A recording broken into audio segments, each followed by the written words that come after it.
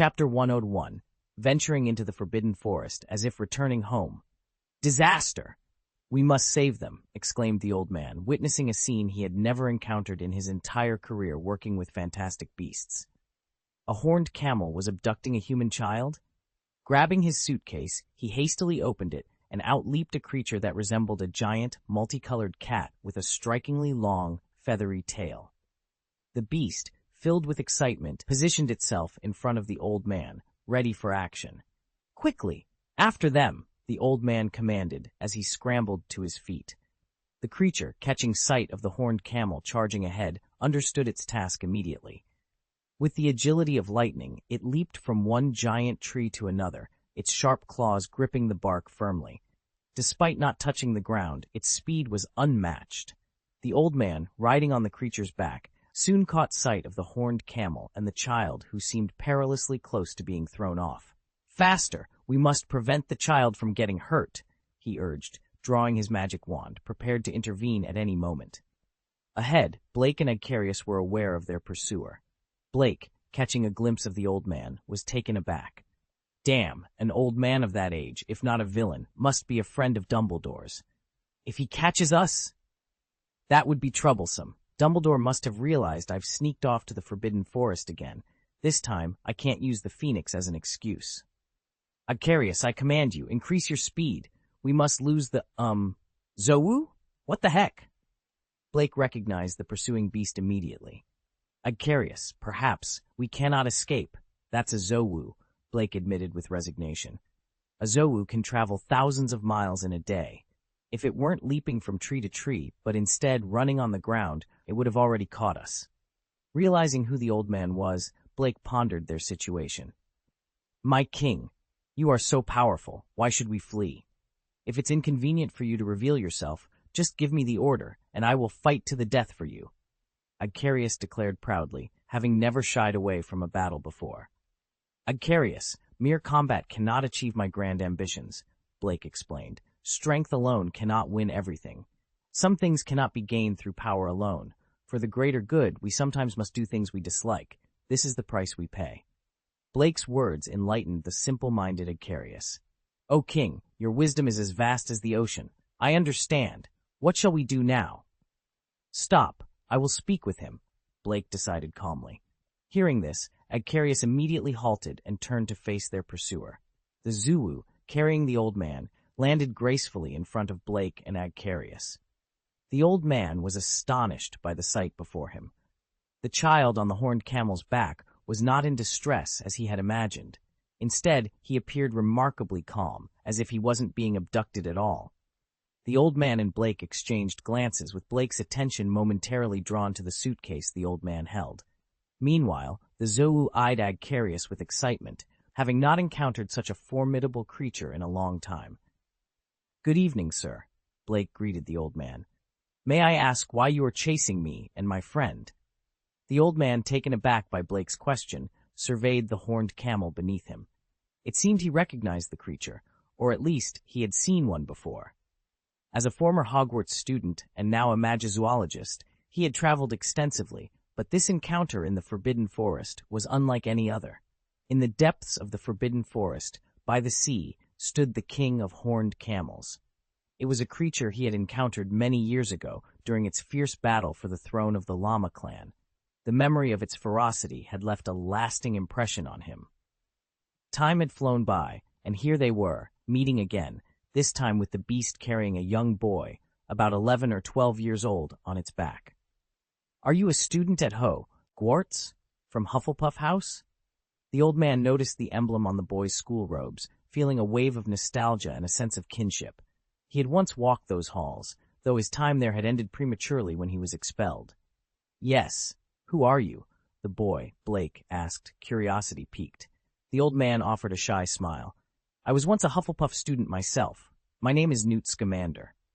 Blake's reaction was immediate and exaggerated, a mix of shock, disbelief, and sheer joy. You're the author of Fantastic Beasts and Where to Find Them? In a flash, he was by Newt's side, gripping his hand tightly. Mr. Scamander, you are my idol. To think I would meet you here, in the Forbidden Forest. What a delight! Blake's enthusiasm caught Newt off guard, making him feel slightly overwhelmed. If Grindelwald could see Blake now, he'd surely be amused. Thankfully, Baker, the ever-watchful eye, was not present. Newt, flustered by Blake's fervor, struggled to respond. He attempted to reclaim his hand, but found himself unable to do so. "It's a pleasure to meet you, too. What's your name?" Newt managed to ask. "My name is Blake. Blake Green, a first-year student at Hufflepuff," Blake announced proudly. "First year, and you ventured into the Forbidden Forest?" Newt was astonished, recalling his own first foray into the forest not until his third year. Blake, undeterred by Newt's concern, continued to express his love for magical creatures and his disregard for the dangers of the forest. "Why not? The Forbidden Forest is like a second home to me. It's where I feel most alive among the magical creatures." Newt, though taken aback by Blake's boldness, couldn't help but feel a sense of admiration. He remembered his own youthful curiosity and the adventures that had led him to where he was today. "But the Forbidden Forest is very dangerous," Newt began, his mind swirling with questions, especially about the horned camel. "A little wizard of your age should be studying and sleeping in the dormitory at night. If you really wish to explore the Forbidden Forest, you should at least wait until you're older and have learned spells to protect yourself," Newt advised, speaking from his own experience of breaking school rules. "Sleep? Impossible. I can't just do homework. Only by interacting with magical creatures can I maintain my happiness," Blake declared, his hands affectionately placed on the horned camel's body. "This is my friend, Agcarius. He's the king of the horned camel tribe." Newt watched in amazement as Blake casually stroked Agcarius's tentacles, a gesture of deep trust and friendship between them. It was clear that Blake had earned the full trust of this majestic creature, a feat that was not easily accomplished. The encounter in the Forbidden Forest had taken an unexpected turn, but for Newt Scamander, it was a reminder of the wonders and mysteries that the world of magical creatures held. And for Blake, it was an affirmation of his passion and a chance meeting with his idol that he would never forget. In other words, it was quite astonishing. The horned camel, a formidable creature, had been tamed by an 11-year-old first-year wizard. Newt Scamander found himself in disbelief. Ding! An extremely shocked emotion was detected. Ding! Congratulations to the host for obtaining a supreme treasure chest. Blake could hardly contain his excitement. He had finally succeeded. At Hogwarts, Dumbledore and the others had grown accustomed to his miraculous feats, to the point where they were almost indifferent. Thus, obtaining a supreme-level treasure chest from them was nearly impossible. At best, he might receive a golden treasure chest. Even a diamond treasure chest required synthesis. Oh, the joy. "Mr. Scamander, you are truly a kind soul. You mentioned this horned camel. It should be Agcarius," Newt said, finally able to dismount from Zowu after Blake released his grip. "You said you became good friends with him, so can you tell me how you met?" he asked, intrigued by the notion that Blake had tamed the creature. "In my opinion, this is an incredible feat," Newt added, prompting Blake to explain. Blake scratched his head. When I first met him, I was shocked, and then there was an explosion, and then he bowed his head to me." Newt gave Blake a skeptical look. "Horned camels are proud creatures. They only follow those who are stronger than themselves," he explained, implying that Blake's story seemed far-fetched.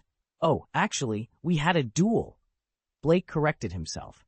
"If I won, he would follow me. Then he charged at me savagely, but I just flew up and dodged his charge. Then I summoned thunder and lightning and held the lightning." Newt listened to Blake's exaggerated tale with a sense of helplessness. Was this really a story from a first-year Hufflepuff wizard? Even an ordinary horned camel would be a challenge, let alone the king of horned camels. Newt interrupted Blake's fantastical story, prompting a resentful look from Blake. "I'm telling the truth. It's hard these days. Nobody wants to believe the truth," Blake lamented. "You mentioned his name is Agcarius. Who told you that?" Newt inquired, changing the subject. "He told me himself. It's a long name, but not as long as mine," Blake said proudly, puffing out his chest. Newt was taken aback once more.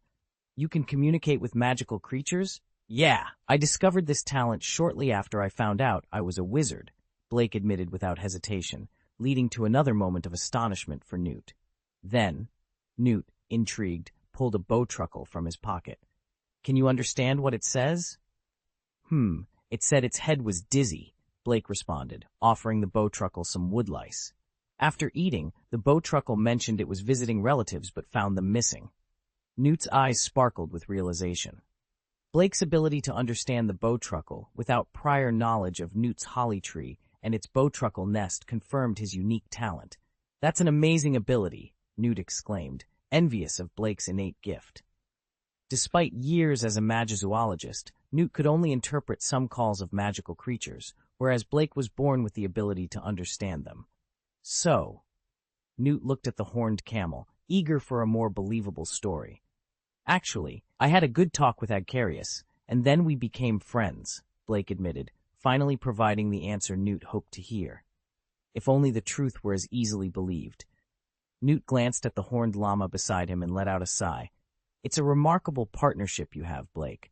With Agcarius by your side, you indeed have the freedom to roam the forbidden forest without much fear.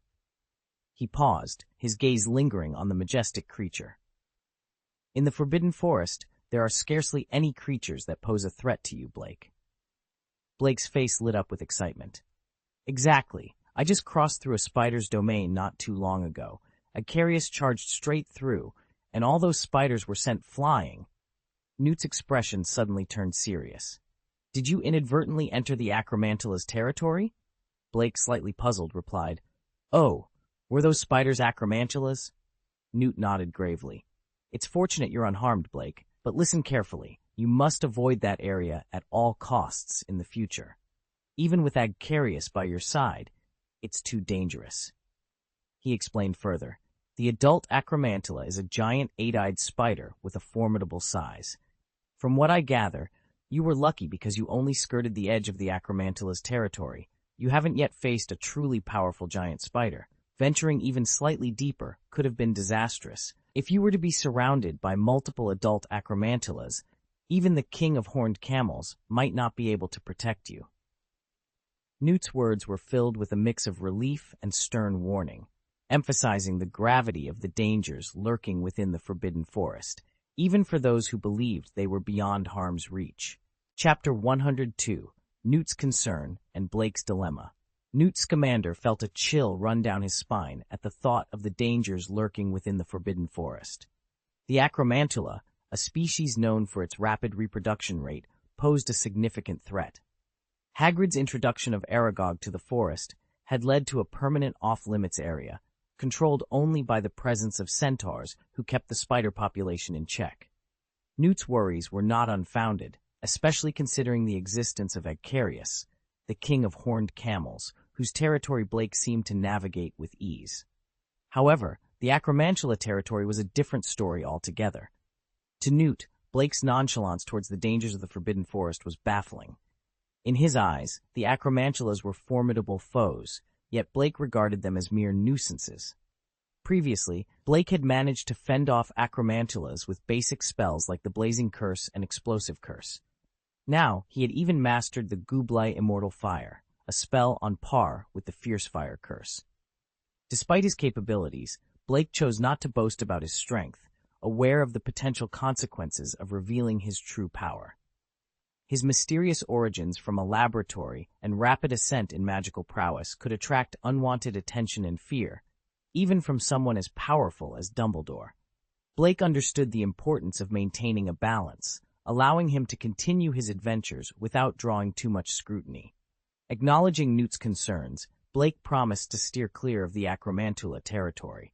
Newt, relieved, offered to escort Blake back to Hogwarts, but Blake declined, confident in his protection under Agcarius's watchful eye. Newt's thoughts then turned to a more pressing matter, the search for a missing brood of bowtruckles, taken by poachers. The loss weighed heavily on him, despite the slim chances of their recovery. Blake, sensing Newt's distress, contemplated revealing his recent encounter with the bowtruckles in the Forbidden Forest. Sharing this information could earn him a valuable treasure chest, but risk exposing the secret of the Room of Requirement. Torn between the potential reward and the need to protect the room's secrecy, Blake decided to prioritize Newt's feelings over his own interests. "Is Porgy the bowtruckle you're looking for?" Blake inquired, gently broaching the subject. Yes, Newt replied, his voice tinged with sadness. They lived in a holly tree, but now the Bowtruckles and their home are gone. Newt, recalling Blake's frequent ventures into the Forbidden Forest, asked if he had noticed any suspicious activity. Blake shook his head. Newt was the only other person he had encountered in the forest. The absence of any leads deepened Newt's despair, resigning him to the likelihood that the Bowtruckles were beyond saving. In this moment, Blake realized the depth of Newt's dedication to magical creatures and the lengths he would go to protect them. Despite the risks, Blake's decision to share his knowledge with Newt reflected a growing sense of responsibility and camaraderie between the two, bound by their shared love for the magical world's most vulnerable inhabitants. Even if you cast the tracing spell yourself, it might already be too late. No, Mr. Scamander, I mean, if you're referring to that nest of Bowtruckles over there, I'm aware of it, Blake clarified. You are? Newt's eyes sparkled with excitement. You witnessed those individuals engaging in that activity, but you just shook your head. I didn't actually see any suspicious individuals, but I was the one who relocated them, Blake confessed, pointing to himself. Newt regarded Blake with a hint of suspicion. The young man had been chattering non-stop since their encounter, making Newt question the credibility of his words. I stumbled upon a nest of Bowtruckles and decided to offer them some wood turtles in exchange for some Hollywood. Surprisingly, after feeding them, they all chose to follow me. Even someone as gullible as Newt found the story hard to swallow. Just by feeding them once and you expect us to believe they chose to follow you, that's highly improbable. Taming Bowtruckles usually requires a consistent effort, feeding them daily to gain their trust. And here you are, claiming a single feeding was enough to win them over? That's hardly believable. Son, honesty is crucial. You shouldn't boast unnecessarily, Newt advised, his tone gentle yet firm. As a Hufflepuff, it's unbecoming to exaggerate your tales. It reflects poorly on you. I'm not lying, Mr. Scamander. You just haven't seen it for yourself. They genuinely wanted to accompany me, so I ensured they were taken to a safe location, Blake insisted earnestly. Is that so? Newt was still skeptical. Then, would you mind showing me this place? Blake appeared hesitant. If you promise me one thing, I'll take you there. What might that be? Newt inquired, curiosity piqued. You mustn't tell Professor Dumbledore about tonight's events. In fact, tell no one. Otherwise, I might face severe consequences. Newt felt a sense of kinship with Blake in that moment, as if looking back at his younger self. Don't worry, I have no intention of reporting this. I merely wish to ensure those creatures are safe. Although the idea seemed far-fetched, Newt harbored a secret hope that Blake's story was true. It would mean the Bowtruckles hadn't fallen into the hands of unscrupulous poachers. Very well, follow me, Blake said, leading the way to Agcarius, his horned camel. As they approached the edge of the Forbidden Forest around 1 or 2 in the morning, Blake dismounted and patted Agcarius, instructing him to wait within the forest's confines. Given Newt's presence, Blake opted not to reveal the Pokeball just yet, planning to wait until his collaboration with Nicholas Flamel to officially introduce the magical alchemy item. Newt, too, dismounted, impressing Blake with his agility despite his advanced age. This vitality, Blake mused, might explain why more powerful wizards tend to live longer. After coaxing Zulu into his suitcase, Newt turned to Blake, who was bidding a silent farewell to Agcarius. Once the camel retreated into the forest, Blake led the way to the castle, tiptoeing with exaggerated caution. Upon reaching the castle gate, Blake drew his wand, prompting Newt to ask, "What are you planning?" We need to unlock the gate, otherwise how would we get inside?" Blake replied, as if it were the most obvious thing in the world. "You've moved those creatures into the castle?"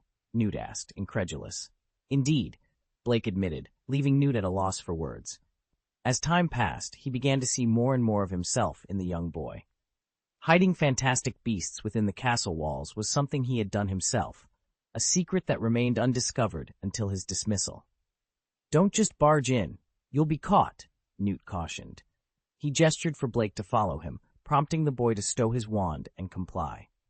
Newt led them on a wide detour around Hogwarts Castle, eventually stopping near a wall by the greenhouse.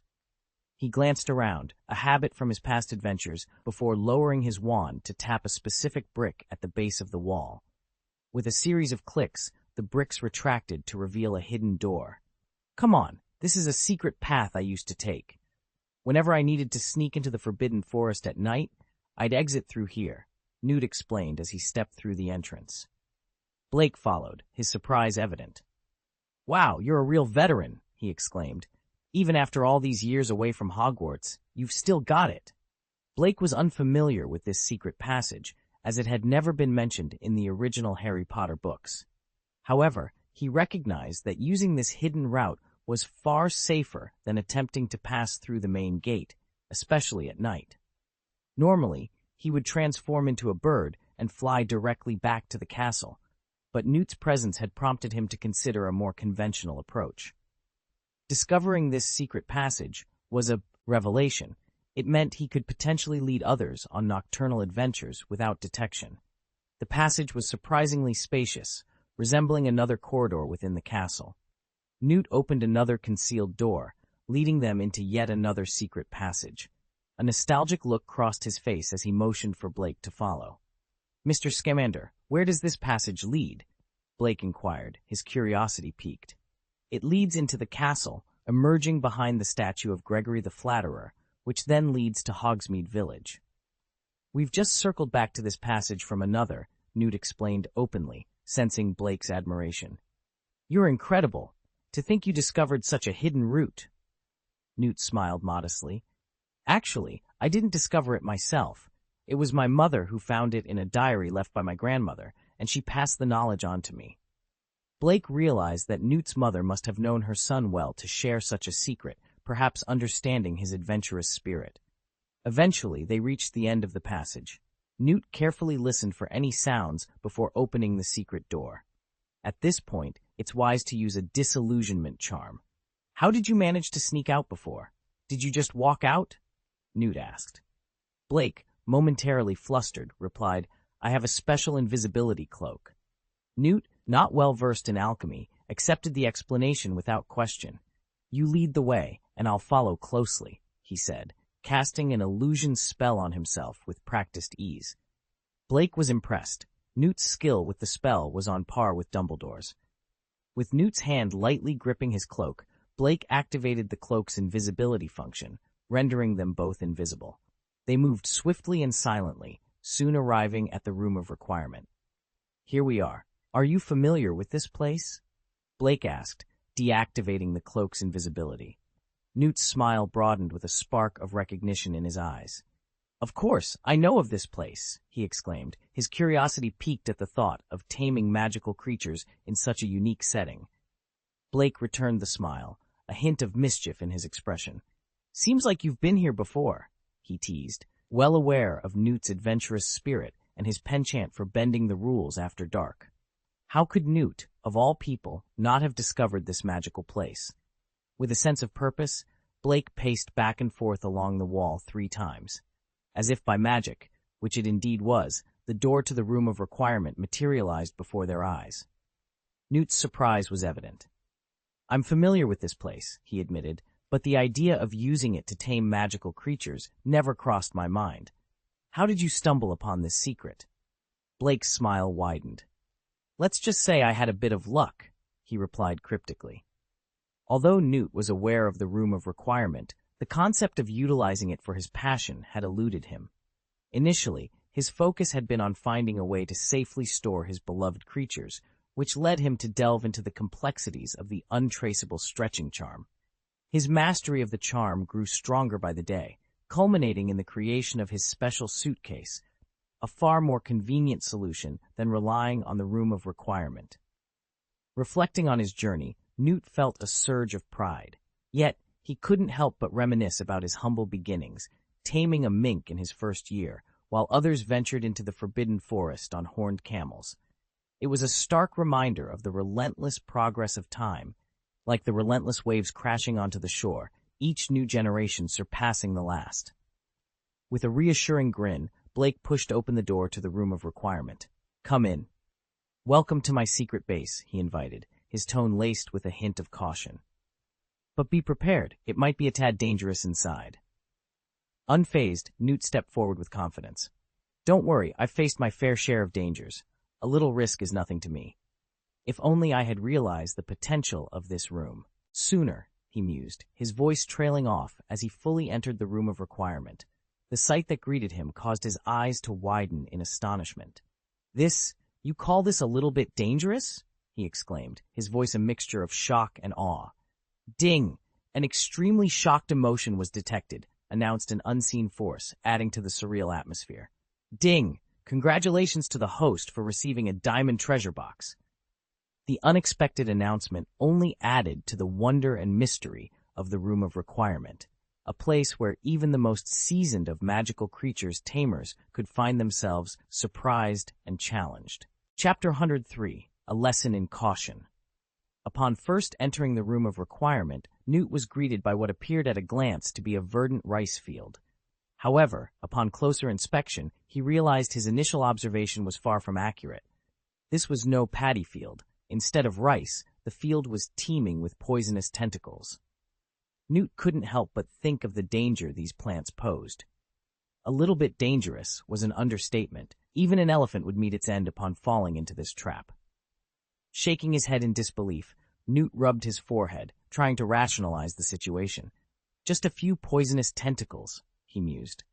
With proper precautions, their threat can be minimized. Surely, there's no need to plant anything more hazardous. Yet, as he lifted his gaze, he spotted a peculiarly shaped willow tree near the edge of the tentacle-infested area. Despite its slender appearance, the tree was remarkably tall, its branches swaying without any breeze, unsettling Newt further. And there's a homping willow of all things. Newt tried to calm himself, thinking it was just one tree. But as he stepped closer, he realized it was an illusion created by perspective. A whole row of homping willows stood before him, the first concealing the many behind it. Calm down. Children are ignorant. They're just playing around, Newt reassured himself, his gaze moving past the homping willows. Then, he noticed a devil's snare basking in the simulated sunlight of the Room of Requirement. Doubting his own eyes, Newt wondered how the plant could thrive in light. Upon closer inspection, he realized the devil's snare was sprawled over a cave entrance, hinting at a larger infestation within.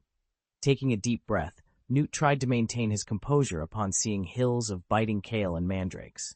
Blake, observing Newt's growing alarm, expressed concern for his well-being.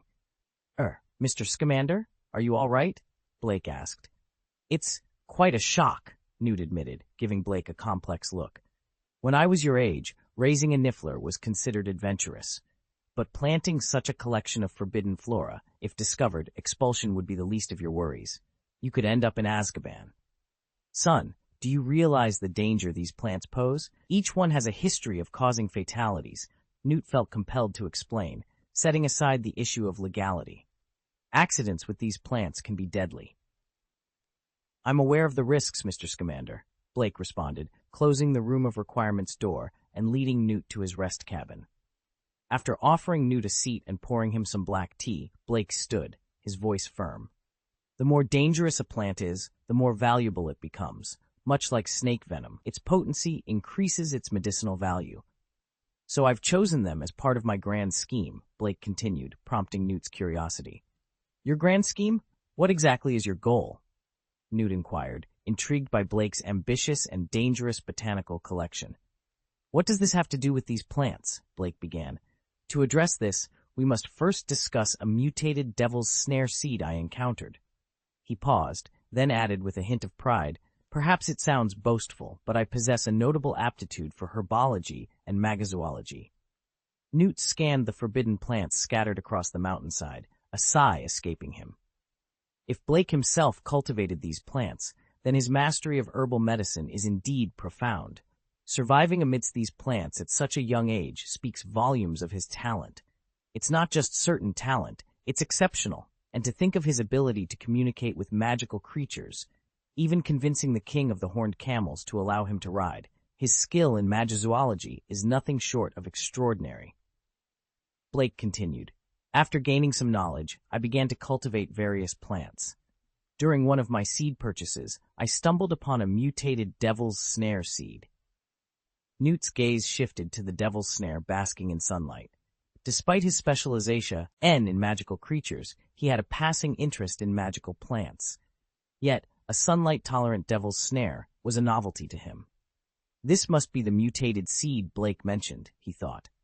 Blake pointed towards the hillside.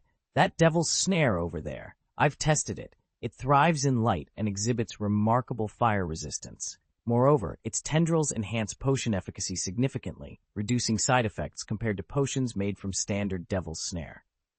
I pondered the possibility of artificially creating mutant specimens for better qualities and effects. So I've been cultivating them extensively, selecting the most promising ones. My aim is to advance herbology and potion making, fields that have seen little innovation in the wizarding world. With the right approach, this goal is certainly achievable.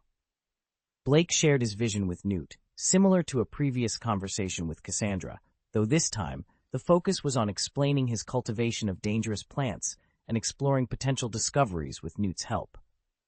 His primary goal, however, was to leverage these mutated plants to bolster his own strength, a detail he chose not to disclose at the moment. Newt was visibly impressed. Facing a mere child with such ambition and willingness to cultivate hazardous plants for a greater purpose left him astounded and moved. "Don't worry, kid. I'll support you. Your secret's safe with me," Newt reassured. "I have friends with unidentified, potentially mutated seeds. They've hesitated to plant them due to uncertainty. I'll suggest they bring them here for you to experiment with. It could further your cause." Blake's eyes lit up at the mention of mutated seeds, recognizing their value. The poisonous tentacles he'd planted were just the beginning. Most of his current mutated plants were developed from system rewards. Acquiring naturally mutated seeds could significantly advance his project, akin to unlocking numerous golden treasure chests. For nothing? Even if only a few of those seeds are mutant seeds, that's a significant gain. It's a wonderful gift. Two enthusiasts of fantastic beasts, when they come together, find endless topics of conversation. They exchanged theories and chatted for a long while, so engrossed in their discussion that they lost track of time. It wasn't until Porgy, a bowtruckle, crawled out of Newt's beard that Newt remembered the purpose of his visit.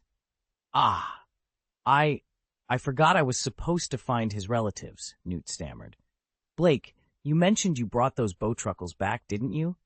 Should be in the room of requirement?" Newt looked around, but he couldn't spot the holly tree. "Mr. Scamander, the area where I tame magical animals is separate from where I cultivate plants," Blake explained, standing up and walking towards the back of the cabin. There a separate door stood. "The fantastic beasts are on the other side. Come in." Newt was eager to enter but hesitated, asking, "Is it safe this time?" "No danger," Blake assured him with a smile. "Not at all?" Newt pressed, wary. He knew from experience that Blake's plants could be quite lethal, which made him assume the magical beasts might be even more dangerous. Blake shrugged. "I can't house those dangerous animals in the room of requirement. They're generally too large." Without Pokeballs or Dumbledore's permission to create his own stretching charm suitcase, Blake found it challenging to accommodate the larger magical creatures. However, after acquiring a Pokeball that evening, he planned to transfer all non-bear-sized creatures into the room of requirement before venturing into the Forbidden Forest to capture more formidable magical beasts, such as venomous birds, snakes, and leopards. He also intended to catch several adult acromantulas to harvest and sell their venom. Despite the value of poisonous tentacle leaves, their contraband status made them difficult to sell. In contrast, acromantula venom was legal and lucrative, providing a means to support himself. As Blake fantasized about profiting from acromantula venom, Newt smiled and said, "I see, I'll send you a present in a few days." With that, he stepped through the door into the area designated for taming magical animals, which currently housed only a group of bowtruckles. Frost Phoenix! Newt was astonished at the sight of the phoenix. He had studied Dumbledore's phoenix, Fawkes, extensively, but he had never encountered a phoenix with frost attributes before. "Yes, Mr. Scamander, I call her Young Girl. She's my phoenix," Blake revealed, watching Newt's reaction with satisfaction. "So, you've tamed a frost phoenix, something I've never seen before?" Newt was overwhelmed with shock and amazement. Blake smiled contentedly, his decision to invite Newt for a tour proving to be incredibly rewarding. He had earned 2 diamond treasure chests that night, including the supreme chest found in the Forbidden Forest. It was an extraordinary evening. The Frost Phoenix, sensing Newt's intense gaze, felt slightly uncomfortable and turned away with a proud chirp, leaving Blake amused by the interaction. Noticing Porgy tugging at his beard again, Newt apologized. Ahem, sorry, Porgy. He reluctantly shifted his attention from the Frost Phoenix to the holly tree where the Bowtruckles resided. Recognizing Newt, they climbed down chirping. Porgy rushed over excitedly and embraced one of them, bringing Newt a sense of relief. Ensuring the safety of the Bowtruckles was paramount. Blake was relieved to see them unharmed, a sentiment he shared with a smile as he offered them a pack of soil turtles. Thank you, Blake, Newt expressed his gratitude. Blake, however, was quick to deflect the thanks. Thank me? No, this is actually my fault. I shouldn't have relocated them without considering the consequences. I've caused you unnecessary worry, he admitted, his hands gesturing dismissively. Newt shook his head, disagreeing. Since they've chosen to follow you, you haven't done anything wrong by moving them back. Besides, leaving them where they were would have posed a greater risk over time. They're much safer living in the Room of Requirement than in the Forbidden Forest. The Forbidden Forest at Hogwarts is infamous, Blake mused, acknowledging Newt's point. It's well known for its diverse magical creatures, which unfortunately attracts poachers. But, thanks to Hagrid's vigilance, the number of poachers has significantly decreased in recent years. Blake nodded in understanding. It made sense now why he hadn't encountered any poachers. Hagrid had been effectively keeping them at bay. Hagrid's nightly patrols in the Forbidden Forest were not just to keep an eye on adventurous students, but also to deter poachers. Newt's attention then shifted to the Frost Phoenix nearby.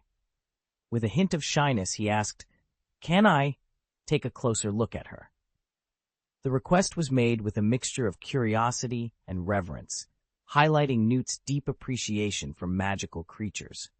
Blake noticed the genuine interest in Newt's eyes and sensed that for Newt, the opportunity to observe the Frost Phoenix up close was more than just a simple request.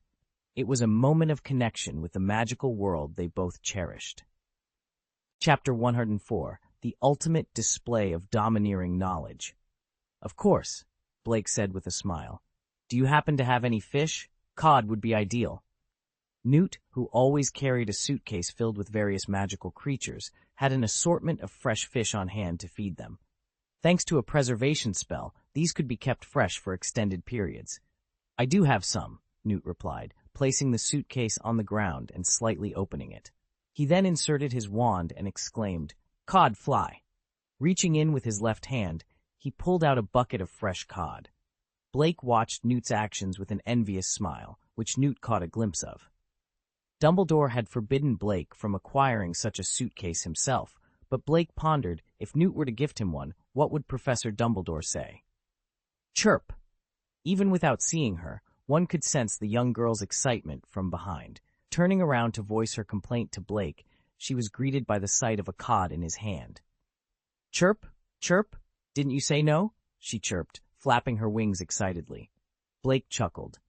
I don't have any stock here myself. This was a generous offer from the gentleman over there. Chirp! Chirp! The young girl devoured the cod in one gulp and then regarded Newt with a much softer expression. Blake turned to Newt and nodded. Newt, elated, approached the young girl with a large bucket of cod. Her previous displeasure vanished at the sight of so many fish, and since Blake had allowed Newt to come closer, she no longer resisted his approach. After placing the bucket before the young girl, Newt took out a small notebook and pencil from his pocket and began sketching the Frost Phoenix. Soon, a detailed outline of the Frost Phoenix emerged on the page. Wow, that's incredibly lifelike, Blake exclaimed, surprised by Newt's skill. Newt blushed slightly and explained, When I observe and study magical creatures around the world, I habitually sketch them. Many illustrations in Fantastic Beasts and Where to Find Them are my own work. However, it seems it's time for a new edition. He decided to include the Frost Phoenix in the upcoming version of his book. Blake, intrigued by Newt's dedication, pulled up a chair and sat down. Feeling a bit idle, he began doodling on a piece of paper. Blake was proficient in many skills, including drawing, thanks to a treasure chest he had opened one night. These skills were of an intermediate level, making Blake a jack of all trades. He could do anything from drawing to operating an excavator. After bidding Newt farewell, it was already 4:30 in the morning. Despite having stayed up all night, Blake was still full of energy. He returned to the Forbidden Forest, transforming into an owl for a quicker journey back to the castle. Upon reaching the forest, he released Agcarius from the Pokeball and summoned Xiongda. "Whoa! Why are there no bears in the Forbidden Forest?" Xiongda asked, sounding dejected. Blake explained, "The Forbidden Forest is teeming with ferocious magical creatures. While bears are apex predators in other environments, they simply don't stand a chance here." Realizing the difficulty of finding a suitable mate in such an environment, Xiongda sighed in resignation. Oh, you're right. In my quest to find a partner, I didn't even consider gender, but it was still in vain." Blake looked at Xiongda with a mixture of shock and seriousness. "Bears can't. Well, certainly not in that way," he exclaimed, half-jokingly. The thought of not considering gender differences was ludicrous to him, especially when pondering the future of mutant bears. "Do you expect me to conduct biological experiments to achieve that?" he mused, shaking his head in disbelief. After this brief exchange, Blake returned to the Room of Requirement, where he released Agcarius and Xiongda. He took some time to prepare, ensuring they were ready before placing them in Pokeballs to slowly evolve. Then, he stepped into the wooden house, which he referred to as the king of his domain. Inside, he inspected the 10 crucibles, each with an eternal Goublé immortal fire burning beneath it. The Goublé immortal fire was renowned for its exceptional versatility, including the ability to manipulate its temperature at will, making it an ideal choice for brewing potions. These crucibles were currently brewing a lucky potion, following a formula provided by the system. Blake carefully checked the process, ensuring the potion's development was on the right track. He then took out a bottle of Lucky Potion, which was more than half full. This potion, an advanced version of the Felicity Elixir, had become a part of Blake's routine. He would consume a drop before opening any treasure chest.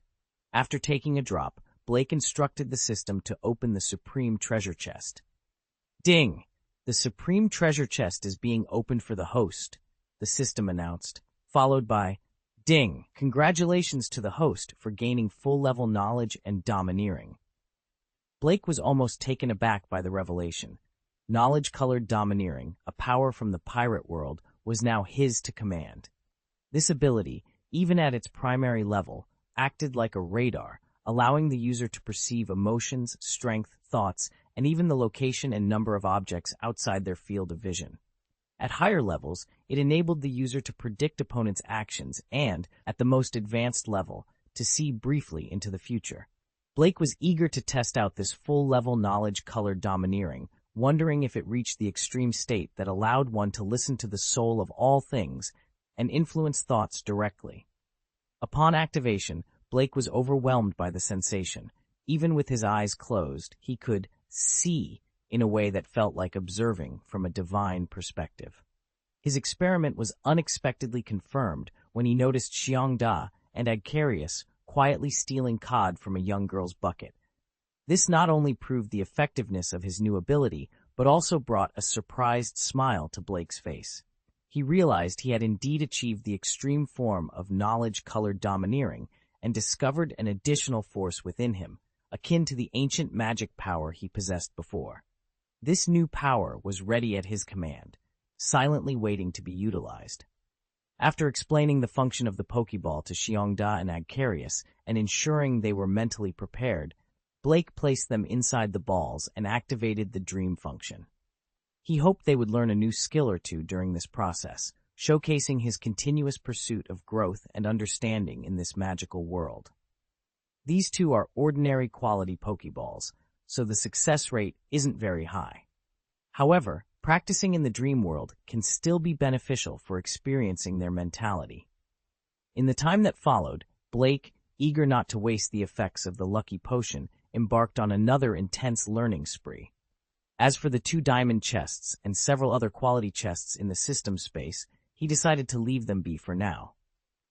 The allure of the supreme treasure chest was too tempting, especially with the prospect of using Conqueror's hockey or armament hockey. That would indeed be amazing. When Blake emerged from the room of requirement, it was already evening. Fortunately, it was Sunday, so no classes were scheduled, and he had already completed his simple homework. With two prominent dark circles under his eyes, Blake trudged warily to the dining hall. Since he didn't want to disturb Baker, he had gone without food all day. After planning to enjoy a hearty meal, he intended to return to his dormitory for some much-needed sleep. As he was leaving the dining hall, feeling groggy and full, he was stopped. "Blake, where have you been? You've been missing all day," a familiar voice inquired. Lifting his head, Blake revealed his exhausted face. Although the lucky potion had sharpened his mind, it couldn't sustain his energy indefinitely. He was truly in need of sleep. "Oh, good morning, Penelo-senpai," he mumbled. "It's our Eddie night," Penelo corrected him. "Oh?" Blake glanced at the darkening sky outside. "Then, I must have remembered wrongly," he admitted. Penelo eyed Blake with suspicion. "You don't look like you've been sneaking around at night, do you?" Blinking away the fatigue, Blake responded, "I said I wasn't, believe it or not." "Here, take this." Penelo handed him a bottle of potion. "It's a mind-boosting potion for refreshment. I used to drink it when staying up late to study." Blake looked at the potion. "Ah, what's the rush?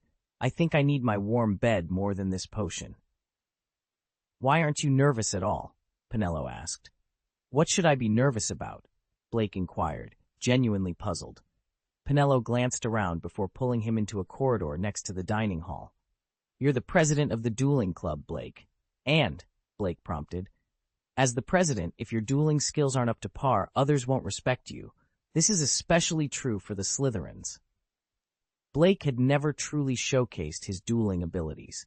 When he sparred with Quirrell in defense against the dark arts class, he deliberately held back to avoid arousing Voldemort's suspicion.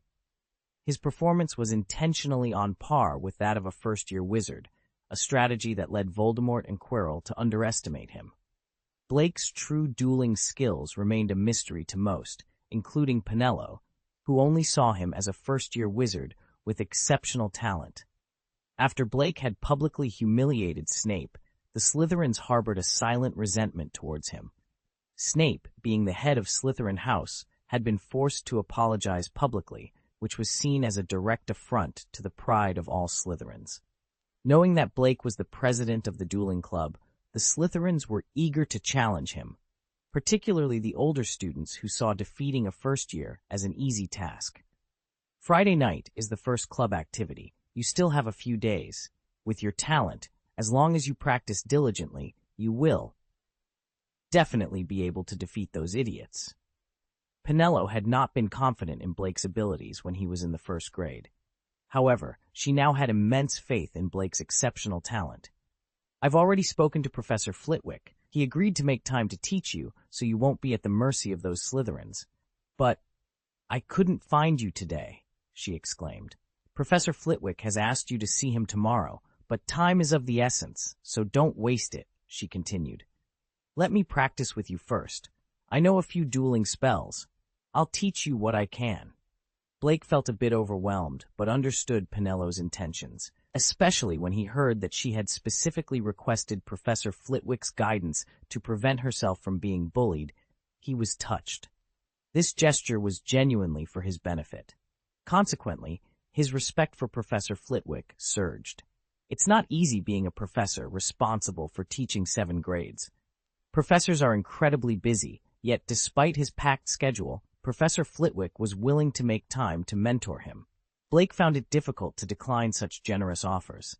"Thank you, Penelo-senpai," Blake said, gratefully drinking the potion she had handed him. Seeing Blake accept the potion, a bright smile lit up Penelo's face. "Let's go.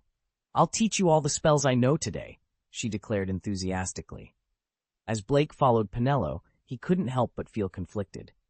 He knew he was strong enough to take down a horned camel, but admitting this would not only make Penelo disbelieve him, it would also seem ungrateful. After all, Penelo was a true friend, showing genuine concern for him. Blake, understanding the nuances of friendship, decided to follow her lead. Penelo led Blake to an abandoned classroom for their practice session. It was clear she had made extensive preparations. An abandoned classroom like this wouldn't normally be so well organized, nor would it have wooden targets set up for practice. "Well, let's begin," Penelo said, weighing the urgency, ready to share her knowledge. The scene was set for an intensive training session, one that would undoubtedly strengthen Blake's abilities and deepen the bond between the two friends. Chapter 105. When a stick can cast magic, it's a magic wand. I must admit, the spells taught by senior sister Penelo were something entirely new to me. Despite knowing them from the original Harry Potter books in my previous life, I had always considered these spells somewhat underwhelming in terms of power. To me, a simple disarming charm was sufficient for a friendly duel, and for more serious confrontations, I had an arsenal of powerful spells and enchantments at my disposal, including those from fantastic beasts and where to find them, and a collection of ancient runic spells. Therefore, I never felt a pressing need to learn these seemingly basic spells. However, learning spells from senior sister Penelo turned out to be a far more pleasant experience than I could have imagined, certainly more so than learning from Quirrell, who was secretly hosting Voldemort. At least Penelo's presence was always pleasant, devoid of any unpleasant odors that one might associate with Voldemort. The spells Penelo taught were straightforward yet effective. The first was a shield charm, capable of blocking incoming objects or attackers. The second, a stunning spell, could knock an opponent unconscious. The third was a petrification spell, which could turn targets to stone. Penelo taught each spell with utmost seriousness, eager for me to master them. My aptitude for spellcasting did not disappoint her. I managed to learn each spell after just one demonstration, which admittedly made Penelo a bit envious. It had taken her several days to master these spells, yet I grasped them immediately. Despite her preparation for this possibility, she found it hard to believe. "If I hadn't seen it with my own eyes, I really couldn't believe it," she remarked. "Senior, you flatter me. It's all thanks to your excellent teaching," I responded with a smile. Everyone enjoys receiving praise, especially when it's delivered so eloquently. Encouraged by my progress, Penelo then taught me a binding spell, which could conjure hemp ropes to restrain an opponent. She also shared insights on the strategic use of this spell. After I swiftly mastered the spells Penelo taught, she seemed relieved. "You don't have to be afraid of those fools now," she said. In my heart, I knew I had never been afraid, but I chose not to voice this thought. "Thank you, senior sister. With your guidance, I won't fear any challenger," I assured her. "Don't get too confident. Dueling involves more than just casting spells," she cautioned. "I've taught you what I can, but tomorrow you should seek out Professor Yang Li Wei. He can teach you techniques I cannot." I gave her an affirmative gesture. "Don't worry, senior sister. I'll use the spells you've taught me to defeat all challengers," I promised, causing Penelo to blush slightly. Though she felt a bit embarrassed by my words, the thought of me using her teachings to triumph filled her with a sense of pride and excitement. That night, I returned to my dormitory and collapsed onto my bed, exhausted. It was only 8 o'clock, but my roommates had grown accustomed to my irregular schedule. They joked about my absence, suggesting I must have a secret life outside the dormitory. Thanks to an early night, I woke up refreshed and full of energy. I grabbed Dabao, my pet, and headed to the auditorium for breakfast, stuffing him into my pocket despite his protests.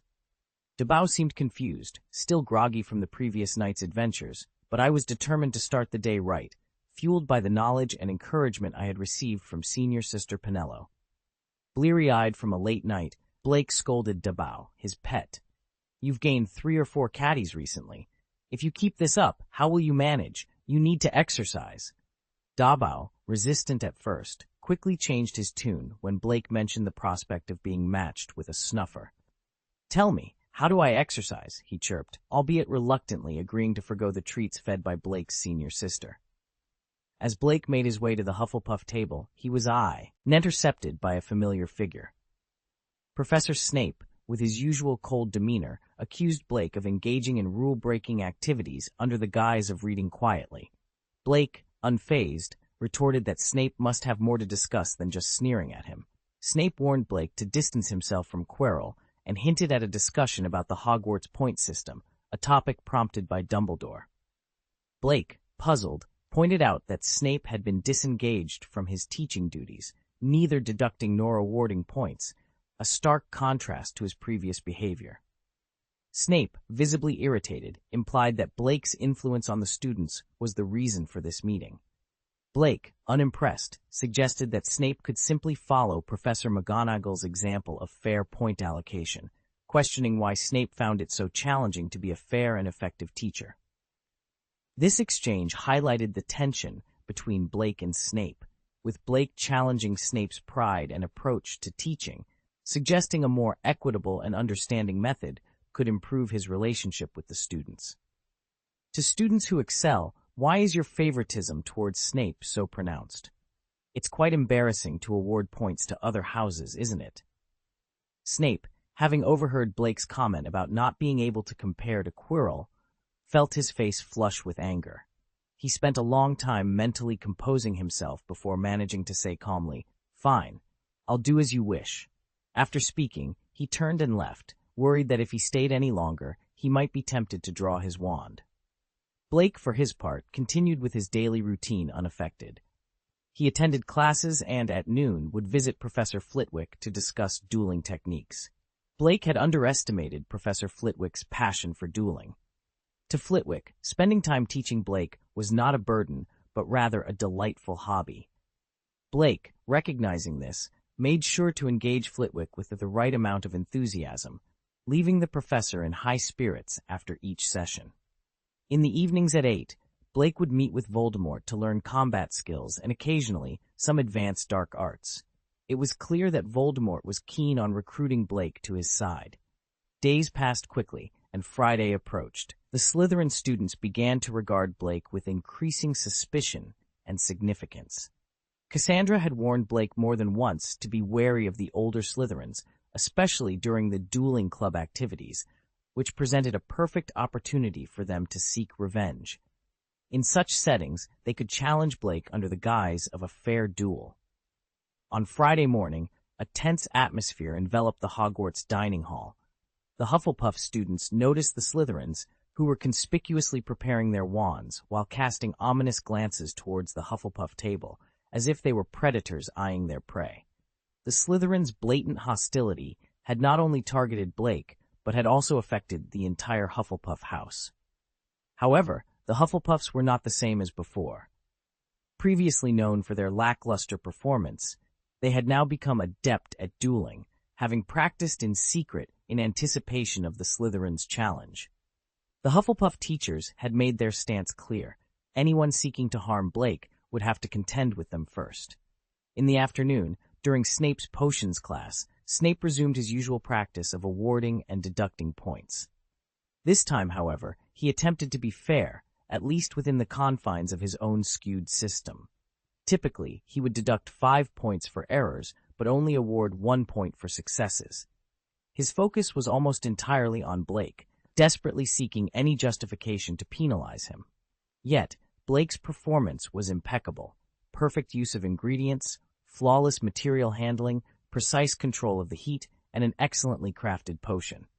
He even found time to help his classmates correct their mistakes. Snape was left seething, realizing that without resorting to underhanded tactics, he had no grounds to deduct points from Blake. Moreover, any attempt at unfair deduction would be scrutinized by Dumbledore, as per the rules established earlier. Reluctantly, Snape had to award Blake points for his outstanding work, bonus points for excellent material handling, precise heat control, and the high quality of the finished potion. Blake's potion was so exceptional it could have been sold directly in a potion shop, earning him a bonus point. His eagerness to assist his classmates added another point to his tally. After class, Blake counted the impressive array of treasure chests that had burst from his backpack, a grin spreading across his face as he exited the basement classroom. Snape caught sight of Detestable's smile, which plunged him into such a deep funk that he couldn't bring himself to eat. In an attempt to lift his spirits, Snape consumed 3 bottles of euphoria in quick succession before leaving the classroom. Shortly thereafter, Snape encountered Joe Liu. From a distance, Quirrell spotted Snape and immediately turned to flee. However, Quirrell was not Voldemort. His escape was short-lived, and Snape quickly cornered him. "Please don't hit me," Quirrell pleaded, his face a picture of misery. But Snape was not in his usual tormenting mood. "Firstly, I have never hit you. Secondly, tonight, I will be attending the dueling club as a guest," Snape declared with unexpected firmness.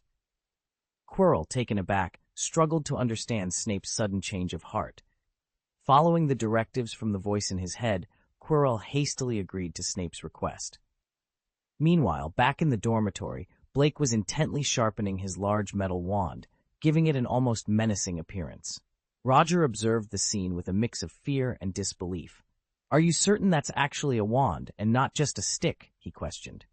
"If a stick can perform magic, then it qualifies as a wand," Blake retorted with a hint of amusement. "In a duel, who decreed that spells are the only means of victory?"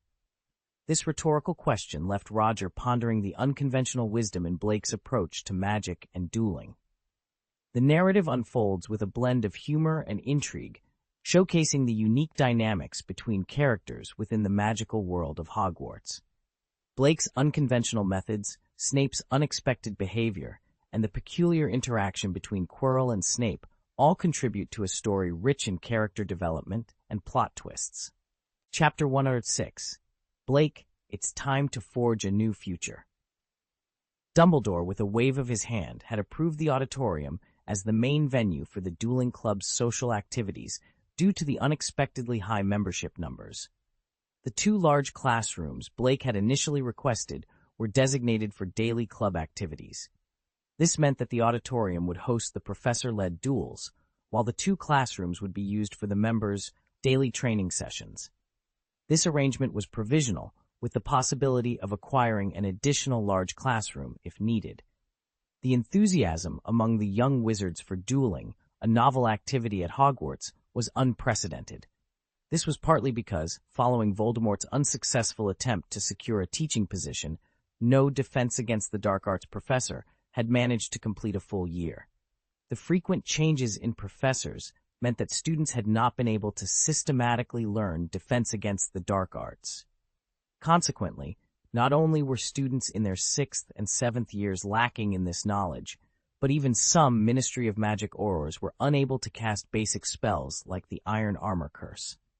That evening, after dinner, the students lingered in the Great Hall, engaging in conversations, playing games, and even completing their weekend homework at their house tables. Hermione, among others, was diligently working on her assignments. Blake, despite his busy schedule, was no exception. Although he had a lot on his plate, the dueling club's main event only took place once a week, and he was determined to make the most of his weekend. As 7:30 p.m. approached, the students made their way to the auditorium, buzzing with excitement. The professors took their places at the faculty benches, and Professor Dumbledore, after quieting the crowd, instructed everyone to move towards the edges of the auditorium. With a flick of his wand, he transformed the long house tables into a single, elongated strip, setting the stage for the duel. Blake recognized the setup from previous dueling events, but this time it was Professor Quirrell, possessed by Voldemort, who stepped into the ring, not Professor Lockhart. The students crowded around the dueling platform, eager to witness the duel. Pinello, with his wand tucked behind his ear, joined Blake, offering him an encouraging look. Blake attempted to mimic the gesture but found his wand too heavy to stay put. "Be careful, their target today is you," Cassandra whispered from behind, her voice laced with concern. Blake turned to her with a reassuring smile, but she couldn't help but worry. "Why are you always so reckless?" she sighed. Hermione, with her school bag slung over her shoulder, chimed in, "I don't think you need to worry about him. He's even defeated a hidden beast." "But hidden beasts can't cast spells." "Sometimes people are more dangerous than beasts," Cassandra replied, her worry evident. Being in Slytherin, she had overheard her housemates plotting against Blake, which only added to her concern. As the students gathered around the dueling platform, their alignments became clear. Aside from a few Slytherin traitors like Cassandra, the rest of the Slytherins stood together, their eyes fixed on Blake and the Hufflepuffs behind him. Meanwhile, Hufflepuff and Gryffindor, having grown closer recently, stood united. The Ravenclaws, aware of Slytherin's intentions, mostly took a neutral stance, with only a few openly supporting Blake. The stage was set for an unforgettable duel, one that would not only test Blake's skills, but also determine the future dynamics among the Hogwarts houses. Penelope greeted everyone with enthusiasm. "Welcome to the first dueling club event." Professor Quirrell, standing at the front, echoed her sentiment, albeit with a noticeable nervousness. The spotlight was not his preferred environment, and the dueling club was not his idea, but rather a directive from Voldemort, a means to an end until he could secure the Sorcerer's Stone. As the applause filled the auditorium, Dumbledore observed the scene from his position among the staff, reflecting on his oversight in recent years regarding the Defense Against the Dark Arts position. He acknowledged the unexpected benefit of Quirrell's initiative in creating more engagement in this critical area of study. Quirrell, overwhelmed by the attention, scanned the crowd until his eyes landed on Blake Green. Seeing Blake as a beacon of hope, Quirrell announced, "This is the chairman of our dueling club, Blake Green." The applause that followed was warm and enthusiastic.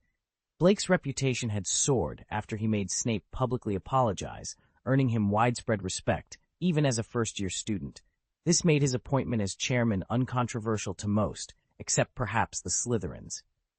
"Blake, come up," Quirrell beckoned, hoping Blake's charisma could carry the event and relieve him of the spotlight. Blake, mingling among his peers, was taken aback by the sudden call to the stage. Encouraged by Penelope, and amidst the mixed reactions of his friends, including a disapproving glance from Cassandra, a Slytherin, Blake approached the stage.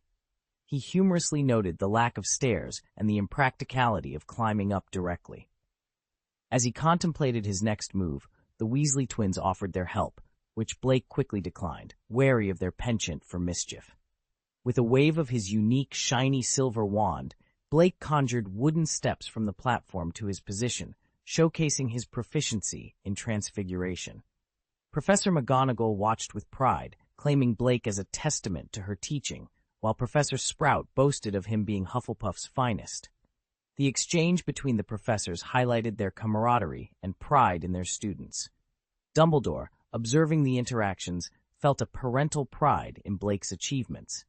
Snape, however, could not hide his disdain, seeing in Blake a reminder of James Potter, which only intensified his bitterness. The event, marked by the interplay of teacher pride, student rivalry, and the underlying tensions of Quirrell's secret agenda, set the stage for an unforgettable dueling club meeting. By Blake's transfiguration prowess, it was evident that he was a prodigy, especially for a first-year student. His talent was so remarkable that even Voldemort, known for his self-centeredness, couldn't help but feel it was a waste if Dumbledore failed to nurture such potential properly. Holding his mithril wand, which bore the same length as the legendary Elder Wand, Blake confidently ascended the stairs to the stage. As he stepped forward, he was greeted with warm cheers and applause from the young wizards in the audience. The sound of treasure chest notifications from the system echoed, bringing a delighted smile to Blake's face.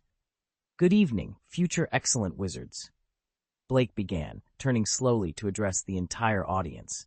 He placed his hands behind his back, speaking in a rhythmic tone that resembled an aria. "You are here tonight, longing for something new, something different. Tonight, that moment has arrived. Open your minds and horizons, and I will share with you a vision of a different future." The audience responded with another round of applause.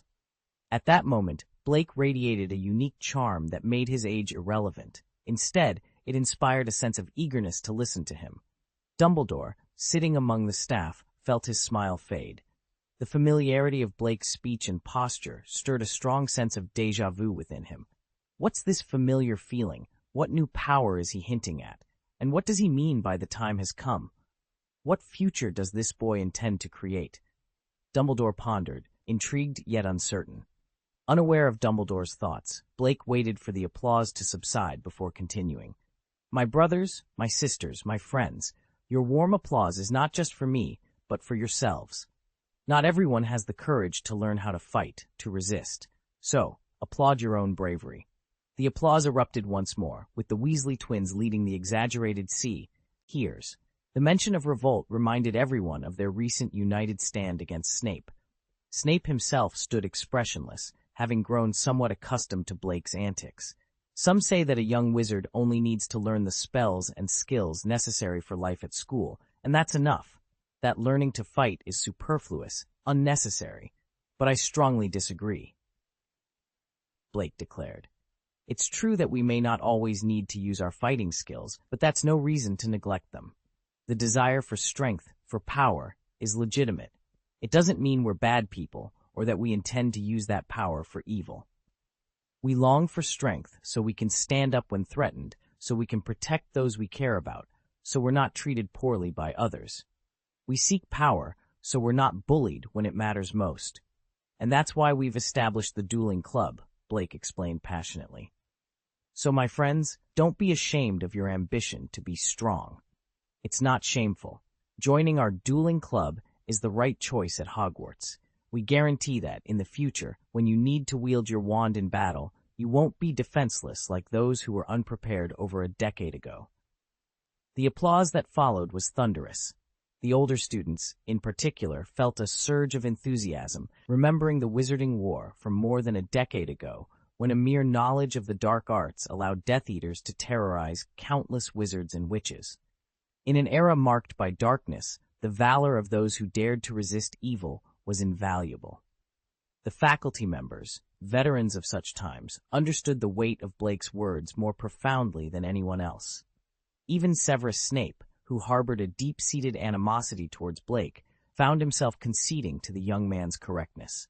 As the applause dwindled, Blake seized the moment to continue, his voice resonating with conviction. The sacrifices of the past have illuminated the path forward for us, Blake proclaimed, his gaze sweeping across the gathered crowd. To those among us yearning to make a difference, the time for change is now upon us. Let us rise, claim the power that is rightfully ours, and reshape this world. His speech was met with another surge of enthusiastic applause. In the shadows, the sinister gleam in Quirrell's eyes intensified, a clear sign of Voldemort's growing interest. The Dark Lord, lurking within, contemplated seizing control from Quirrell, drawn by Blake's compelling rhetoric. What a masterfully crafted appeal, Voldemort mused, a hint of admiration in his tone. Such naivety might seem laughable to me, yet it strikes the perfect chord with Dumbledore. The old man is already moved to tears. This boy possesses a remarkable talent. As the assembly absorbed Blake's message, Voldemort recognized the opportunity it presented. Blake's ambition for power, now framed as a noble pursuit, would hardly draw criticism from Dumbledore. So this is part of your grand scheme, Blake? Impressive, Voldemort thought, a sinister plan forming in his mind. Quirrell, ensure that this young prodigy is swayed to our side, Voldemort commanded, already envisioning Blake as a valuable asset in his quest for domination. Blake's speech, a blend of youthful idealism and strategic foresight, had unwittingly set the stage for a new chapter in the ongoing battle between light and darkness. Chapter 107. Blake, I'm just a little first-year wizard. I don't have that kind of powerful magic. In the faculty seating area, Dumbledore wiped his forehead with a hand. Contrary to Voldemort's assumption, he wasn't wiping away tears but sweat. Well said, Blake, but let's not have a repeat performance, Dumbledore murmured, still feeling the aftershocks of fear. Blake's speech had been like navigating a minefield, and Dumbledore had been on edge, fearing the boy might stray from the path of righteousness. To his relief, Blake had remained true, prompting Dumbledore to chide himself for doubting the young wizard so quickly. It was a reminder of his own oversensitivity. On stage, Blake gracefully stepped aside, pulling Professor Quirrell into the spotlight. We'd like to extend our gratitude to Professor Quirrell for providing us with such a valuable opportunity, Blake announced before adding, and now we return the dueling platform to him. Quirrell, caught off guard by the gesture, managed an awkward smile. Confused by Blake's actions, he stuttered, Ahem. Professor, perhaps it's time to select an assistant for the demonstration, Blake suggested helpfully. Oh, yes, of course. Quirrell agreed, scanning the faculty seats. He had indeed planned to have an assistant, but not the one he ended up with. His original choice had been Professor Flitwick, a kind and skilled colleague. However, Snape had somehow maneuvered himself into the position, much to Quirrell's dismay. Internally, Quirrell seethed at the thought of collaborating with Snape, but knew he had no choice but to comply for the sake of his master's plan. With a forced smile, Quirrell announced, "Our guest assistant for today's event is Professor Snape." Snape's reaction was subtle, a slight twitch of the mouth that most would miss. But Blake, observant as ever, recognized it as a sneer, a prelude to Snape's mischief. Blake understood the unspoken challenge and prepared himself for whatever was to come.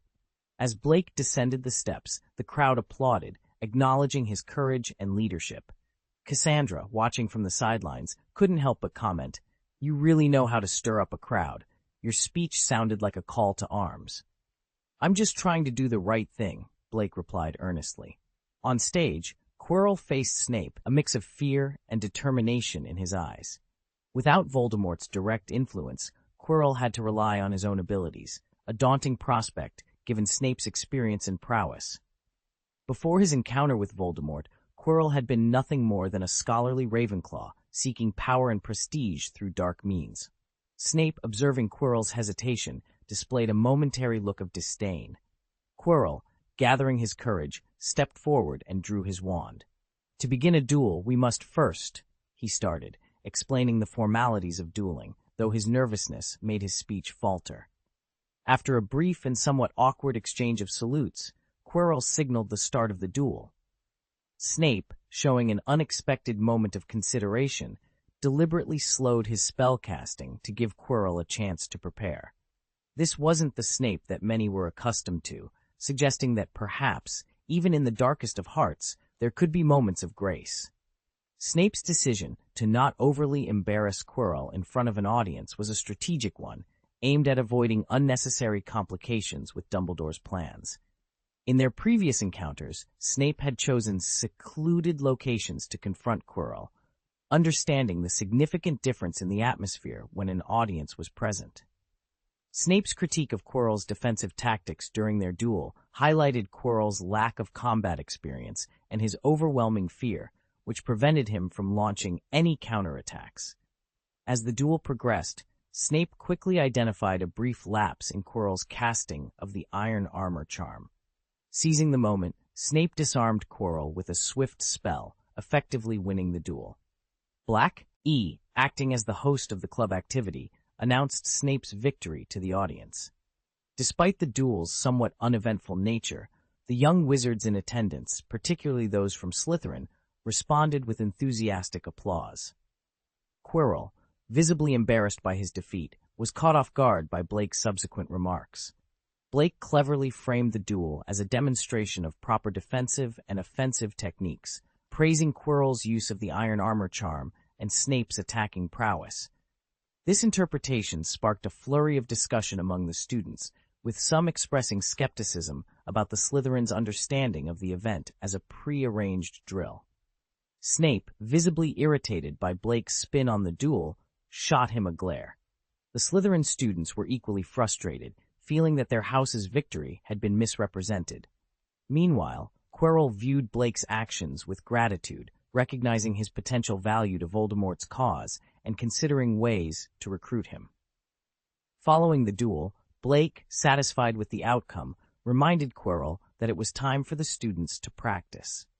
Quirrell, eager to move on, agreed and suggested that he and Snape could offer guidance from the sidelines. This transitioned the event from a demonstration to a hands-on learning experience for the students, allowing them to apply what they had observed in the duel. The excitement was palpable among the young wizards in the audience as they eagerly raised their hands, each one hoping for a chance to showcase their skills. Snape's gaze swept over the crowd before settling on the Slytherins.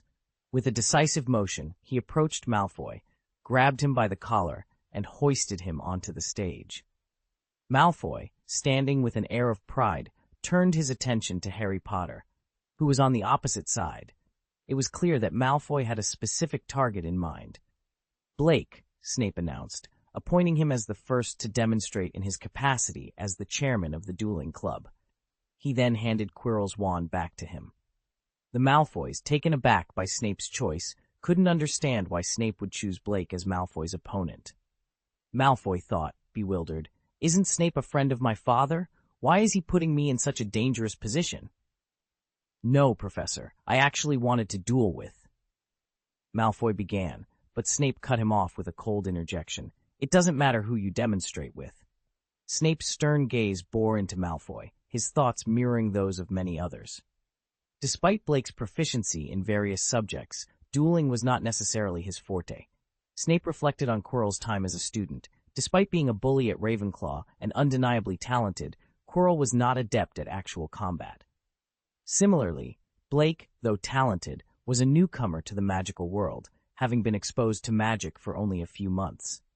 In contrast, Malfoy, also a first year, came from a wizarding family and had been familiar with magic and spells from a young age. Snape knew from personal experience that pure-blooded wizards often underestimated Muggleborns, recalling his own battles with them, especially those from the Potter and Blake families. Malfoy, looking at Blake and his wand, felt a surge of apprehension. "Ahem, Professor Snape, this seems quite unfair," Blake remarked, giving Malfoy a sympathetic look. Malfoy, seizing the opportunity, whispered to Snape, "He attacked me on the train. You weren't aware." Snape's response was straightforward. "Now you have a wand." He implied that while Blake had relied on physical strength before, now both participants would have to use wands, leveling the playing field. Malfoy, initially hesitant, regained his confidence, especially after glancing at Cassandra in the audience. "If it's just a matter of casting spells, I stand a good chance," he thought. "Then, let's proceed," Malfoy said, holding his wand with determination and focusing on Blake. Blake, with a sigh, positioned his wand in his right hand, resting it gently on his left palm. "Okay, Sin, see you insist. Let's begin," Blake said, facing Malfoy. Snape and Quirrell positioned themselves behind the duelists, ready to guide them, and cast protective spells to prevent any stray spells from reaching the audience. Blake and Malfoy exchanged courteous salutes before Malfoy initiated the duel with a spell. "Grinhola!" he exclaimed. Blake, with a slight tilt of his head, effortlessly dodged the spell, which barely missed his ear. He remained unfazed, not even altering his stance. Against a novice like Malfoy, Blake didn't need to exert much effort. He easily anticipated where the spell would land. Snape watched, his brow furrowed, a sense of unease growing within him. He recalled a time when he had seen someone handle an opponent's spells with such ease during a duel. That person was Voldemort. Snape realized that the ease with which Blake dodged the spell indicated a significant gap in their strengths. The disparity between the two sides was immense. Blake still vividly remembered the look of utter shock on the Auror's face when they confronted Voldemort. It was a moment that underscored the vast gulf in power between them. Sighing, Blake mused, "Is that all? If no one else is coming forward, I might as well stay here." The fear that Malfoy had momentarily quelled surged back with a vengeance at Blake's words. Panicked, Malfoy cast the most powerful spell he knew, Serpensortia. With a dull thud, a black venomous snake landed on the dueling platform and immediately slithered towards Blake at alarming speed. The audience, particularly the younger witches, let out collective screams of terror. Snape stepped forward, intent on intervening.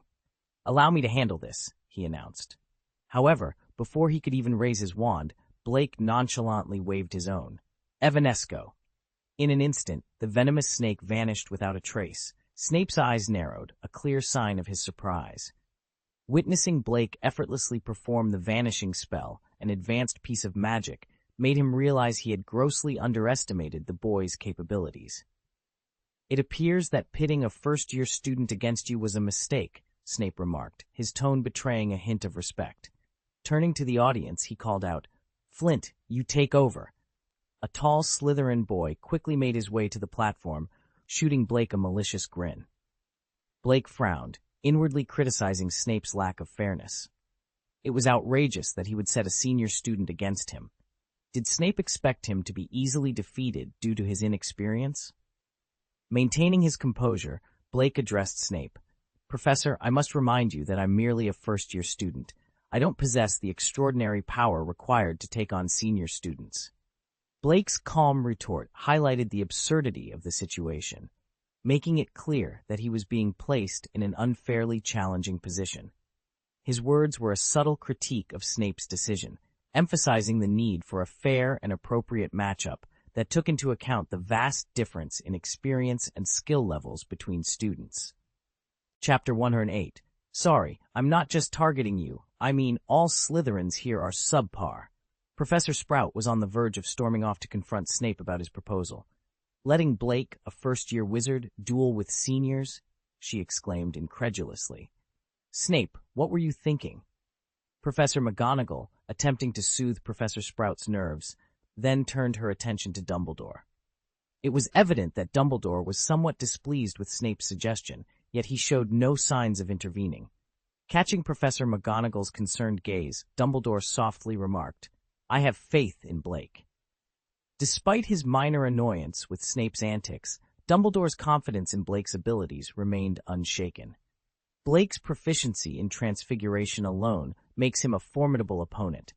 A duel isn't merely a test of spell power, he added, highlighting the strategic importance of transfiguration in combat. Professor Flitwick chimed in. I share Dumbledore's belief in Blake. He hasn't been idle. He's been seeking my advice on dueling techniques. I must say, I've never encountered a young wizard with such innate talent. Believe me, Flint stands no chance against Blake.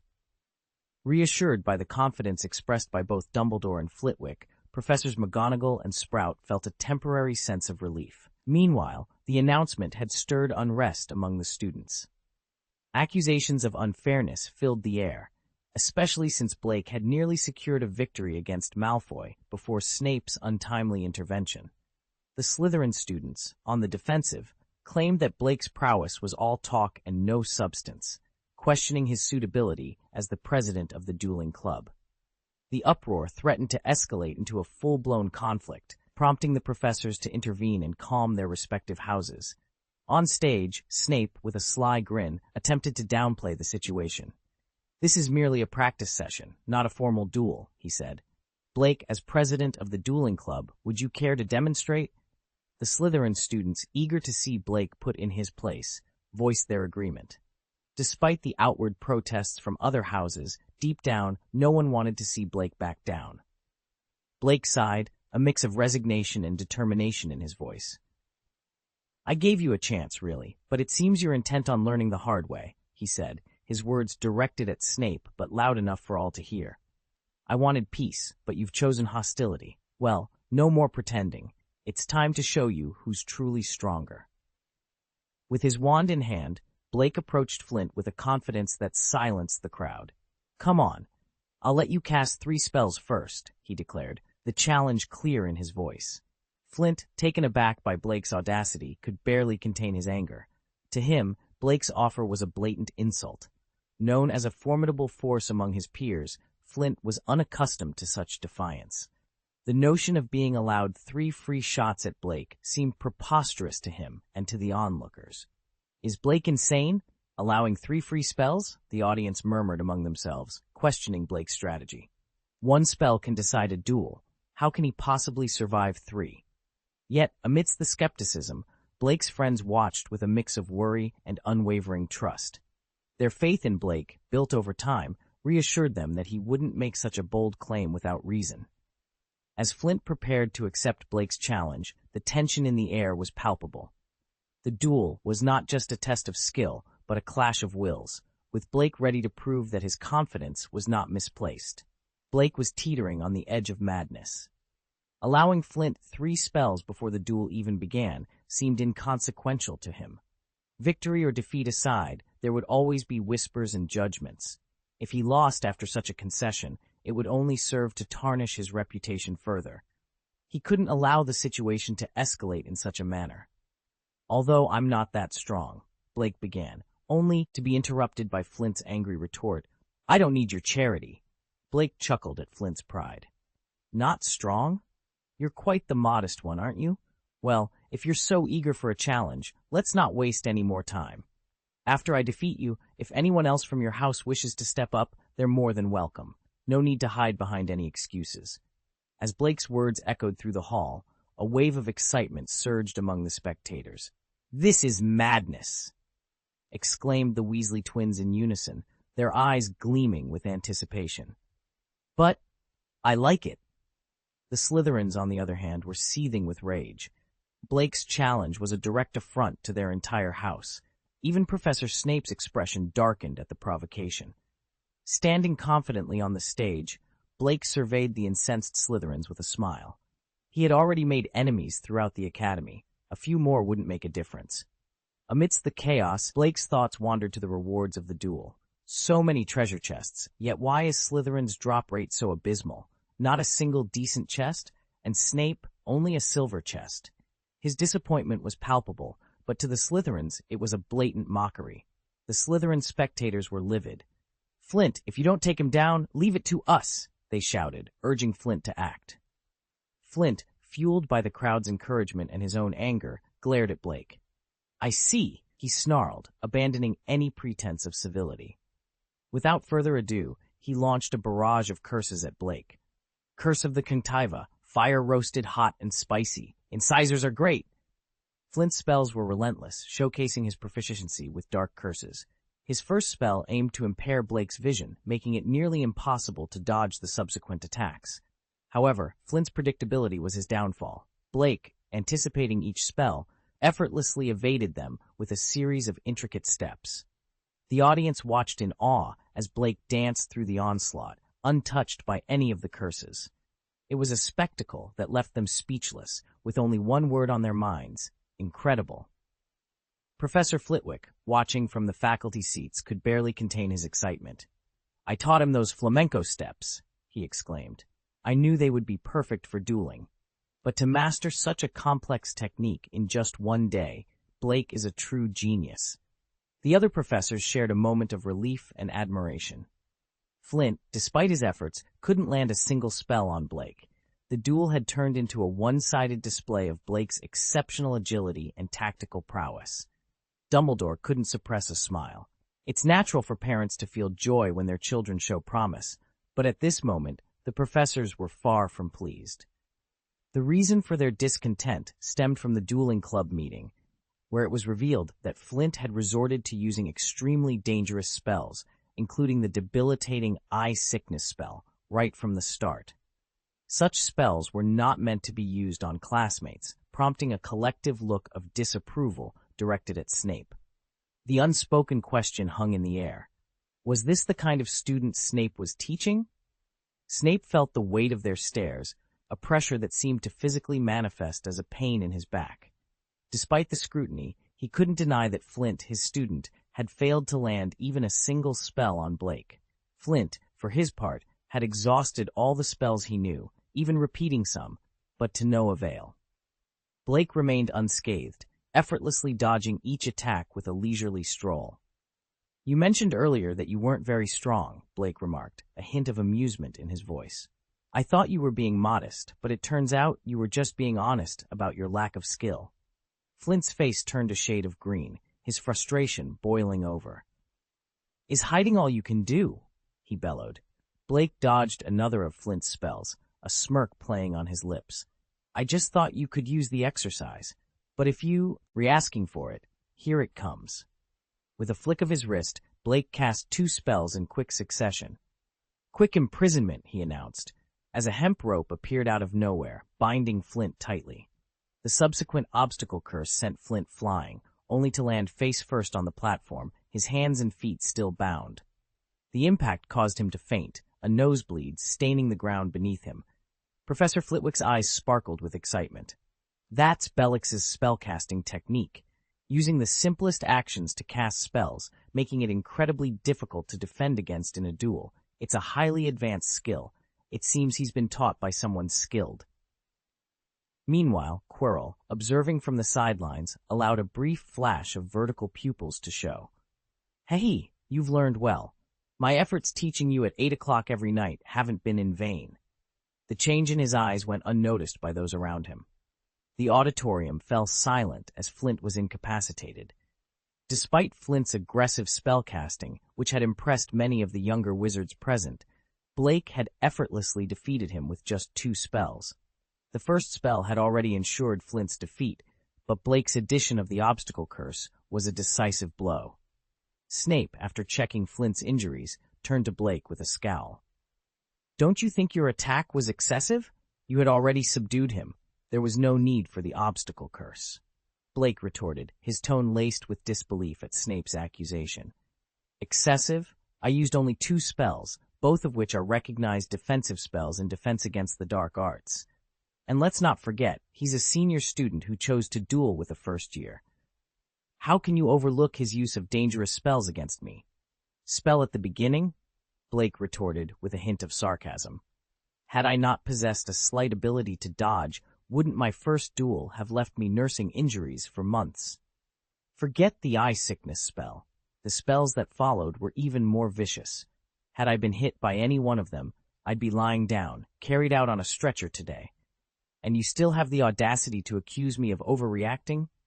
Snape's complexion fluctuated between shades of green and pale, clearly agitated by Blake's taunts.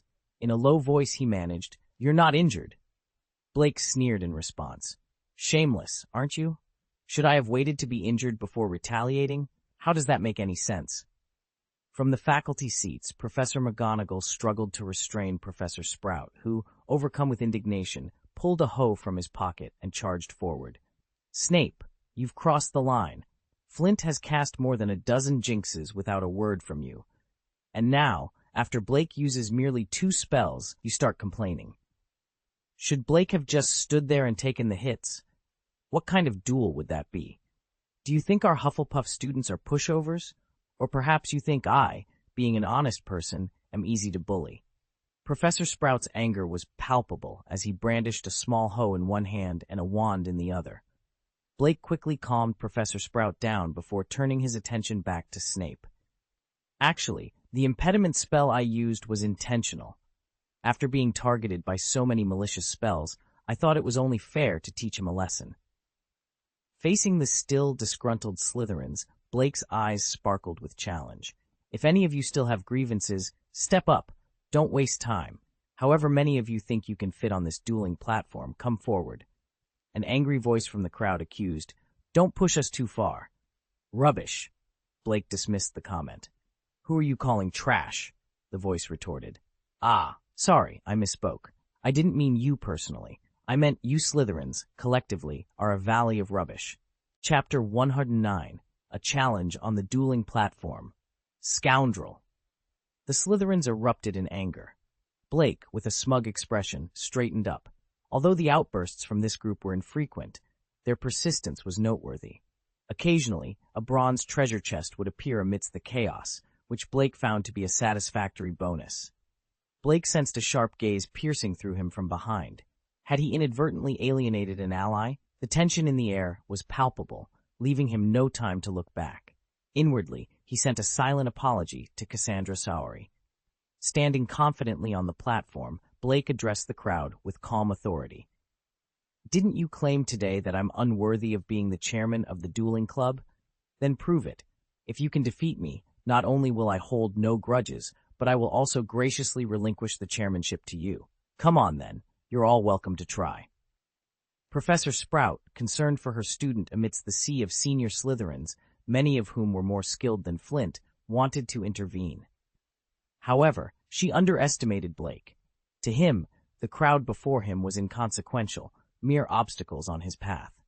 Not since the likes of Tom Riddle had he faced a worthy opponent. The professors, witnessing the escalating commotion, turned to Dumbledore, hoping he would have a solution. To their surprise, Dumbledore appeared relaxed, pulling up a chair and sitting down leisurely, not showing the slightest concern. "Albus, this cannot continue," Professor McGonagall said, her brow furrowed with worry. "Oh, don't fret, Minerva. Blake will be fine," Dumbledore replied cheerfully, his keen eyes having assessed Blake's dueling skills. He was confident that none of the Slytherins present could best Blake in a duel, unless they attacked en masse. Even if Dumbledore permitted such a tactic, Snape would not stand for it. The humiliation Slytherin faced today was enough. Further disgrace from a mob attack would be intolerable. Dumbledore suspected that even Professor Quirrell would not remain indifferent, given his interest in Blake. "I'm not concerned about Blake, Albus," Professor McGonagall stated gravely. "I'm worried about the potential for conflict to escalate." Dumbledore, sipping a glass of honey lemonade, responded, "Minerva, suppressing this situation might avoid immediate conflict, but it would only frustrate the Slytherin students, leading to retaliation. This cycle of vengeance would disrupt the peace of the entire school. The best course of action is to let them resolve their grievances today. Professor McGonagall, though hesitant, eventually nodded in agreement.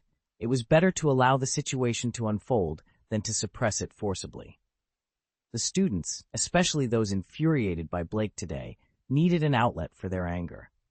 The outcome would either see Blake defeated, providing a release for their frustration, or the Slytherins humbled by his victory. In any case, a resolution was necessary.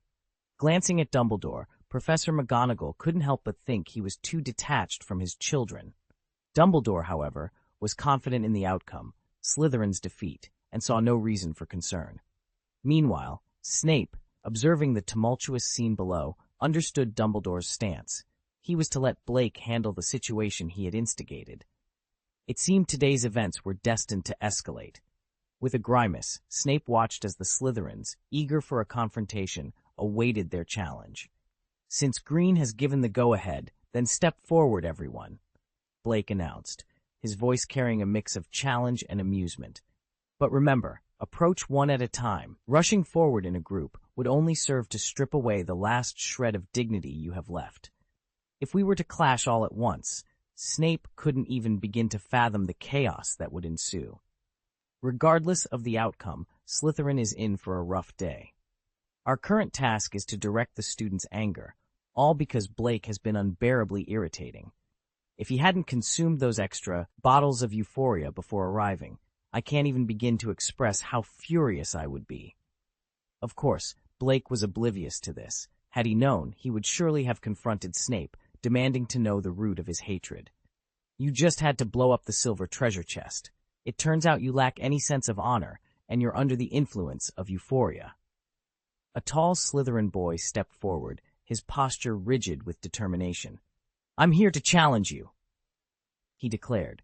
Blake surveyed him briefly and responded, "You're not ready." "And why not? Is my name supposed to frighten you? I am." Fine, come on then," Blake interrupted, cutting off the boy's introduction. The tall Slytherin's frustration was palpable. Drawing his wand, the boy then offered a bow to Blake, who was slightly taken aback but reciprocated the gesture. "I must admit, among the many hot-headed Slytherins, you're the most courteous," Blake commented with a smile. "This is a refreshing change from the likes of Flint." "Enough talk," the boy snapped. "Prepare yourself." "Disarm," he shouted, launching the spell towards Blake. To everyone's surprise, Blake didn't dodge. Instead, he effortlessly blocked the spell, a feat previously unseen in this duel. But Blake's method of blocking was far from ordinary. He managed to deflect the spell, sending it straight back at the tall Slytherin. The boy's wand flew from his grasp, landing securely in Blake's hand. The tall Slytherin stood frozen, disbelief etched across his face as he struggled to comprehend what had just occurred. Did my own disarming spell just disarm me? Professor Flitwick, unable to contain his excitement, exclaimed, "An anti-curse! This is one of the most advanced techniques in dueling. To deflect an opponent's spell with such precision requires not only exceptional skill, but immense self-confidence and bravery. Merlin's beard, I only explained the theory behind it yesterday, and he's already mastered it to this extent." With Professor Flitwick's praise and explanation, the audience finally understood the magnitude of Blake's achievement. They looked on in awe as the tall Slytherin, now humbled and devoid of his initial bravado, accepted his wand back from Blake. Recognizing the boy's politeness, Blake chose not to humiliate him further, unlike his encounter with Flint. After all, not all Slytherins deserve to be painted with the same brush. "Next," Blake called out, nonchalantly.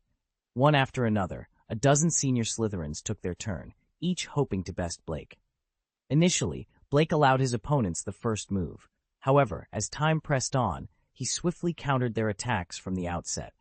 Utilizing all the spells Penelope had taught him, Blake demonstrated remarkable prowess, leaving Penelope beaming with pride from the audience. "Look, he's using the spells I taught him," she thought, filled with an unexpected sense of achievement. She had underestimated Blake's capabilities, thinking his praise of her teaching was merely flattery. Yet, here he was, effortlessly defeating a group of Slytherins with the very spells she had taught him.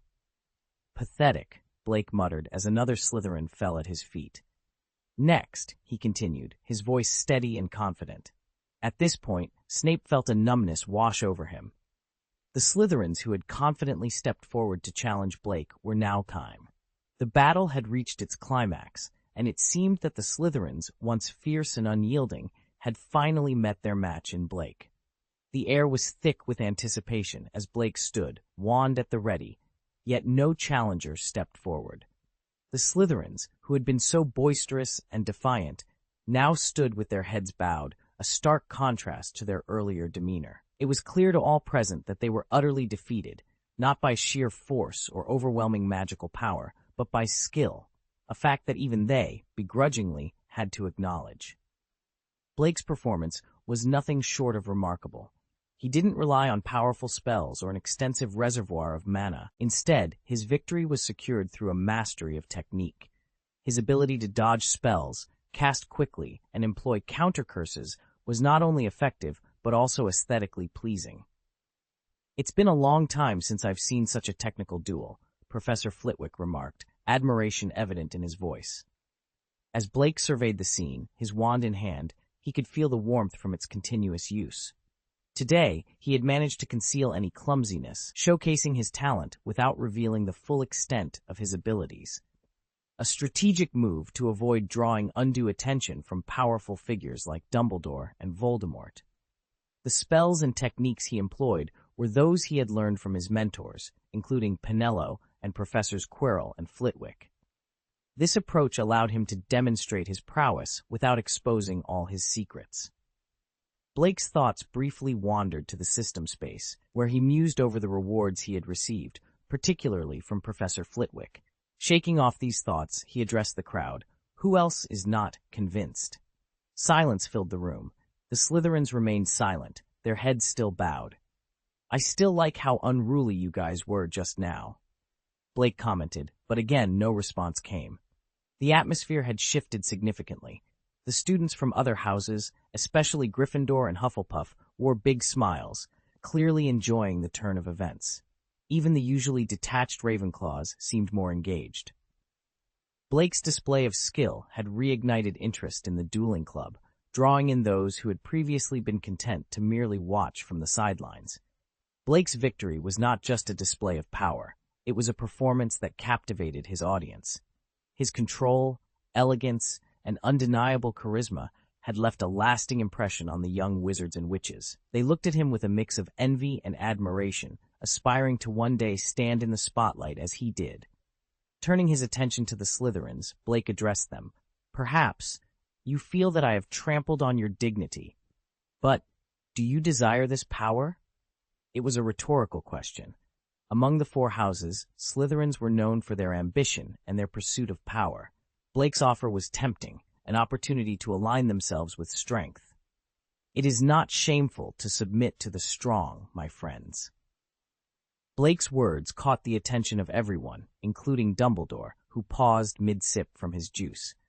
The headmaster couldn't help but smile wryly at Blake's knack for influencing others, a trait that reminded him uncomfortably of someone from his past. Blake continued, "I believe you recognize my qualifications to be the president of the dueling club. I promise you, the dueling club welcomes any young wizard who desires power.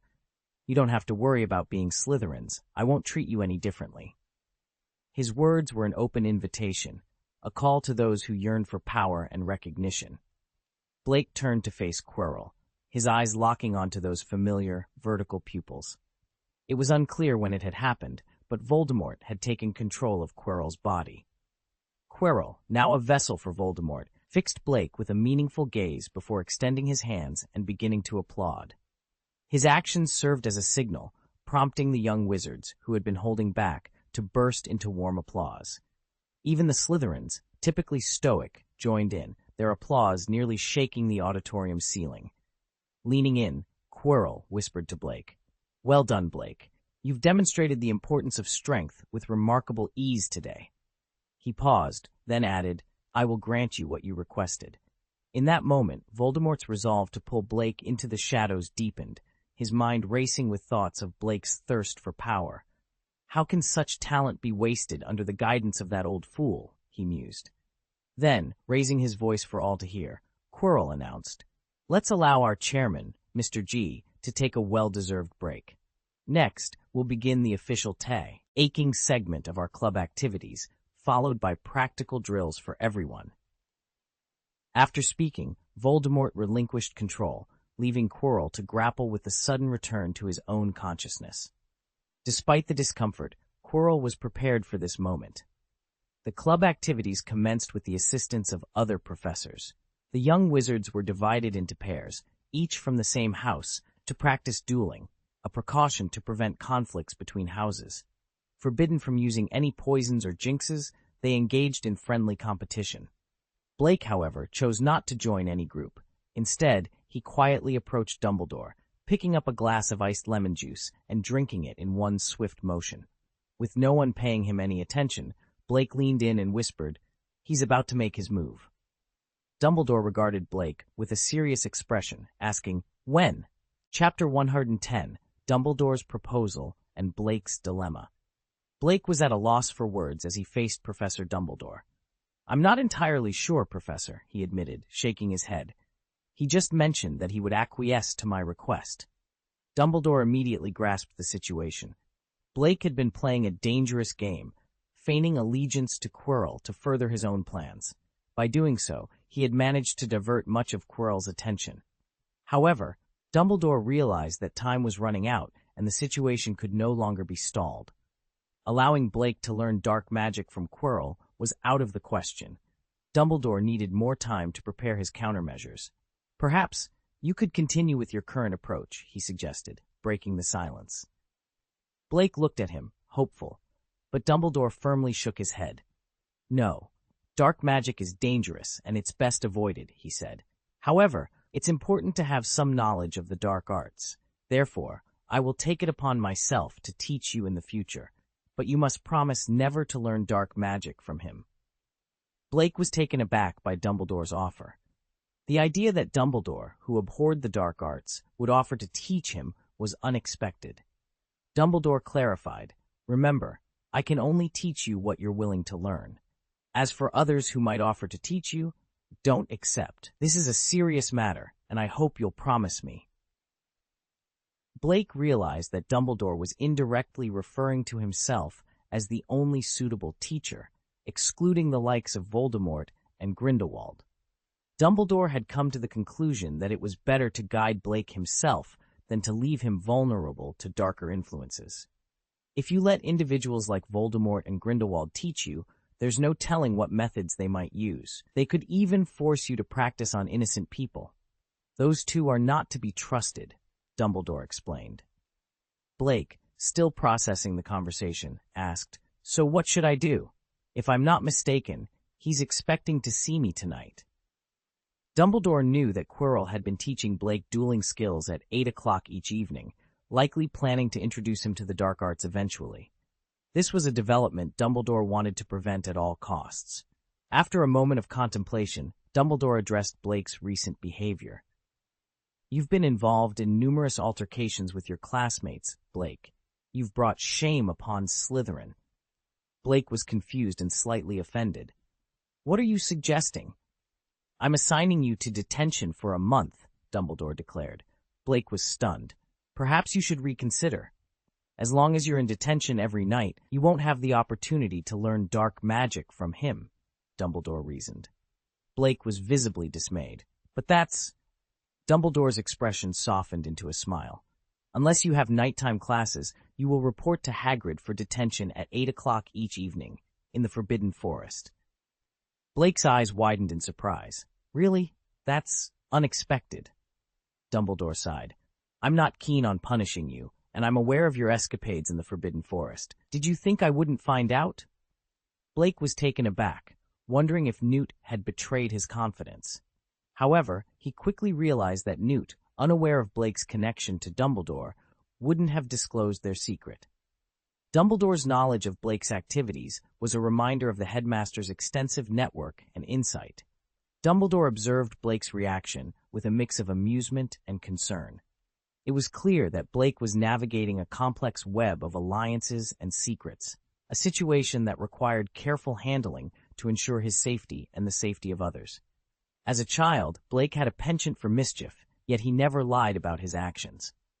Dumbledore, aware of Blake's tendencies, pointed out the mud on Blake's shoes as evidence of his recent unauthorized excursion. "Next time, remember to clean your shoes after a stroll." "Side," Dumbledore advised, his tone gentle yet firm. Blake glanced down, noticing the mud clinging to the edges of his shoes, a clear giveaway of his adventures beyond the castle's confines.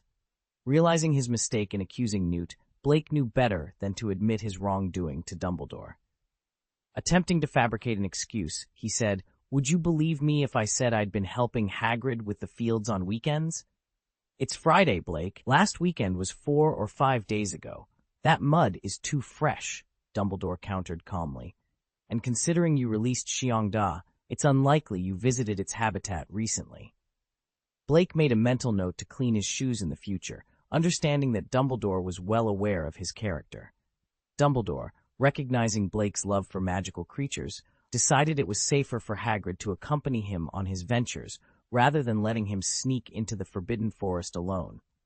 The dueling club's first meeting concluded successfully, leaving everyone but the Slytherins feeling content and elated. However, when news of Blake's detention spread, the Slytherins couldn't help but laugh at his misfortune.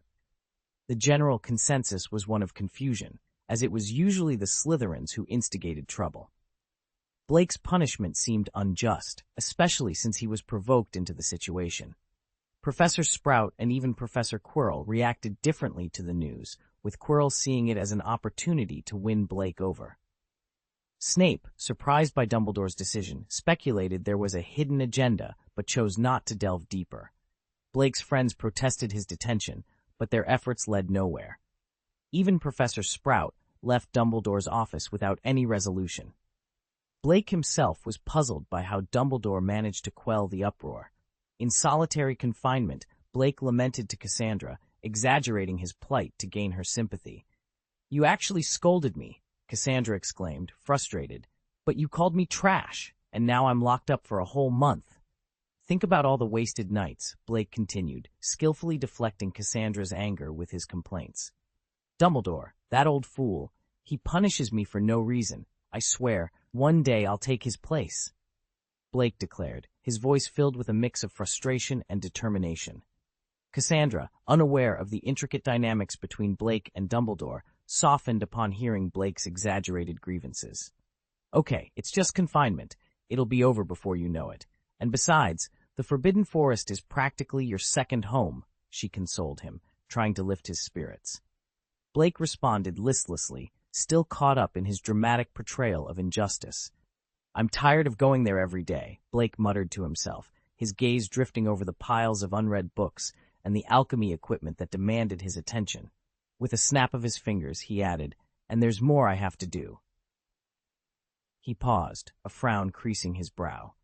"It's odd. Dumbledore shouldn't have punished you," Cassandra remarked, her confusion evident. Shaking his head, Blake decided, "Forget it. I'll head to the Room of Requirement first. I might not have much time to visit in the coming month." Seizing the moment, he swiftly departed, leaving Cassandra to gather her wits only to find him gone. "Sk! What did I want to find him for?" she mumbled to herself. Upon entering the Room of Requirement, Blake's first task was to check on the 10 pots of lucky potion he had been cultivating. However, his attention was immediately captured by a brand new suitcase resting on a chair, accompanied by a small paper packet. His eyes sparkled with excitement as he hastily picked up both items. A note slipped from the suitcase, catching his eye. "This is my gift to you, knowing you've wanted one as well. It's designed for keeping magical creatures, though I'd advise against housing anything too dangerous, given we're in a castle. The instructions are inside. No, the seeds included are from a friend's unsellable stock, possibly mutated. They might aid in your endeavors.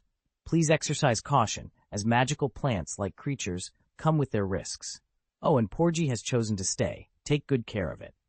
Though unsigned, Blake recognized the handwriting as Newt's. He admired the suitcase before eagerly opening it. While not as convenient as a Pokeball, it provided a legitimate reason for keeping magical creatures close. The suitcase featured two modes, a muggle mode for ordinary storage, and another that revealed a vast expanse of plains and a cozy cabin upon descending a long ladder. Blake was astonished to discover that the suitcase could simulate different weathers and climates, ideal for various magical creatures. It was clear that creating such a suitcase was no small feat, a testament to the Scamander family's unique craftsmanship. Touched by Newt's thoughtfulness, Blake felt a deep sense of gratitude. After exploring the suitcase, Blake returned to the Room of Requirement's Fantastic Beasts area, intending to relocate the Bowtruckles. This would save him the trouble of frequent visits. However, upon entering, he found a scene unfolding before him. A Bowtruckle stood defiantly in front of a young phoenix, chattering animatedly, while the phoenix seemed uninterested, dozing off in her nest. "Porgy, what's happening?" Blake inquired. "Gigi. She snatched our wood turtles to eat," Porgy exclaimed. The young phoenix glanced at Blake, then looked away, chirping, "Chirp! I just tasted it. It wasn't good." Blake immediately understood the situation. Chingnu, the young phoenix, had a penchant for trying new things, which had led her to sample the Bowtruckle's favored wood turtles. Realizing the potential conflict, Blake knew he had to intervene. In a magical world where creatures of all kinds coexist, an incident unfolded that tested the bonds of friendship and respect among them. The Bowtruckles, small, twig-like creatures known for their peaceful nature, found themselves in a predicament when a young girl, unfamiliar with the customs of magical creature interactions, took a wood turtle from them without asking. Wood turtles, a delicacy among the Bowtruckles, were not just food, but a part of their daily sustenance, and losing even one was significant to them. Porgy, a brave Bowtruckle, stood out from the rest, confronting the young girl about her thoughtless action. "Well, Porgy," Blake intervened, trying to mediate the situation, "she realizes her mistake now. She's just too embarrassed to apologize directly to you." Porgy, still upset, chirped in disbelief, "How can she just take it without asking?" Blake, understanding both sides, turned to the young girl. "It's not right to take something without permission. If you're curious or want to try something, you must first ask. Taking without consent is akin to stealing, and we cannot allow that behavior here. Do you understand?" The young girl remained silent, her actions speaking louder than her words. "Let's put this matter behind us and continue to be friends," Blake suggested, hoping to mend the rift. He then placed a large bag of ground turtles under the holly tree as a peace offering and set a large bucket of cod in front of the young girl, hoping to teach her the importance of sharing and asking. Blake pondered the situation, realizing the growing number of magical creatures could lead to more conflicts if not managed properly. It seems free-ranging them like this might not be the best approach, he thought, contemplating a solution. Determined to prevent future misunderstandings, Blake entered his suitcase, which was enchanted to house various magical habitats, and began remodeling work to better accommodate the creatures and prevent such incidents. Meanwhile, in Nurmengard, a place far removed from the peaceful coexistence of magical creatures, frustration boiled over. "I'm so foolish! This is unacceptable," someone exclaimed, their patience worn thin by the actions of another. "Gucci, fetch me a pen and paper," they demanded, ready to unleash their fury in written form. However, after a moment of heated contemplation, they decided on a more direct approach. "Forget it. A howler will do," they concluded, opting to send a roaring letter, a magical missive that conveys the sender's message in a loud, unmistakable voice, ensuring their grievances would be heard loud and clear. This incident, though small, highlighted the delicate balance required to maintain harmony among the diverse inhabitants of the magical world, teaching valuable lessons in respect, communication, and the importance of seeking consent. Chapter 111, Senior Pinello, even you are greedy for my body? Shh! Bang! Oops! Failed again, Nicole Flamel sighed, removing the special goggles from his head. He glanced at the blueprint beside him, picked up a quill, and made another mark on it. Strange, really strange, he muttered to himself. This design should be theoretically sound.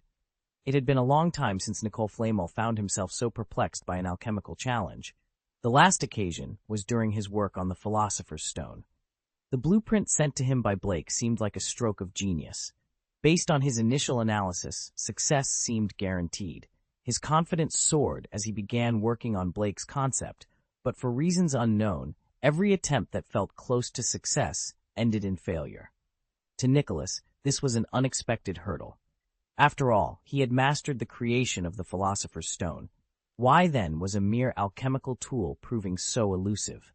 After his fifth failure, his determination only grew, reminiscent of the passion that fueled his development of the Philosopher's Stone.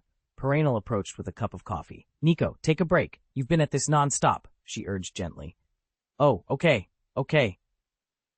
Nicole Flamel warily set the blueprint aside and staggered over to accept the coffee, taking a grateful sip. "Nico, you've been so engrossed in this blueprint lately, you've nearly forgotten to eat or sleep. What is it about this project that has captured your attention so completely?" Perennial inquired, her curiosity piqued. At her question, Nicole seemed to brighten. He handed the blueprint to Perennial. "It was sent by that kid," he explained. "He mentioned it was his first attempt at the 390 method. I was initially just assisting him with some alchemical queries, but when I saw this blueprint, I recognized it as a stroke of genius. It seemed so promising." Perennial knew her husband well. Nicole's passion for alchemy was unparalleled. It was this love that had led him to conquer the Philosopher's Stone. Naturally, intriguing alchemical designs and puzzles captivated him. However, she hadn't anticipated a chow would consume him so thoroughly, causing him to neglect his basic needs for days on end without overcoming the obstacle. Taking the blueprint, Perennial examined it closely. Having spent centuries alongside Nicole, she was no stranger to alchemy, though her expertise did not quite match his. Yet, even at first glance, she understood the fervor the blueprint had sparked in him. It was indeed a brilliant concept. The initial design was incomplete, offering only a vague direction, but that direction seemed highly promising. Perennial felt confident she could complete the design herself, which led her to wonder why Nicole had struggled for so long without success. She began to scrutinize the sections he had worked on, and after a moment she looked up at him. Isn't it enough? What you've done so far?" Nicole Flamel sighed. "That's just it. Every calculation suggests that this should work, but when it comes to the actual creation, it invariably fails." "Could there have been a mistake in the production process?" Perennial suggested. "It's unlikely. I've double-checked everything multiple times," Nicole replied. Perennial shook her head in amazement. "That kid is truly a genius. Such an innovative idea. Is this intended for fantastic beasts?" "Yes," Nicholas responded with enthusiasm. "I've heard from Albus that he's very fond of fantastic beasts. That must have inspired this ingenious concept." Intrigued and motivated by Nicole's dedication, Perennial offered her assistance. "Let me help you, Nico." "Okay." After a brief respite, Nicole Flamel returned to his work, this time with Perennial by his side.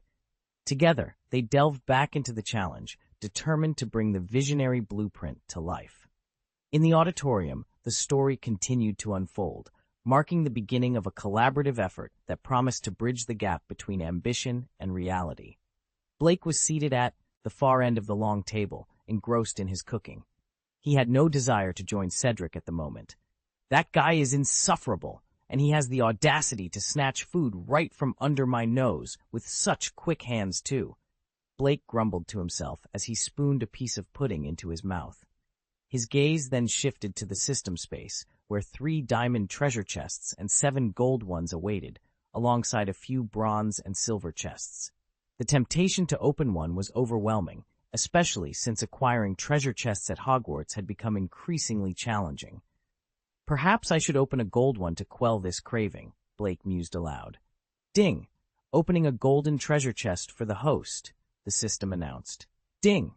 Congratulations to the host for obtaining a copy of Handbook for Cultivating Mutant Magical Plants." Blake set his spoon down, scanning the room to ensure everyone was still preoccupied with their meals. He discreetly transferred the manual from the system warehouse to his pocket, making it appear as though he had simply pulled out a book. Holding the brand-new manual, he was momentarily taken aback. Unlike previous proficiency books that directly enhanced his skills, this was the first time he had received an actual manual. Reading at the table wasn't unusual, So Blake opened the book without drawing any attention and took another bite of his pudding.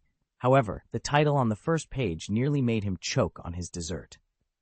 Chapter 1. Pea Shooter and the Breeding Methods of Various Variations of the Plant. Blake was dumbfounded. Pea shooter? As in, plants versus zombies? The sections detailed the cultivation of basic pea shooters and ice pea shooters, among others. Blake had initially planned to breed mutant Chinese biting cabbages and poisonous tentacles, which was already quite ambitious. But the idea of creating a pea shooter was beyond his wildest dreams. He envisioned facing a dozen enemies, calmly throwing out a flower pot with a mutated pea shooter that unfurled a Gatling gun barrel. Incredible, Blake exclaimed, completely forgetting his dessert as he eagerly flipped through the pages.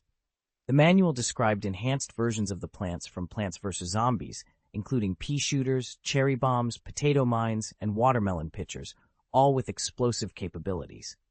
The cultivation of these new plant types was fascinating, but the real revelation for Blake was the inspiration for breeding mutant plants. The manual detailed specific potion formulas needed to mutate certain plants. For instance, a regular potato could be transformed into a potato mine with the right potion. This insight sparked a flurry of ideas in Blake's mind. If he could use potions on his magical plants, perhaps he could accelerate their mutation. He quickly reviewed the manual again, noting that each plant required a different potion with all the necessary ingredients available in his world. This realization was a relief to Blake, who now saw a future filled with farming peas, watermelons, potatoes, and more. Farming? That's something I excel at, he thought, taking an excited sip of pumpkin juice. Just then, a familiar voice called out from behind him. Blake. Without missing a beat, Blake closed the manual and discreetly tucked it into his pocket, ready to face whoever had approached him. Senior Penelope, have you eaten? Would you like to join me? Blake asked, gesturing towards the dessert in front of him. No, thank you. Penelope glanced at the sweet treat before Blake, feeling a twinge of discomfort at the thought. She couldn't help but think that Blake's fondness for sweets was a bit excessive. I have something for you, Penelope said, changing the subject as she handed Blake a note. The note read, Blake Green, your detention will begin at 8 o'clock tonight. Meet the gamekeeper Hagrid then. Pomona Sprout. It's a detention slip. Professor Sprout asked me to give it to you, Penelope explained. Oh, Blake nodded, puzzled about how Dumbledore had managed to convince Professor Sprout, who usually defended him, to issue a detention slip. I still can't understand why Professor Dumbledore would put you in detention, Penelope said, sitting next to Blake. Hey, I guess it's probably to appease the Slytherins, Blake speculated, choosing not to reveal the true reason to Penelope. It was unnecessary to drag her into the situation. It's not fair to you, Blake, Penelope protested. It's clearly not your fault. They allow others to insult and attack you, but if you defend yourself, suddenly you're the one to blame. That's absurd. I agree. Why am I the only one being punished? Blake exclaimed, suddenly realizing the injustice. Exactly. That's why I said it's unfair, Penelope affirmed. What can I do? Blake lamented, feigning helplessness. Just then, Blake noticed Professor Quirrell entering the hall. Seizing the opportunity, Blake raised his voice dramatically. Dumbledore has wronged me too much. How can one endure such injustice under the heavens? Penelope was taken aback, confused by Blake's sudden shift from despondency to fervor. As expected, Quirrell approached them, his voice trembling. No. Don't be upset, Blake. I'll speak to Professor Dumbledore on your behalf. Turning to face Quirrell, Blake could immediately tell who had coerced Quirrell into advocating for him. His dissatisfaction had clearly reached Voldemort. Ding! An extremely joyful emotion detected. Ding! Congratulations to the host for obtaining a golden treasure chest. The system's emotional radar confirmed Blake's suspicions, filling him with delight. Despite Voldemort being reduced to a mere fragment of a soul, his influence was still beneficial to Blake. Blake knew that Dumbledore's main concern was his safety, which was why he wanted to limit Blake's interactions with Quirrell. However, to Blake, a weakened Voldemort posed no threat. Nor did Quirrell, who was no match for Snape, let alone Blake. With his levitation cloak nearing an upgrade to an advanced level, Blake was confident in its defense capabilities against any sneak attacks. Grasping Quirrell's hand, Blake expressed his gratitude. "Professor Quirrell, you've always been so kind to me." Quirrell, caught off guard and unable to withdraw his hand, was nonetheless pleased by Blake's apparent sincerity. After promising Blake a few more words, Quirrell left, content with the interaction. Blake then resumed his composure, the grateful expression vanishing from his face. "I didn't expect Professor Quirrell to be so considerate," Penelope remarked, genuinely surprised. "Huh?" Blake responded, momentarily caught off guard by her innocence.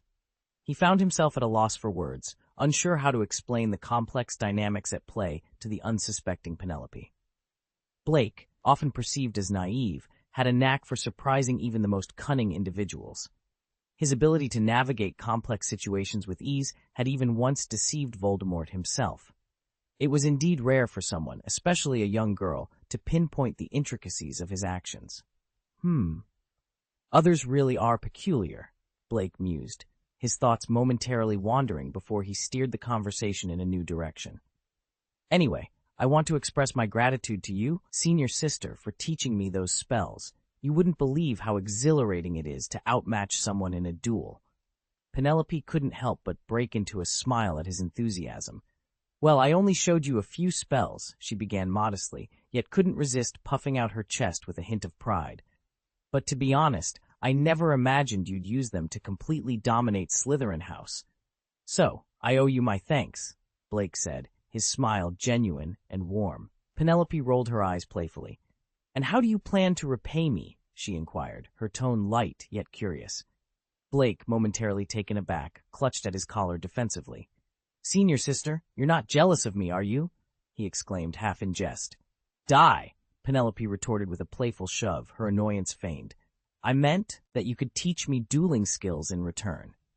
Their exchange, filled with light-hearted banter and genuine respect, highlighted the unique bond between the two. Blake's initial misunderstanding was quickly cleared up, paving the way for a mutual exchange of knowledge and skills. Chapter 112, The Weasley Twins. "Blake, you dare claim you're not a devil? Your heart is dark." "All right, I'll teach you," Blake agreed without hesitation. "Great, let's set a time then." Penelope was eager. "You can decide on the time, but it might not work out." "Why's that?" "Because I'll be in detention every night this month," Blake explained, spreading his hands in resignation. Penelope sighed. "Okay, how about we start after your detention ends?" "Sure. Actually, I wouldn't mind teaching a few others as well." "What do you mean by that?" Penelope eyed Blake suspiciously. "If you know any other pretty seniors who want to learn." Blake teased, unable to resist. "Go to hell!" Schoolgirls are fine too." "Go to hell! Just go to hell!" Blake's true intentions behind wanting to teach more people to duel were unclear even to himself. He simply enjoyed the idea of gathering a group and engaging in activities together, regardless of the purpose. It was the thrill of the collective effort that appealed to him. However, this realization made Blake pause, considering the dangerous precedent set by individuals like Tom Riddle and Gellert Grindelwald, who also enjoyed forming groups for far more sinister reasons. "Maybe it's genetics, but I just want to have fun, not start anything big. I'm a loyal and honest Hufflepuff," Blake murmured to himself, trying to dispel any comparisons to those dark figures. Yet, he knew the Slytherins would likely disagree with his self-assessment. The Forbidden Forest at night was a place of fresh air and natural beauty. Despite Blake's claims that the forest could become mundane with frequent visits, he found himself enchanted each time by the scent of the flora and the gentle caress of the wind. It was a place that brought him physical and mental comfort. "I don't understand why Professor Dumbledore would assign you detention in the Forbidden Forest, Blake," Hagrid said, leading the way with an oil lamp and his crossbow. Blake, holding an oil lamp in one hand and Fangia in the other, followed closely. "I'm just glad my detention is here in the Forbidden Forest. It's much better than being stuck with Snape's frogs."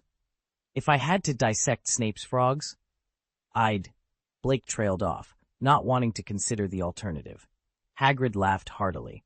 "The Forbidden Forest isn't as frightening as Snape's dungeon classroom, right? But it's still dangerous for young wizards like you. Don't worry, we'll stick to the paths I usually take. The creatures here won't bother us." Blake pondered the safety of their route.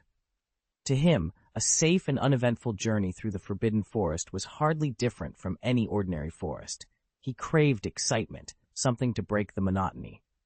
His thoughts drifted to the magical creatures he could potentially tame and take with him, thanks to the items stored in his system warehouse. The idea of using pokeballs to quickly summon magical creatures was particularly appealing, bypassing the cumbersome process of accessing his inventory. Suddenly, Dabao, Blake's pet, popped its head out of his jacket pocket, looking around curiously. Disappointed not to find itself in the familiar surroundings of the Hufflepuff common room, Dabao felt a sense of loss. The forest held no appeal compared to the comfort and freedom of the common room, where it wasn't subject to Blake's unscrupulous training regimes. He made me do bench presses. Can you believe it? And he claims he's not the devil?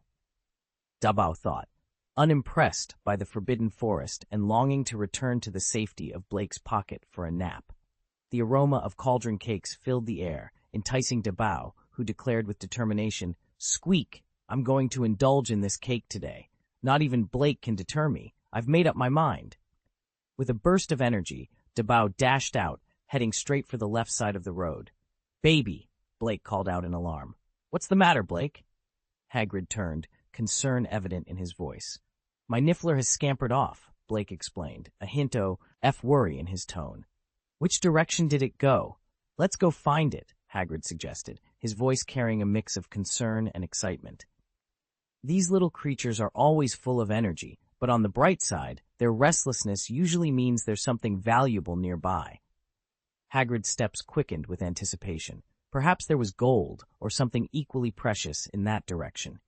Blake hesitated, wanting to clarify to Hagrid that Dabao was not an ordinary Niffler. Besides having an affinity for shiny objects, Dabao also had a penchant for food. Blake had understood Dabao's earlier excitement. Cauldron cakes? In the Forbidden Forest? There was only one explanation.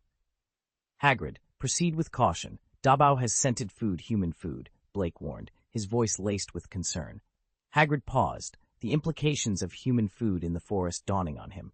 His demeanor shifted to one of seriousness, and he swiftly attached the oil lamp to his waist. Gripping the giant crossbow firmly, he pointed it in the direction they were headed.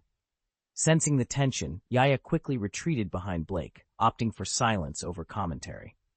It wasn't out of cowardice, but rather a prudent decision. After all, in the face of wizarding conflicts, an ordinary dog was better off at a safe distance. Blake, however, felt a surge of excitement. What was the Forbidden Forest without a hint of danger? He drew his heavy mithril wand and followed Hagrid, moving cautiously towards the source of the scent. "Squeaky! Delicious, so delicious! It's been ages since I've had such a treat." In the dim light cast by the oil lamp, Dabao was perched on a dead tree root, blissfully enjoying a piece of cauldron cake held in his tiny paws. Clearly, cauldron cakes did not grow wild in the forest. Without hesitation, Blake raised his wand and cast a spell. "Fuchsia!" A startled cry echoed in the darkness, followed by a familiar voice expressing pain. Blake's frown deepened at the sound. "Reveal yourself," he commanded, casting a revealing spell. Instantly, a figure was suspended upside down before Hagrid and Blake, the fiery red hair unmistakable. Hagrid, putting away his crossbow, exclaimed in annoyance, "Ha! It's you two again! Which one are you this time, Fred or George?" "Aha! Why don't you guess?" replied the twin, managing a wry smile despite his predicament. Blake smiled, unfazed. "It doesn't matter. If one of you is here, the other can't be far behind. There's no point in hiding. Show yourself, or I'll have to make you." The Forbidden Forest remained silent, prompting Blake to take action. "Quick imprisonment," he declared, and a hemp rope materialized, binding an unseen presence. "Reveal yourself," he commanded again, and sure enough, another red-haired boy was caught in the spell. "You two have certainly mastered the art of illusion," Blake remarked with a smile. The twin hanging upside down, whether Fred or George, replied with a sheepish grin. "We had no choice.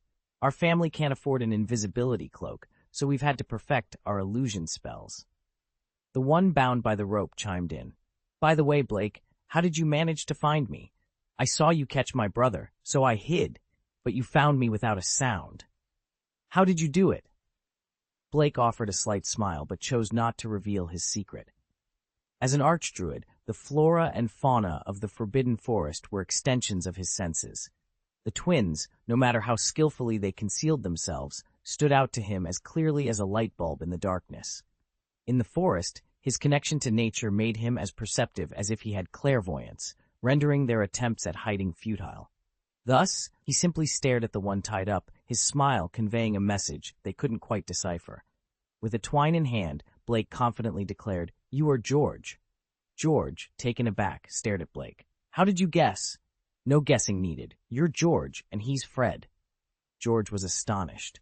"Merlin's beard. Even my mother can't tell us apart. How did you manage it?" Blake Ply smiled, offering no explanation. "Are you a Legilimens? Is that how you know?" Blake remained silent, further piquing the twins' curiosity. With a casual flick of his wand, Blake released the brothers. They were students, not enemies, and thus not difficult to manage. Besides, Blake and Hagrid weren't concerned about them attempting to escape. Even if they did, Professor McGonagall could easily be enlisted to deal with them the following day. George glanced at Hagrid before whispering to Blake, "How about you let us off this time?" Blake responded with a righteous tone, "Absolutely not. As a Hufflepuff known for honesty and kindness, how could I overlook your breach of school rules? You must face the consequences of your actions." Despite his words, there was a hint of irony in his voice. "Integrity and kindness? I might have believed that if I hadn't seen you in detention myself," Fred retorted. Blake feigned innocence. "What do you mean? How else would I end up in the Forbidden Forest if not for detention?" This revelation made Fred and George's eyes widen in realization. "Ah, so that's why you were here!" they exclaimed in unison, admiration evident in their gaze. To them, even getting caught was part of Blake's master plan. "Do you still wish for me to release you?" Blake teased. The twins vigorously shook their heads. "No, no, no!" they chorused. Blake pondered for a moment before saying, "Well, I suppose it's settled then. If you were to be punished with detention and point deductions, I'd feel guilty." The twins eagerly responded, "Please, ensure we face justice and are handed over to Professor McGonagall. That way, we'll be barred from the Forbidden Forest for good." Blake laughed, pleased with their response. "Very well, you'll return to the Forbidden Forest at night, and your detention will last no less than a month." Upon hearing this, Fred and George scampered off, thrilled with the outcome. A month of nightly visits to the Forbidden Forest, all under the guise of detention? To them, Blake was nothing short of a hero. Hagrid, however, expressed his concerns. "You're letting them go, but what if they venture into the Forbidden Forest again?" Blake reassured him. "They believe they'll be serving detention in the Forbidden Forest for a month. They won't dare to go tonight." Hagrid sighed. "I see, but I'm not keen on taking them into the Forbidden Forest. They're as mischievous as monkeys, and I can hardly keep up with them." Blake chuckled, his laughter tinged with a hint of mischief. "Don't worry, Hagrid. They'll definitely be serving detention, but not in the Forbidden Forest. It's not feasible to hold detention there. After all, I can visit the Forbidden Forest because I have special permission." The very next morning, Fred and George were caught red-handed during their unauthorized visit to the Forbidden Forest. They were promptly brought before Professor McGonagall, who was livid. She deducted 50 points from each of them and assigned them a month of detention. Yet, the twins were inexplicably joyful, their gratitude towards Blake evident in their eyes. That evening, as they received their detention slips in the Great Hall, the Weasley twins' dismay was palpable. "Detention in Snape's dungeon? For an entire month?" they exclaimed in disbelief. "Blake, you've outdone yourself," they cried, half in frustration, half in admiration. Blake approached them, a sly grin on his face. "There's nothing I can do about your detention assignment. After all, I don't have a say in where you serve it." "I never explicitly stated that I would venture into the Forbidden Forest," I protested. "And how can you hold me accountable?" I continued, facing Blake's unyielding stance. "Did I ever express a desire for you to let me go? It was my decision to release you, yet you resist." "It's because you're too noble, refusing to let me go," I argued. "How can you fault me for being the darker one here?" Confronted with Blake's precise counter-arguments, Fred and George were at a loss for words. They realized that this situation warranted serious consequences. Known for their penchant for pranks, they never anticipated being on the receiving end of such a dilemma. "No," they exclaimed in unison. "Blake, there must be something you can do, right? Anywhere is fine, just not Snape's." The rivalry between Gryffindor and Slytherin was intense, and Snape was particularly harsh on them. The thought of facing Snape's wrath for a month was unbearable. They knew all too well that Snape would not hesitate to exact his vengeance on them. "All right, I'll try to speak on your behalf," Blake conceded with a resigned expression. "But manage your expectations. I can't guarantee success." "Okay, anywhere but Snape's will do." The Weasley twins were desperate. "Truly anywhere?" Blake inquired, seeking confirmation. "Absolutely anywhere," they replied in perfect harmony. "Very well, give me a moment," Blake said, heading towards the faculty table with a sense of duty. "Blake is a true friend," the twins exclaimed, relieved that he was willing to help. At the faculty table, Professor McGonagall maintained a stern demeanor. "If you're here to plead on behalf of those two—" "I'm merely suggesting a change of location for their detention," Blake interjected. "You're not proposing the Forbidden Forest, are you?" "I cannot condone that," Professor McGonagall replied sharply, aware that such a punishment might be more of an adventure than a consequence for the twins. "No," Blake clarified. "I'm suggesting an alternative.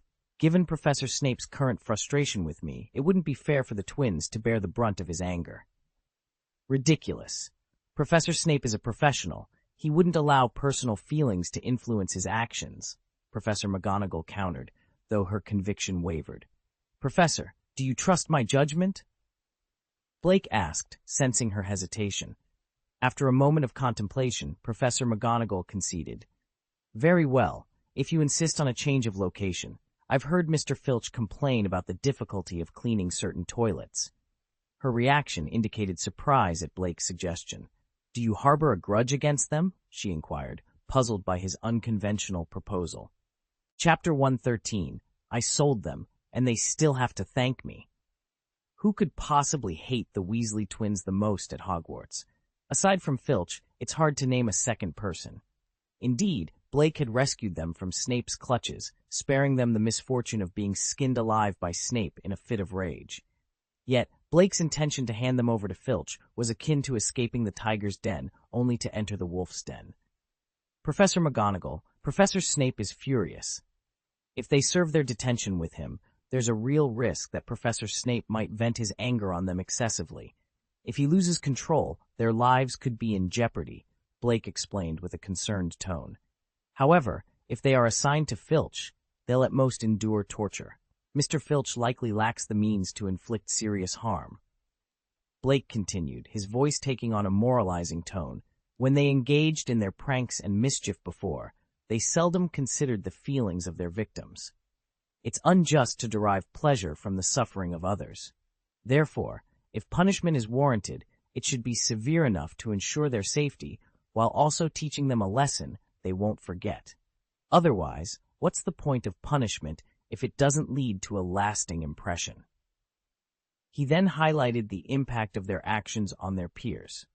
"Consider this. Gryffindor lost 100 points in a single day because of their antics. Imagine how demoralizing and disheartening that must be for the other students who have worked diligently to earn points. Miss Granger, a good friend of mine, competes with me academically and invests a great deal of effort. Yet the points she accumulated over a week were wiped out overnight because of them. How would you feel in her place?" "I find it intolerable, and I'm from Hufflepuff.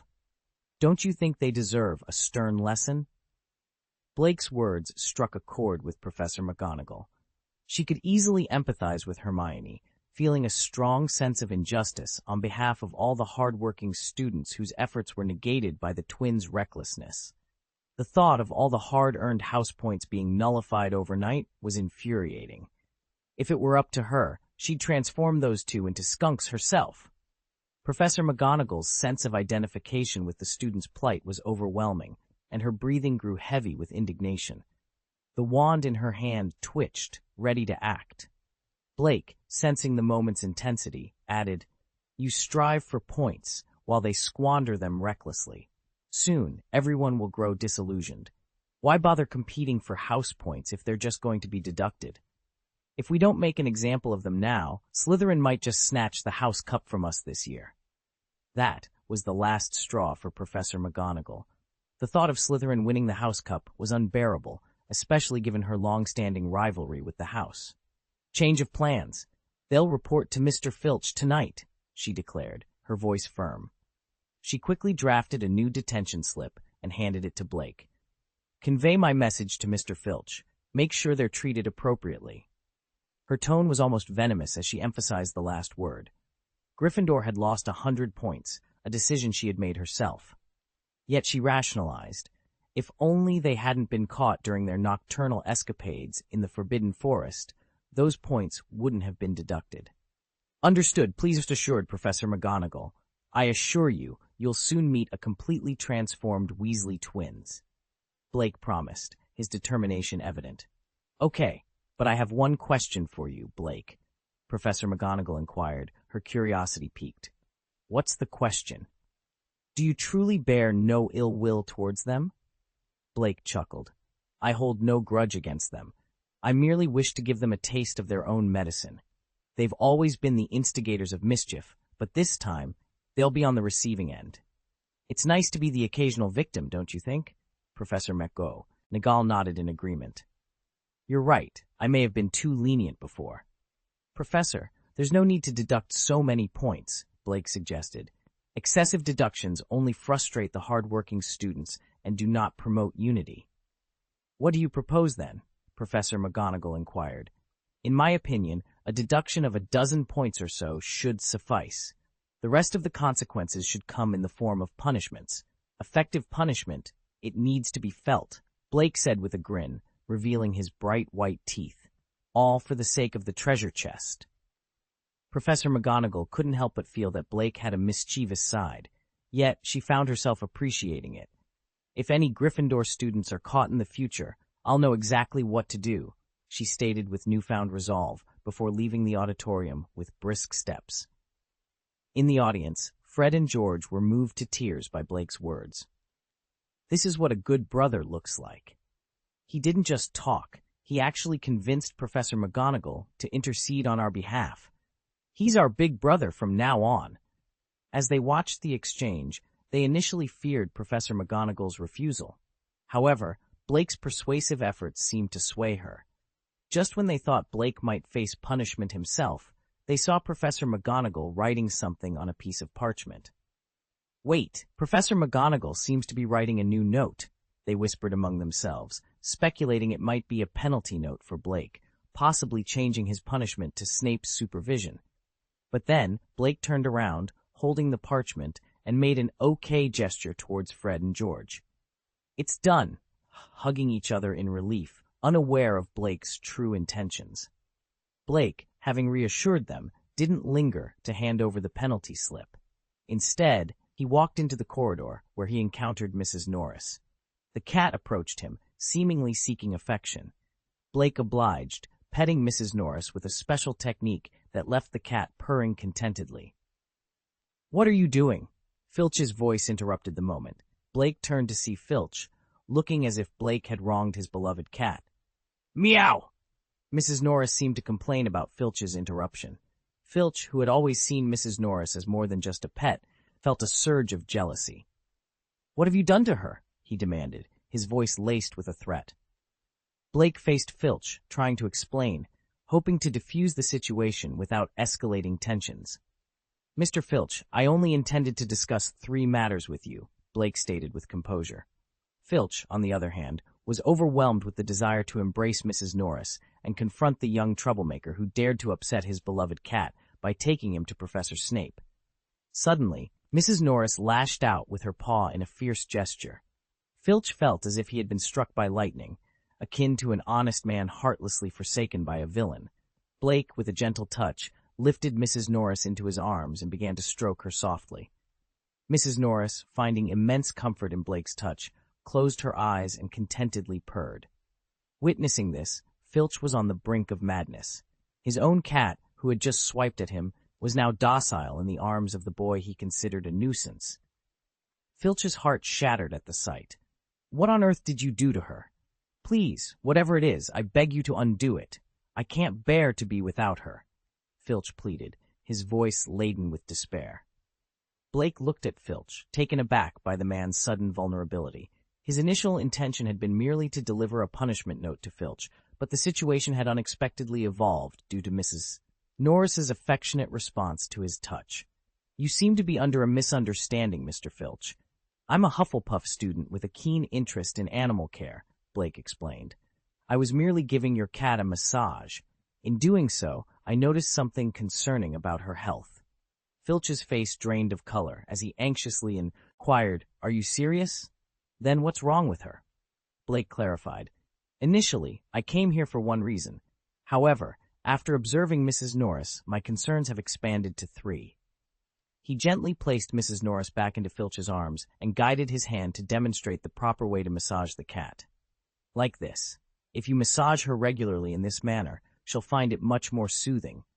Despite her initial reluctance to leave Blake's embrace, Mrs. Norris began to purr contentedly under Filch's touch, following Blake's instructions.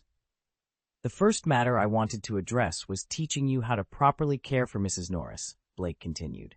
Secondly, how old is Mrs. Norris? Filch, now somewhat trusting Blake due to the effectiveness of the massage, shared, She's been with me since I started working at Hogwarts. Though Filch did not specify her age, it was clear from his statement that Mrs. Norris was well over 10 years old, a remarkable age for a cat. Mrs. Norris appears to have a unique lineage that has contributed to her longevity. However, have you noticed her lack of energy, reduced appetite, and excessive shedding in recent years? Blake inquired. Yes, exactly, Filch responded eagerly, relieved that someone was finally addressing his concerns.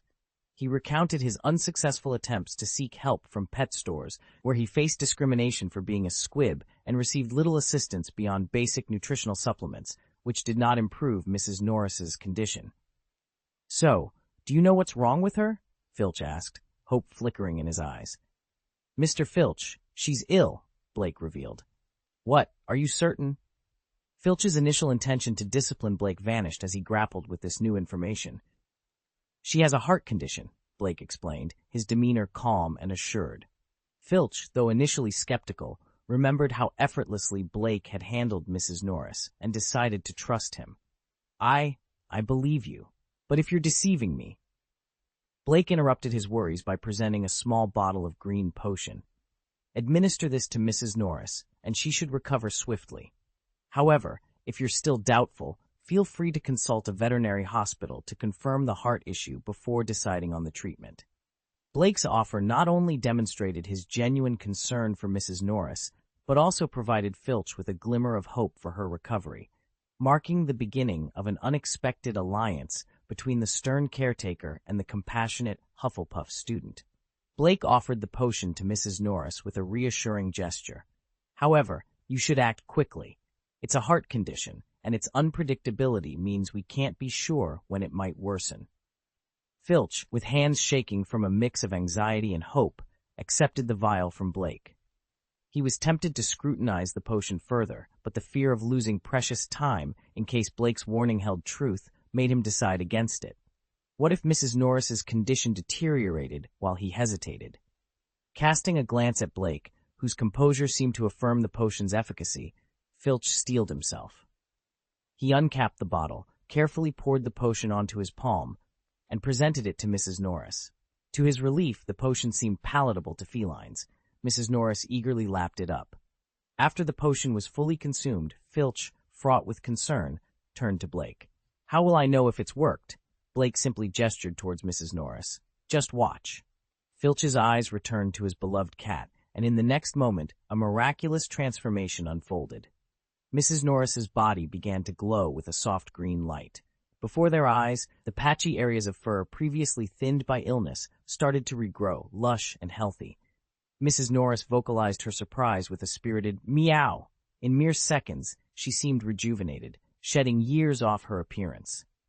Filch was overwhelmed with emotion, his eyes brimming with tears of joy. There, she's perfectly fine now, Blake confirmed, observing the cat's rapid recovery. With a newfound respect and gratitude, Filch's demeanor towards Blake softened considerably. What else do you need? Just name it. Blake, seizing the moment, introduced his next request. Actually, I have a gift for you. A gift? Filch's suspicion was piqued. After witnessing Mrs. Norris's recovery, he couldn't imagine what could possibly top that. Blake's lips curled into a mischievous smirk. The Weasley twins. After a month of confinement, they'll be under your supervision. Professor McGonagall has decreed that as long as your methods don't endanger their lives, you're free to discipline them as you see fit. Upon hearing this, Filch's expression transformed from joy to a gleeful anticipation. Clutching the penalty slip Blake handed him, he could barely contain his excitement. This, I assure you, Professor McGonagall and I will handle this perfectly. Blake's clever maneuvering not only restored Mrs. Norris to health, but also secured Filch's cooperation, all while ensuring a bit of poetic justice for the Weasley twins. Chapter 14. Filch's Vow. I will definitely take good care of you. Ha! As Mr. Filch joyfully embraced Mrs. Norris and departed, a slight smile played on Blake's lips. He had just spun a tale. In truth, Mrs. Norris was not suffering from a life-threatening illness. Like any aging cat, she naturally experienced lethargy and a diminished appetite, not to mention shedding. Shedding is common even among healthy cats, so the claim that Mrs. Norris was gravely ill was a fabrication. Blake had observed Filch's extraordinary fondness for his cat and concocted this temporary lie. The potion Blake administered to Mrs. Norris was a pet nutrition potion he had developed using his druidic abilities. Initially, it was designed to rejuvenate a bear that had lost its vitality.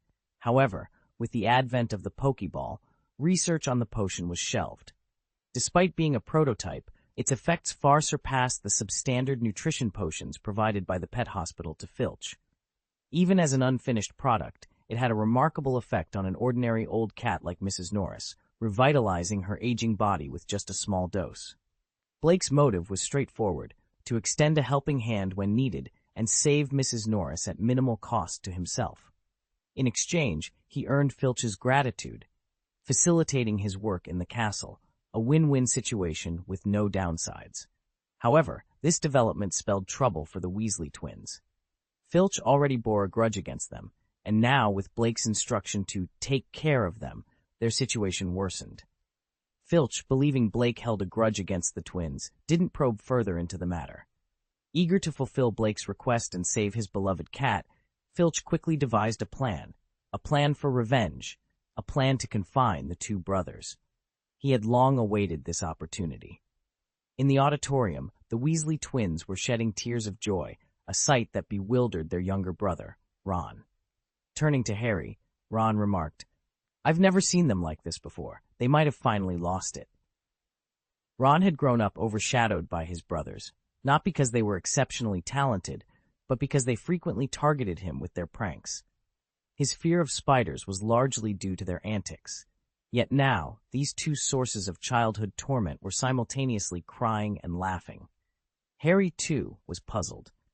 "I heard they were caught in the Forbidden Forest last night, lost 100 points, and got a month's detention. But why do they seem so happy?" he wondered. Imagining himself in their shoes, Harry envisioned Professor McGonagall's disapproving gaze and Hermione's relentless scolding. Fred and George, oblivious to the others, were jubilantly speculating about their detention. "Maybe we'll end up in the Forbidden Forest too?" "I doubt it. Professor McGonagall knows us too well to send us there so easily. Let's not dwell on it. Anywhere but Snape's will do." "Long live Blake!" they cheered, until a familiar, sarcastic voice interrupted their celebration. Fred and George felt a wave of dread wash over them as they turned to face Fleur, who was smirking mischievously. In his hands, he held Mrs. Norris and a piece of parchment that immediately caught the twins' attention. Their unease deepened as they recognized the parchment. It was the detention slip that Blake had acquired from Professor McGonagall earlier. Fleur, noticing their growing apprehension, handed over the detention slip with a smug smile. The twins were in disbelief. "It's impossible, absolutely impossible," they exclaimed. "Our brother Blake is the most loyal. He wouldn't betray us like this." As they protested, Fleur waited patiently, his smile widening. "Since you were so keen on avoiding detention with Professor Snape, Professor McGonagall has graciously assigned you to me," he taunted. "I'm honored, really. And don't worry, we have a whole month and a thick plan of activities. We'll manage to get through it all." The Weasley twins' protests turned into cries of despair, much to the amusement of Arnold and Harry, who watched the scene unfold with astonishment. Meanwhile, Blake, who had been keeping a low profile, was about to feed his bowtruckle when he received a system prompt. The prompt informed him that due to the extreme sadness and anger emanating from two sources, he had been awarded 2 golden treasure chests. Realizing that the Weasley twins had received their detention slips, Blake felt no guilt. After all, he had merely fulfilled their wish to avoid detention with Snape. Feeling somewhat pleased with himself, Blake mused about his next project. It was then that Dumbledore approached him with a look of suspicion. "What exactly are you planning to grow? You know that many magical plants are dangerous," Dumbledore cautioned. Blake responded with an innocent blink of his blue eyes. "I just want to grow some simple vegetables and fruits. Potatoes, peas, strawberries, watermelons. That I used to grow these back at the orphanage." Dumbledore felt a pang of guilt for suspecting Blake of harboring more sinister intentions. "If you're looking for those, you can simply ask the house elves. You do know where the kitchen is, right? Every Hufflepuff does." Blake spread his hands. "It's not about eating them. I just enjoy the process of growing things." After a moment of contemplation, Dumbledore realized that allowing Blake to engage in gardening might indeed be harmless and perhaps even beneficial. It could keep him occupied and away from potential trouble. "Well, if Professor Sprout has already found a suitable spot for you, and you have my approval, then you may proceed," Dumbledore finally conceded. Blake left the headmaster's office with a spring in his step, eager to begin his gardening project. Dumbledore, however, remained in his office, pondering the simplicity of Blake's request and wondering if there was more to it than met the eye. As Blake obtained the cultivation manual for mutant magical plants, his excitement grew. He was ready to embark on a new adventure, one that involved growing fruits and vegetables, albeit with a magical twist. Immediately intrigued by the idea, Blake pondered the notion of experimenting with his agricultural magic. However, after some thought, he decided against using the room of requirement for his experiments. Firstly, cultivating vegetables and fruits wasn't against Hogwarts rules, so there was no need for the secrecy the room of requirement provided. Secondly, conducting his experiments in the room of requirement meant that any success would be known only to him. Conducting them openly, on the other hand, would allow him to share his achievements with others. "First, I'll cultivate a pea shooter, then draft a paper without revealing the core techniques," Blake mused. The thought of tangible products accompanied by a scholarly paper filled him with excitement. He envisioned a future where his work would be recognized and rewarded, perhaps even with a literal flood of treasure chests. Without further hesitation, Blake made his way to the second greenhouse, arriving just as Professor Sprout was finishing a class. She was setting down a pot of mandrake when she noticed him. "Ah, you're here!" she exclaimed, observing his cheerful demeanor. "Judging by that happy expression, I take it Professor Dumbledore gave his approval?" "Yes, Professor Sprout," Blake replied, his voice brimming with enthusiasm. The prospect of the rewards his work could bring had indeed put him in a splendid mood. Professor Sprout affectionately patted Blake's head and then gestured for him to follow her. "Come with me. I have the perfect spot for you." She led him to an empty greenhouse, explaining, "This greenhouse was originally intended for some tentacles and such, but since you're interested in growing crops, I'll lend it to you." Blake was taken aback by the size of the greenhouse. "This is enormous," he exclaimed. "Of course, it was used for teaching the junior grades," Professor Sprout explained with a smile. "But since we've built a new greenhouse in recent years, this one has been a can't." Feeling slightly overwhelmed, Blake admitted, I just wanted to pursue a small hobby, maybe find a little plot of land for some vegetables and fruits. This is much more than I expected." Professor Sprout chuckled. "Too big? Not at all. If it were smaller, the fruits and vegetables grown wouldn't suffice for the Hufflepuff students." Blake knew this was an exaggeration, but the gesture touched him deeply. Professor Sprout's willingness to provide such a large space on a whim was a testament to her trust in him, and it filled him with a sense of gratitude and surprise. Observing Blake's excitement, Professor Sprout couldn't help but smile fondly. Her affection for him was understandable. His presence had revitalized Hufflepuff House, earning respect from the other houses and praise from professors like McGonagall and Flitwick. How could she not support such a talented and promising student? "So this greenhouse is now yours," Professor Sprout declared, handing Blake a key. This gesture signified complete trust. The greenhouse was his to use as he saw fit, a fact that left Blake speechless with gratitude. "Thank you, Professor Sprout," he managed to say, his heart swelling with warmth. After Professor Sprout left, Blake took a moment to survey his new domain. The greenhouse, once a classroom, still contained a large table in the center, surrounded by empty flower pots that had once been used to grow magical plants. Noticing that the soil in the pots had been freshly replaced, Blake felt a renewed sense of appreciation for Professor Sprout's thoughtfulness. She had prepared everything in advance, believing in his project even before Dumbledore's approval. Filled with determination, Blake took out a large bag of seeds from his pocket, ready to begin his work. Time flew, and before he knew it, the end of October had arrived, bringing with it the eve of Halloween. Waking up that morning, Blake was greeted by a sweet aroma that filled the air, a promising start to what he hoped would be a fruitful day. The enticing aroma of roasted pumpkin wafted through the corridor, a scent that Blake recognized instantly. It was the pumpkin he had enhanced for Hagrid. While its aroma was debatable, its sweetness was unparalleled. Eagerly, Blake rose from his seat, anticipating the evening's dinner. In Charms class, Professor Flitwick, perched atop a tall stack of books, announced with excitement, "After numerous theoretical lessons, I believe it's time for you to attempt the levitation charm." He added, "The dueling club meetings each week have provided you all with some practical spellcasting experience." He acknowledged that while most students had yet to master a complete disarming charm, it wasn't their fault, attributing it to their youth. Justin interjected, "But Professor, Blake has already single-handedly defeated the entire Slytherin house." At this, all eyes turned to Blake, filled with a mix of envy and admiration. They had come to realize the complexity of the spells Blake executed with ease during their own practice sessions. Feeling the weight of their stares, especially Hermione's, which mixed reluctance with acknowledgement, Blake offered a modest smile, reminiscent of Mr. Scamander's. Professor Flitwick, unfazed, continued, I meant to say, aside from those with exceptional talents like Blake, it's important not to be disheartened. Everyone's abilities vary, but with dedication, you can overcome your limitations. I've witnessed countless examples of this." Turning to Blake, he advised, "Don't let your talent make you complacent, Blake. Even the most gifted can be overtaken by their more diligent peers." With another bashful smile, Blake acknowledged the professor's words.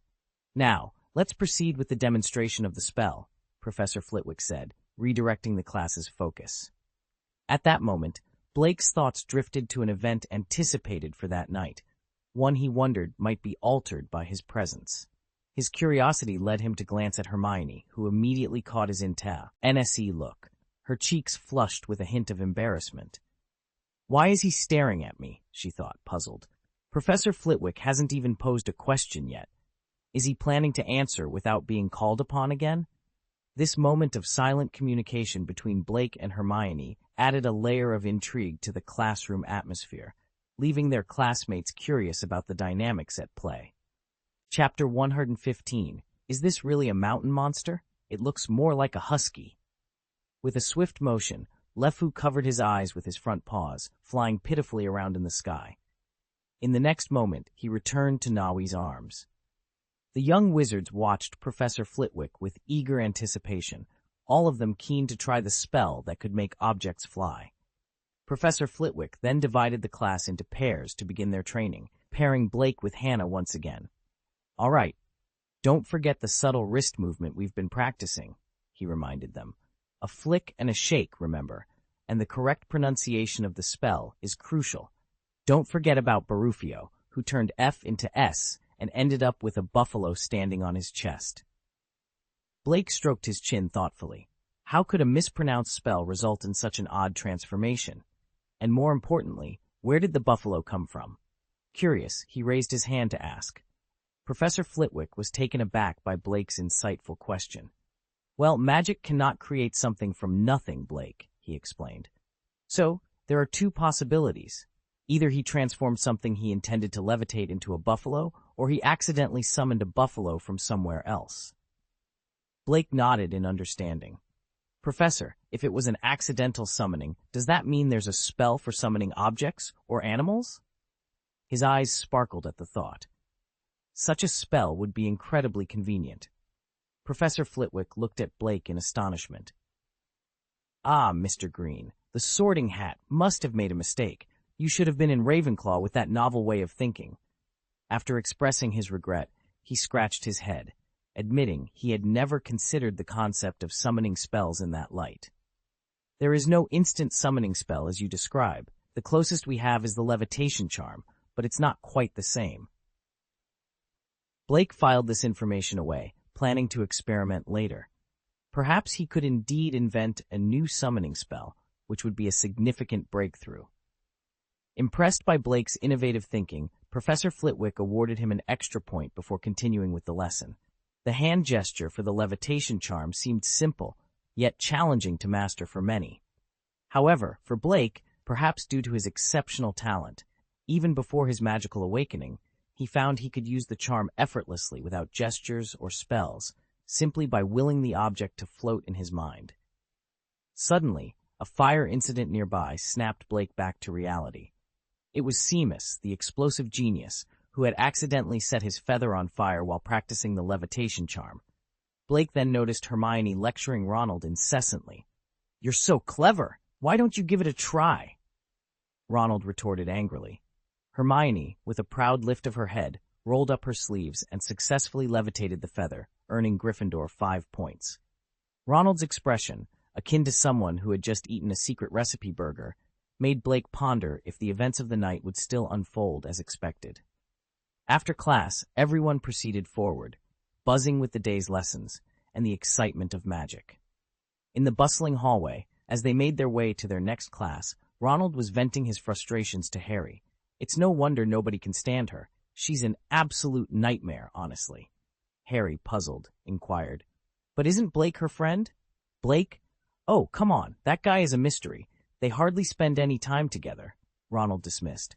"Whenever I see Blake outside of class, he's either with an older student, Hannah, or that girl from Slytherin. I've rarely seen him with her." Suddenly, Harry felt someone bump into him as they hurried past. It was Hermione, and to Harry's surprise, there were tears in her eyes. "I think she might have overheard you," Harry whispered. "So what? What does it matter?" Ronald replied, his voice betraying a hint of unease, yet he tried to maintain a tough facade. Slap! A hand landed firmly on Ronald's shoulder. "Perhaps, next time you decide to badmouth someone, make sure they're not within earshot." Blake's icy voice sent shivers down Ronald's spine, and it wouldn't hurt to recognize someone's strengths now and then. "Also, a piece of advice for you, focus on improving your skills instead of complaining," Blake added before briskly walking away. However, he paused mid-stride, a thought crossing his mind. Hermione was likely in the girls' restroom, crying. Blake had initially planned to comfort her, but he hesitated. If he intervened, Hermione might not face the danger that would forge her friendship with Harry and Ronald. Missing out on this pivotal experience could affect not only her growth, but also the success of Dumbledore's plan, and by extension, Blake's own objectives. After determining Hermione's location, Blake chose not to stay. By the second class, he noted Hermione's absence, which continued throughout the afternoon. That evening, as Blake passed the Great Hall, the aroma of roasted pumpkin filled the air, but he knew he wouldn't be joining the feast tonight. Concerned for Hermione, yet also aware of the valuable rewards defeating a mountain troll could bring, Blake made his way to the girls' restroom. He activated the invisibility function of his cloak and approached quietly, hearing Hermione's sobs from inside. Blake remained silent, understanding that this ordeal could be a turning point in changing Hermione's aloof demeanor. As her friend, he didn't want to see her isolated because of his intervention. Meanwhile, in the Great Hall, the Halloween feast was in full swing when the doors burst open. Professor Quirrell, panic-stricken and oblivious to his askew turban, rushed towards Dumbledore. "A troll! In the dungeon! I thought you should know!" he stammered before collapsing. The hall erupted into chaos, which Dumbledore quickly subdued with a series of purple fireworks from his wand, signaling an urgent evacuation. His gaze swept over the Hufflepuff table, a sense of dread tightening in his chest at the absence of a familiar figure. "Severus! Minerva! Follow me!" Dumbledore commanded, striding towards the entrance with urgency. Hidden in the corridor, Blake had already prepared himself with a bubblehead charm. Having once encountered a troll in the Forbidden Forest, he was determined to avoid their foul stench this time. The heavy footsteps echoed down the corridor, signaling the arrival of the giant. Blake instinctively took a step back as he saw Harry and Ronald sprinting in his direction. Suddenly, a massive creature loomed at the corridor's end, causing Harry and Ronald's jaws to drop in fear. Blake couldn't help but shake his head in amusement. He certainly wouldn't have opened his mouth if he were them, especially not with the stench that accompanied the creature. To Blake's astonishment, the mountain troll before them was the same one he had encountered at the edge of the Forbidden Forest. He had previously tamed it and used it to test the strength of the King of the Ridgeback, only for it to be flung more than 10 meters away. After rescuing it, Blake had released it back into the Forbidden Forest, still under his control. It appeared that Quirrell had somehow managed to bring the troll into the castle. Blake pondered the situation and decided there might be no need for violence.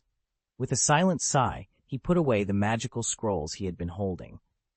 The troll, not the brightest creature, poked its head into a room off the corridor, the girls' bathroom where Hermione was hiding. As it entered, Blake prepared to follow, but Harry and Ronald, in their haste, ran past him and locked the bathroom door from the outside, trapping Hermione and the troll together. Their faces flushed with excitement, they seemed oblivious to the gravity of their mistake, until Hermione's terrified scream echoed from within. "Oh no, that's the girls' bathroom," they realized belatedly. Blake could only facepalm at their lack of awareness. Despite their mistake, Harry and Ronald's bravery is undeniable. Upon realizing they had accidentally trapped Hermione with the troll, they didn't hesitate to unlock the door and rush to her aid. Blake quietly followed, knowing his presence should be revealed only after Hermione saw the boys, to not interfere with the bond forming between them. Inside the bathroom, the scene was chaotic. The troll advanced on Hermione, who was cornered and petrified. Harry and Ronald attempted to fend off the troll, with Harry even sticking his wand up the troll's nose. Ronald, wand in hand, was unsure of what to do until a spell came to mind. But before he could act, a commanding voice filled the room. "I command you, stop!" Blake announced, stepping into the restroom with his silver wand raised. The troll, recognizing its master's voice, immediately ceased its struggle and turned to face Blake, confusion evident on its face. It seemed to understand that it should listen to Blake, too tired to think further. "Harry, come down quickly," Blake instructed. Harry, still in shock, hurriedly climbed down from the troll's neck, not forgetting to retrieve his wand. The troll, under Blake's control, remained motionless despite the discomfort in its nose. "Quick, let's go!" Blake urged Harry and Ronald, who nodded in agreement, still processing the unexpected turn of events. Blake had managed to temporarily immobilize the giant with a spell none of them had ever seen before. Without hesitation, they rushed towards Hermione, quickly helping her to her feet and making a beeline for the door. As they emerged, they were greeted by the sight of Dumbledore and several professors at the end of the corridor. Relief washed over Harry and his friends. With the professors here, the giant no longer posed a threat. "Potter, Weasley, Granger, what are you three doing here?" Professor McGonagall exclaimed, her eyes wide with shock. It was common for students to flee at the mention of a giant, yet here were these three, seemingly having run towards the danger after hearing the giant's roar. "Professor, it's Blake," Harry panted, gesturing frantically towards the restroom. "Blake!" Dumbledore's usually calm demeanor shifted as he quickened his pace towards the restroom, with the other professors following closely. Upon entering the battered restroom door, they were met with an astonishing sight. Blake stood confidently before a mountain giant, commanding in a cold tone, "Drop the stick and sit down." With a reluctant glance at its large club, the giant let out a pitiful sigh and tossed it aside before obediently sitting down. It looked up at Blake with a sorrowful expression, its dim eyes flickering towards its discarded club. Outside the door, Hermione, Harry, and Ron peeked in, utterly astounded. The once fearsome and malevolent giant now seemed no more threatening than an adorable husky, its fierce demeanor completely vanished under Blake's command. Chapter 116, A surprising gift tonight was the Halloween banquet, and almost all the professors were gathered in the auditorium. So when word of a giant monster's intrusion spread, most of the combat-capable professors immediately sprang into action. After all, a giant monster breaching Hogwarts' defenses was no small matter. Minor accidents among students were one thing, but a giant monster posed a threat of a completely different magnitude. These creatures were known to be deadly. "Why are you all just standing there? Where is the giant monster?" Professor Sylvanus Kettleburn, the current Magical Creatures Protection Professor, arrived at the scene, his excitement palpable despite his slower pace due to having only one arm and half a leg. He had deduced from the lingering stench alone that they were dealing with a mountain troll. Believing in the importance of specialized knowledge, he was convinced that he was the best suited to handle the situation. However, his confusion grew as he noticed everyone congregated outside a bathroom door. Pushing past the crowd and catching his breath, he peered inside and his eyes widened in disbelief. "Merlin, he has tamed the mountain troll!" As a magical zoologist, Kettleburn was no stranger to trolls, creatures known for their limited intelligence and dangerous nature. Yet, the troll's behavior suggested it had been tamed, a feat that typically required years of persistent training to achieve.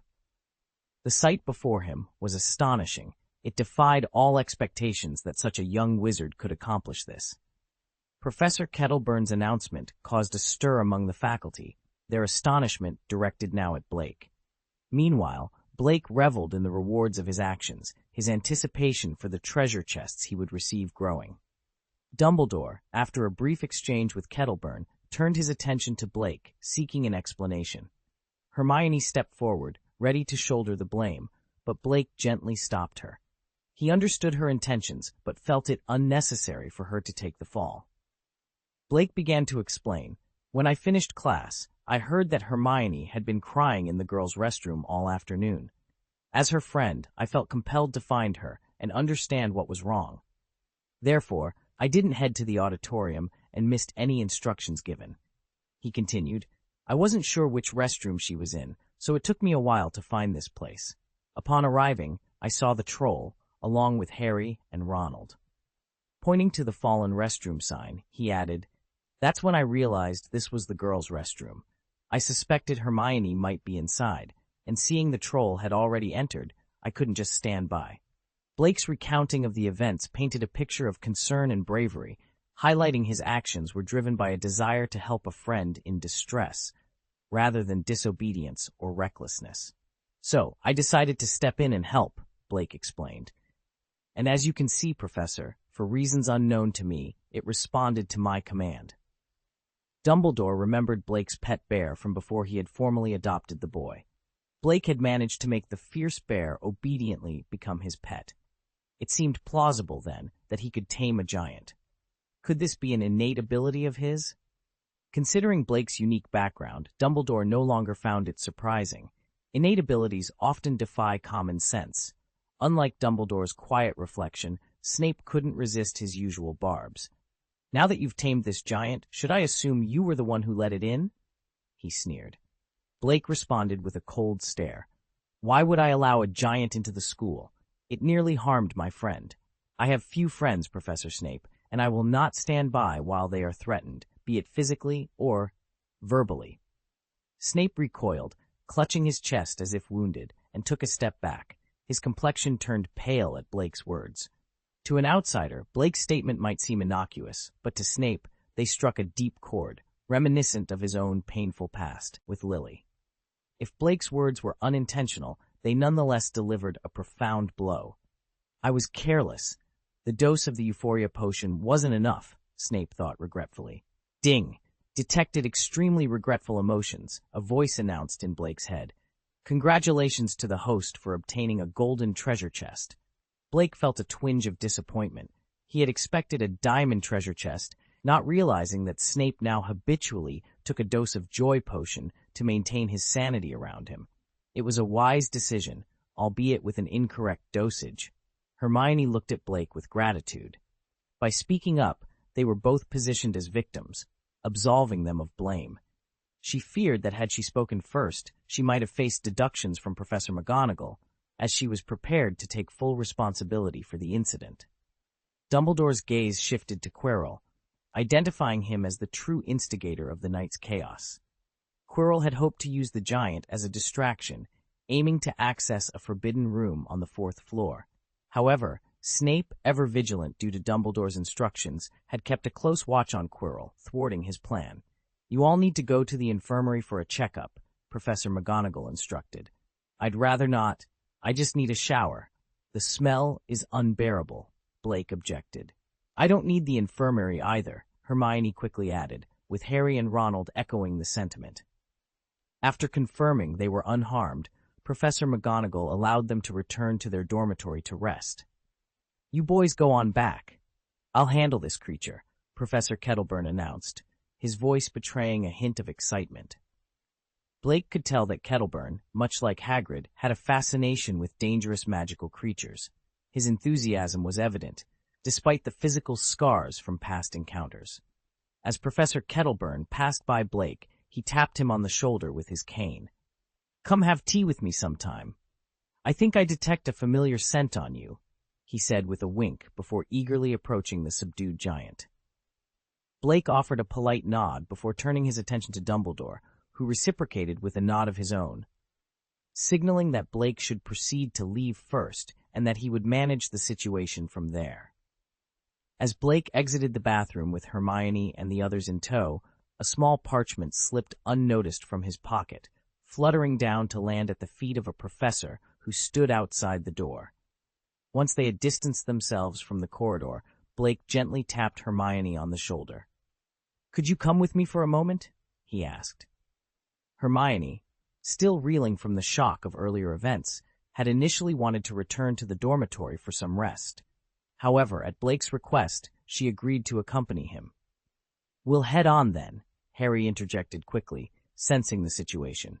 He grabbed Ron by the sleeve, who seemed lost in thought, and led him away, leaving Hermione to follow Blake. Blake guided Hermione to a secluded greenhouse, a space Professor Sprout had allowed him to use for his experiments. He had never brought anyone here before, due to the dangerous nature of the mutated plants he was cultivating, which were even more perilous than venomous tentacula. However, today marked a change.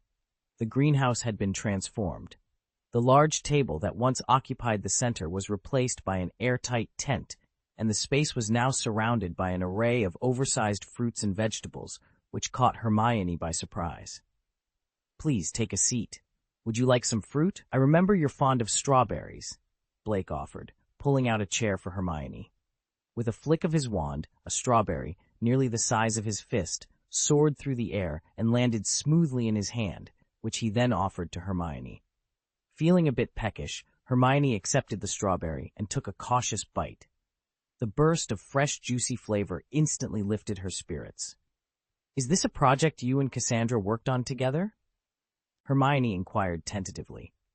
"No," Blake replied, shaking his head. "Why do you ask? Actually, you're the first guest I've invited here." Hermione's response was a soft, "Oh," her tone laced with relief. Blake then picked a bunch of grapes and placed them on a makeshift table. "I wanted to talk to you because I have a question," he began. "You were upset in the bathroom earlier. Was it because of what Ron said?" Hermione's face flushed with embarrassment, but she nodded in acknowledgement. "Do you not consider me a friend?" Blake asked gently, noting the contradiction in Hermione's reaction. Despite their interactions, Hermione's breakdown suggested she might not view him as a friend, a notion that puzzled Blake. "No, that's not it at all. You are my friend, my best friend," Hermione clarified anxiously, struggling to find the right words. Ron's harsh words had merely ignited the insecurities and negative emotions she harbored within. Blake pieced together Hermione's concerns, realizing she might feel neglected because he often spent time with Cassandra, Hannah, and Penelope, leaving Hermione feeling sidelined. "No, I mean, yes, I did feel that way," Hermione admitted, her embarrassment evident. Hermione knew she had friends, but Ron's comments had hit a sore spot, making her feel vulnerable and overlooked. Blake's understanding and gentle approach helped Hermione open up about her feelings, strengthening their bond as friends and reassuring her of her valued place in his life. Hermione found herself lost in thought, her mind replaying recent interactions and observations. She couldn't shake off Ronald's observations. Indeed, Blake's visits had become less frequent.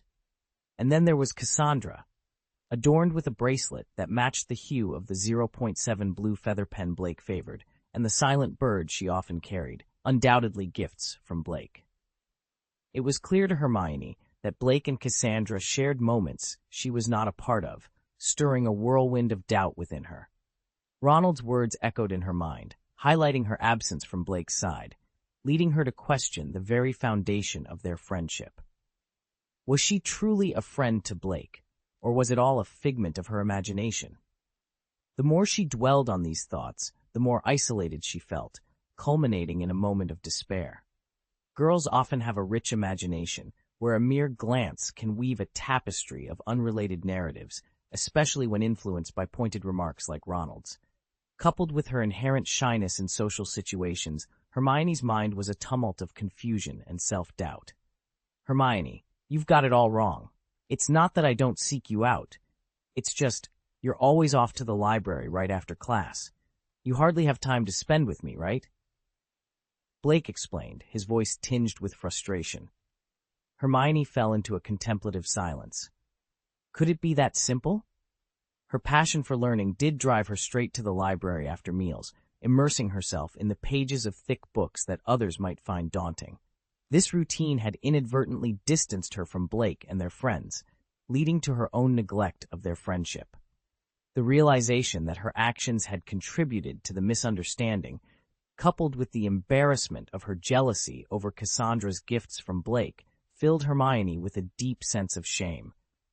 She wished she could vanish on the spot. Seeing the misunderstanding resolved and Hermione's evident distress, Blake decided to lighten the mood. All right, since we've cleared up the misunderstanding, and you've had quite a shock today, let me give you a gift, he announced with a bright smile. A gift? What kind of gift? Hermione asked, puzzled. Blake's smile widened. Squat down, close your eyes, and open your mouth. I'll surprise you with my gift right away. Hermione was taken aback, her expression a mix of curiosity and apprehension. Chapter 117, Blake's Reflection. The Weasley twins' sudden change in style. Invitation from Professor Babbling. Hermione, unsure of Blake's intentions, followed his instructions without question. She squatted in front of him, closed her eyes, and opened her mouth. Blake, with a gentle touch of his wand to Hermione's two front teeth, began the subtle magic. Moments later, Hermione's oversized front teeth had shrunk to a perfect size. She opened her eyes, a mix of confusion and anticipation in her gaze, wondering about the gift Blake had mentioned. Blake handed her a mirror, urging her to take a closer look. Hermione's reflection revealed her transformed teeth, perfectly sized and enhancing her appearance significantly. The change, though minor, significantly boosted Hermione's confidence, which had been marred by insecurity over her teeth.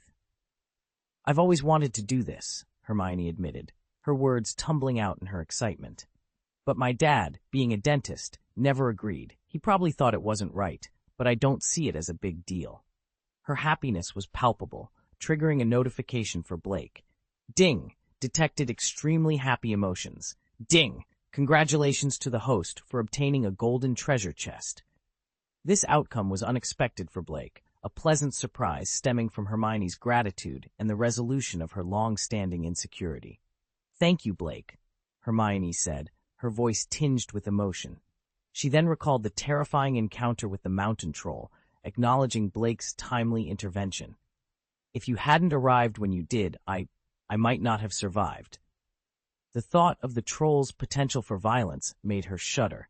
She believed that without Blake, she, Harry, and Ron could have met a grim fate. Hermione also expressed her admiration for Blake's stance against Snape, promising to protect Blake in return, whether from physical or verbal harm. Blake, touched by her sincerity, found himself reflecting on his actions.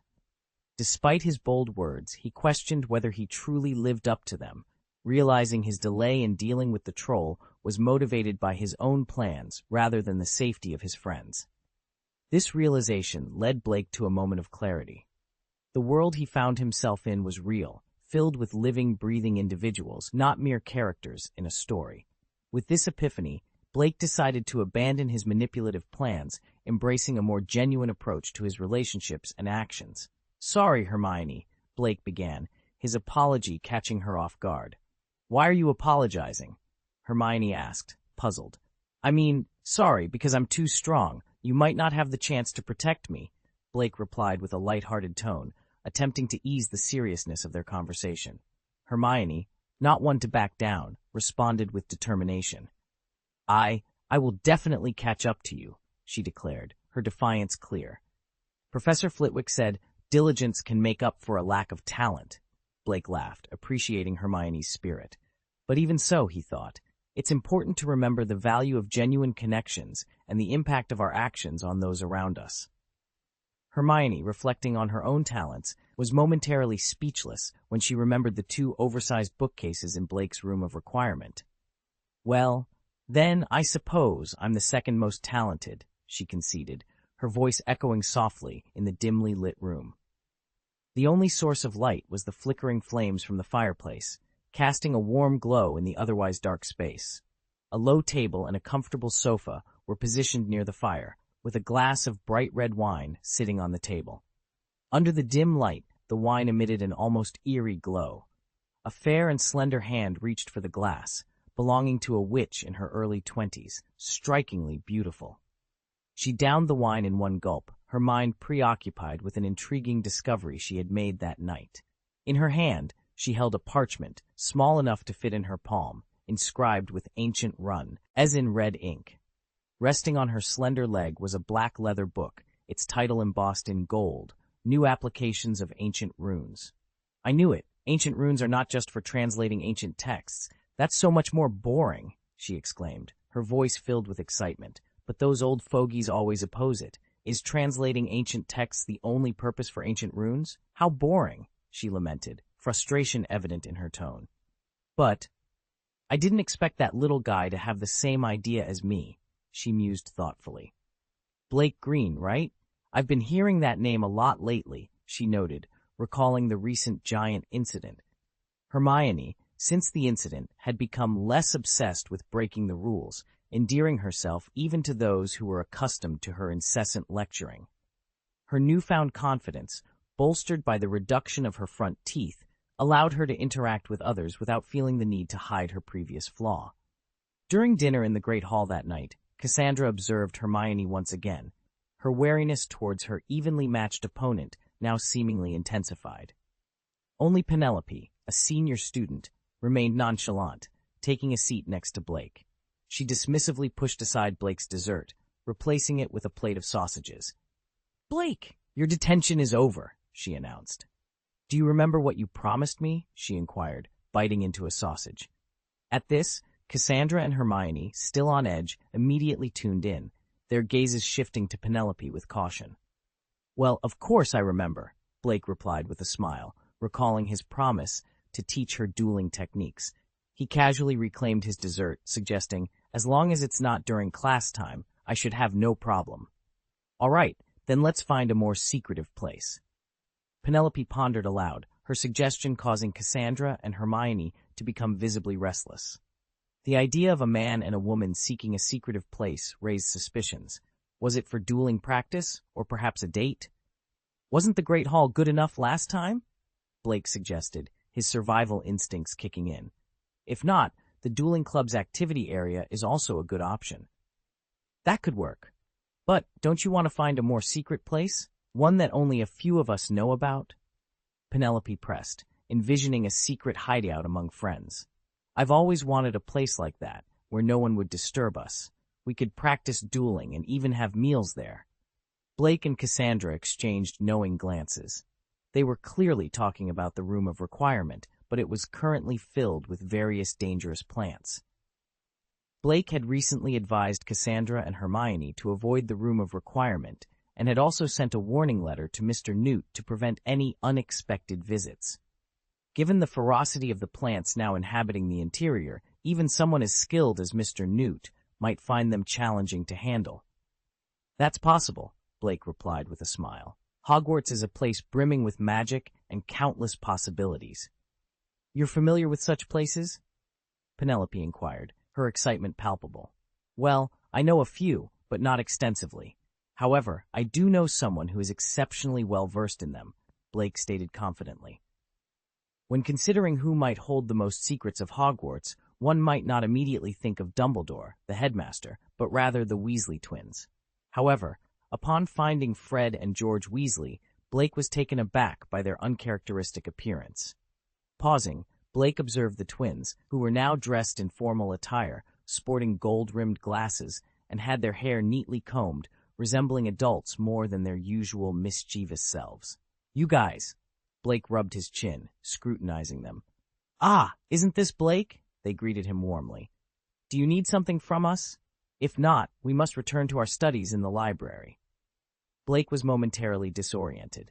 The Weasley twins, known for their penchant for mischief, were planning to stud why in the library instead of exploring secret passages. Observing the twins, Blake couldn't help but smile, a gesture that caused Fred and George to shudder involuntarily. They remembered all too well the last time Blake smiled like that, which resulted in a month-long solitary confinement under Filch's watchful eye, a period they likened to enduring hell.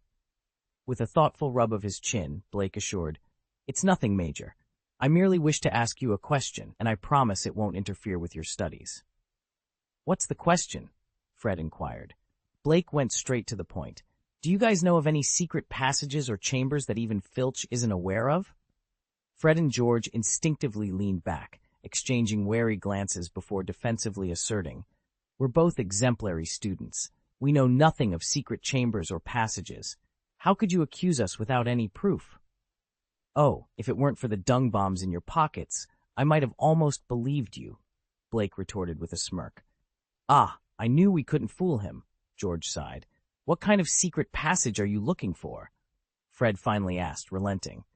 After a brief exchange of looks, Fred produced a neatly folded old parchment and handed it to Blake.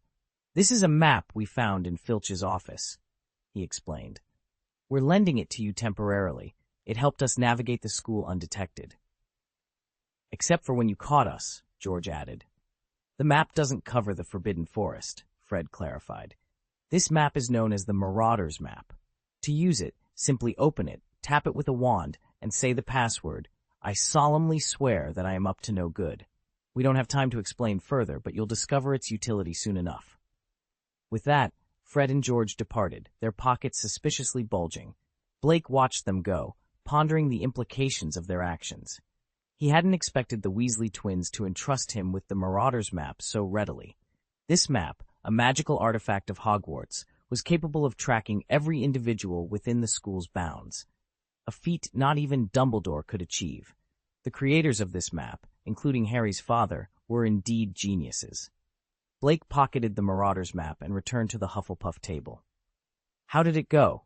Did you ask them?" Penelope asked eagerly. "Of course," Blake responded. "Let's find an empty classroom to discuss this further." Penelope nodded in agreement. After all, if their secret hideout became common knowledge, it would lose its purpose. In the seclusion of an abandoned classroom, Blake stood at the center, surrounded by Hermione, Cassandra, Penelope, and Hannah. The atmosphere was thick with anticipation, a secret hideout in the making. Hannah, usually quiet, was particularly absorbed in her snacks, her presence essential just for camaraderie, but for her eagerness to test new recipes. A rebellion against the house elves' kitchen monopoly, where student cooking was frowned upon, lest it imply dissatisfaction with their culinary efforts. Blake, with a sense of ceremony, laid the Marauder's Map on the central desk. Given its origin from the Weasley twins, he meticulously inspected it before use. Experience had taught him that anything from the twins warranted caution, be it food or magical artifacts. With the girls' intrigued gazes upon him, he drew his wand and gently tapped the parchment, declaring, "I solemnly swear that I am up to no good." Instantaneously, the blank sheet transformed, revealing the intricate layout of Hogwarts, its corridors and rooms etched in black ink. More fascinating were the moving dots scattered across the map, each accompanied by a name, unveiling the whereabouts of the castle's inhabitants. Penelope gasped, her voice tinged with disbelief. This map, could it be? Blake nodded, a hint of pride in his voice. Exactly. This is the very map the Weasley twins have used for their clandestine adventures, though it lacks details of the Forbidden Forest. As they delved into the map's secrets, searching for an ideal location for their hideout, an unexpected visitor disrupted their focus. A pure white owl gracefully entered through the window, delivering a note directly to Blake. Puzzled, he unfolded the message, which summoned him to an office at 8 o'clock that evening. The signature at the bottom belonged to Bathsheba Babbling, a name that stirred curiosity and a hint of apprehension. The sudden invitation from Professor Babbling, a name not widely recognized among the students, added an air of mystery to their already secretive gathering. As the group pondered the implications of this unexpected summons, their plans for the hideout momentarily took a back seat to the intrigue of the note's origin and purpose. Chapter 118, Aberforth. This brat looks familiar. Blake calmly pocketed the note he had received. Why did Professor Babbling want to see you? Penelope inquired with a mix of curiosity and intrigue. She might need my assistance with something, Blake responded, his tone reflecting a genuine belief in his words. Have you taken Professor Babbling's Ancient Runes course, Penelope? Blake continued, shifting the topic to something that had been on his mind. Given that the Ancient Runes course was only available to students from their 3rd year onwards, Penelope, being in her 4th year, was the only one among them who could have possibly taken it. Absolutely. Ancient runes, much like history of magic, might be dull, but it's an easy subject to excel in if you're good at memorization, Penelope shared, her voice carrying a hint of pride. She believed that subjects requiring rote memorization were preferable, unlike the more challenging potions and transfiguration. Do you know Professor Babbling well, then? Blake probed further. Twirling her curly hair, Penelope replied, She's quite young and beautiful, a Ravenclaw alumna, I've heard. The mention of Professor Babbling's youth and beauty piqued the interest of some, stirring a mix of emotions. However, her teaching style is akin to that of Cuthbert Binns, Penelope continued, her tone dropping slightly. She insists on having us memorize ancient runic symbols for exams. Not many would opt for her course if it weren't for the ease of scoring high marks, she admitted. Blake pondered this new information, stroking his chin thoughtfully. The situation seemed more complex than he had initially thought. He had intentionally left his prized ancient runic artifact, the magical scroll, in her presence, hoping it would catch her eye. If she viewed ancient runes merely as a means to translate ancient texts conservatively, the scroll wouldn't have intrigued her. Yet, she had sent him a letter, indicating her interest. This suggested she wasn't as conservative as Penelope had implied. Why, then, did Penelope describe her teaching in such a manner? Deciding not to dwell on it further, Blake concluded that meeting Professor Babbling would clarify everything. I'll visit her tonight, he decided aloud. Let's continue our search for a suitable location now, he suggested, eager to move on. On the 4th floor, Blake stood before a mirror located on a revolving staircase. Miraculously, the mirror served as a gateway to the forbidden corridor on the same floor, a coincidence that did not escape Blake's notice. The proximity to the Philosopher's Stone's hiding place was too significant to ignore. However, Blake's attention quickly shifted back to the mirror. The map indicates a secret passage behind this mirror, leading directly to Hogsmeade. Moreover, the passage is spacious enough to serve as a secret hideout, he shared, excitement evident in his voice. Penelope's excitement was palpable. But how do we gain entry? Cassandra wondered aloud. Consulting the map once more, Blake smiled, admiring the ingenuity of James, Sirius, and their friends for uncovering such a passage. He then performed a specific tapping rhythm on the mirror with his wand, prompting it to slide open and reveal the passage. As the group ventured inside, the mirror closed behind them, and the passage lit up, revealing its vastness and the presence of sensing lamps that illuminated their path. This place is incredible, Penelope exclaimed, her eyes wide with wonder. The passage, resembling an enlarged corridor, offered the perfect secrecy for their gatherings. A bit of decoration, and it'll be the perfect secret base, Blake mused, already envisioning the potential of their new hideout. However, Hermione pointed out a concern. It's dark over there, which feels somewhat unsafe, she noted, indicating the passage's end where the light failed to reach, casting shadows that made the girls uneasy. Addressing the concern, Blake reassured, "This is an easy fix." He confidently moved towards the center of the passage, ready to address the issue and ensure their new secret base was safe and welcoming for all. Blake tapped his wand against the ground, and a piece of the earth began to transform. One brick split into two, and those two multiplied further, until, in a matter of moments, a new wall had emerged in the secret passage. Yet, Blake thoughtfully left a door within this new barrier, not entirely sealing off the passage. "Wow! How did you do that? Is it transfiguration?" Penelope couldn't hide her astonishment. "No, it's just a simple duplication spell," Blake explained. Hannah, a bit shyly, chimed in. "Could you use that spell to create a cooking area for me?" While the girls busied themselves with setting up their secret base, Blake opened the newly formed door and peered towards the end of the secret passage. According to the map, it led to Hogsmeade. Despite having spent a considerable time at Hogwarts, Blake realized he had yet to visit Hogsmeade. The rules stated that students had to wait until their third year and needed their parents' signed permission to visit. But for someone like Blake, rules were more like guidelines. "By the way, do you guys want to go to Hogsmeade?" Blake asked with a mischievous smile. Penelope's eyes sparkled with excitement. "Yes! Hogsmeade is so much fun." "Well, that might not be a good idea," Hannah interjected with hesitation. "If the professors catch us there." Blake coughed, trying to suppress a smirk. "Actually, I have an invisibility cloak. It's not very large, but it can cover a few of us." The girls rolled their eyes in unison. With 5 of them, how could an invisibility cloak possibly suffice? It was clear Blake was up to something, his intentions as transparent as the cloak he boasted about. "I don't need to squeeze in. I could have gone to Hogsmeade a long time ago," Penelope said, her smile unwavering. "Then I only need to bring 3, Blake retorted, opening his school robe invitingly. "Come, step into my embrace." The girls exchanged wary glances, their skepticism evident. Blake's motive seemed less than pure. Hermione, however, flashed a sly grin and slipped into Blake's open robe, having seen its invisibility function firsthand. As Blake touched Hermione's head, the robe activated, and both vanished from sight. Cassandra and Hannah stared at the empty space in disbelief. Blake had been telling the truth. "Now, are you coming? There's still room," Blake's disembodied head teased, floating in midair. Cassandra, though reluctant to let Blake have his way, couldn't hide her curiosity about Hogsmeade, and climbed into the floating cloak, stepping on Blake's foot in the process. "Hannah, why don't you join us?" Blake encouraged. It's too crowded," Hannah protested weakly. "That's not true," Blake countered. Suddenly the cloak expanded, accommodating them more comfortably.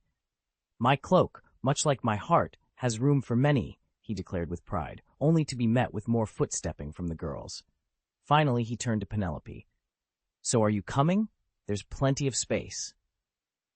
"I don't need to hide," Penelope maintained, aware of Blake's intentions, but also of the adventure that lay ahead. "But remember, it's not the weekend. Sneaking off to Hogsmeade now." Blake's offer, though fraught with mischief, opened the door to an adventure that was hard to resist. Despite the questionable means, the promise of exploring Hogsmeade together, cloaked in invisibility, was too enticing for the group to pass up. Penelope bit her lip in frustration. "Damn it!" she exclaimed, her voice tinged with annoyance. "Come on, come into my arms," a voice teased playfully. "After all, you don't want to be left alone here to set up the base, right?" The secret passage's exit was cleverly concealed beneath a large tree at the entrance of Hogsmeade. As the group emerged, they were enveloped by the magnification effect of the floating cloak, which surprisingly didn't cause any discomfort. Blake, standing at the center of the group, was bombarded with various fragrances that tantalized his senses, almost making him sneeze, yet the sensation was oddly pleasant. After observing the entrance of the village for a moment, Penelope proposed that Blake should scout Hogsmeade first. Her reasoning was simple. If there were no professors currently in the village, they could freely explore without the need for the invisibility cloak. Hogwarts students often sneaked out for leisure, and as long as they weren't caught red-handed by the professors, their little adventures typically went unnoticed. For the shop owners of Hogsmeade, more frequent visits from students meant better business. Before Blake could voice any objections, the group had already unanimously decided, leaving him no choice but to proceed under the cloak towards the village. The rest of the group concealed themselves at the secret passage's entrance, eagerly awaiting his report. Hogsmeade, though referred to as a village, resembled a small town with its variety of shops and residential areas. It was a popular settlement for many wizards, ensuring a steady flow of pedestrians even on weekdays. This constant activity was crucial for the survival of the local businesses, which couldn't solely rely on weekend foot traffic from Hogwarts students. Blake quickly assessed the situation and confirmed the absence of any professors. It was a weekday, after all, and the professors had their own responsibilities to attend to. Finding a secluded spot, he deactivated his invisibility cloak, relieved that he could now move without the fear of unintended collisions. He hastened towards the village outskirts, contemplating how Penelope and the others were anticipating his update. Such a pity, Blake mused regretfully. Penelope's quick thinking had thwarted his chance to remain close to the girls under the guise of the floating cloak. Now, he was tasked with scouting Hogsmeade alone. However, this also meant they were less likely to encounter any unforeseen dangers. Lost in thought, Blake was suddenly startled by a firm grip on his shoulder, dragging him into an alley. "Is someone trying to rob me?" he wondered, reaching for his wand. But upon recognizing his assailant, he was taken aback. The man's beard and blue eyes were unmistakable, yet this was not Albus Dumbledore, the revered Hogwarts headmaster. Instead, Blake found himself face-to-face with Aberforth Dumbledore, Albus's younger brother. Aberforth, without a word, began to assault Blake. "This brat looks familiar," he muttered, scrutinizing Blake's features. "He reminds me of that old fool in the castle and that other one in Austria, but that can't be right." Despite Aberforth's strength, Blake was not one to be easily subdued. With a sheepish grin, he swiftly broke free from Aberforth's grasp and made a dash for freedom. Now or never, he thought. Aberforth, harboring deep resentment towards his brother Albus and even greater animosity towards Grindelwald, would certainly not react kindly if he knew of Blake's connections to them. "Brat, stop right there," Aberforth shouted, realizing too late that Blake had slipped away.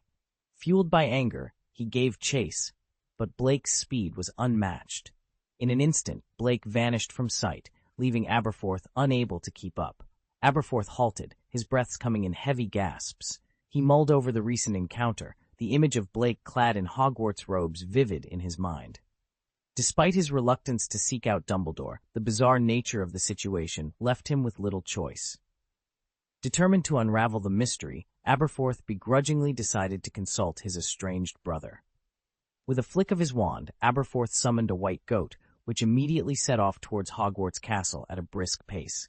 Meanwhile, Blake made a swift return to the entrance of the secret passage.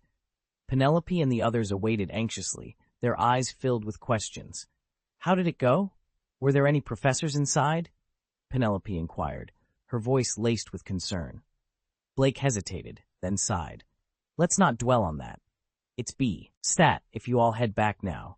Act as if this place never existed." His expression turned grim. "My cover's been compromised.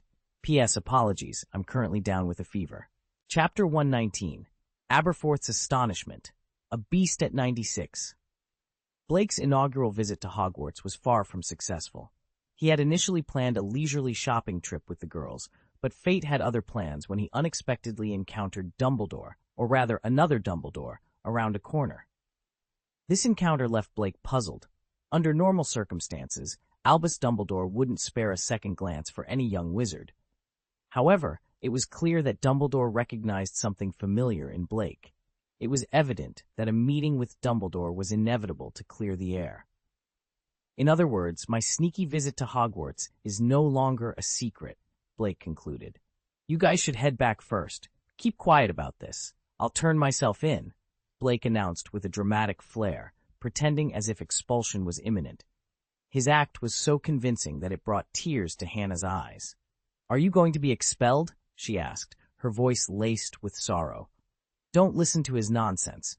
At worst, he'll lose some points and maybe spend a month in detention in the Forbidden Forest," Cassandra retorted, seeing through Blake's act. "Actually, I'm starting to think this detention. Did you get caught on purpose?" Hermione added, joining in the critique. Blake could only offer a bitter smile. "I truly didn't mean for this to happen. It was completely unexpected." "But using unexpected as an excuse is rather convenient, isn't it?" Hermione pointed out. "Regardless, you all should head back first. I'll find another secret passage to sneak back through," Blake said, changing the subject. As he spoke, a statue of a hunchbacked, one-eyed witch shifted aside, revealing a hidden passage.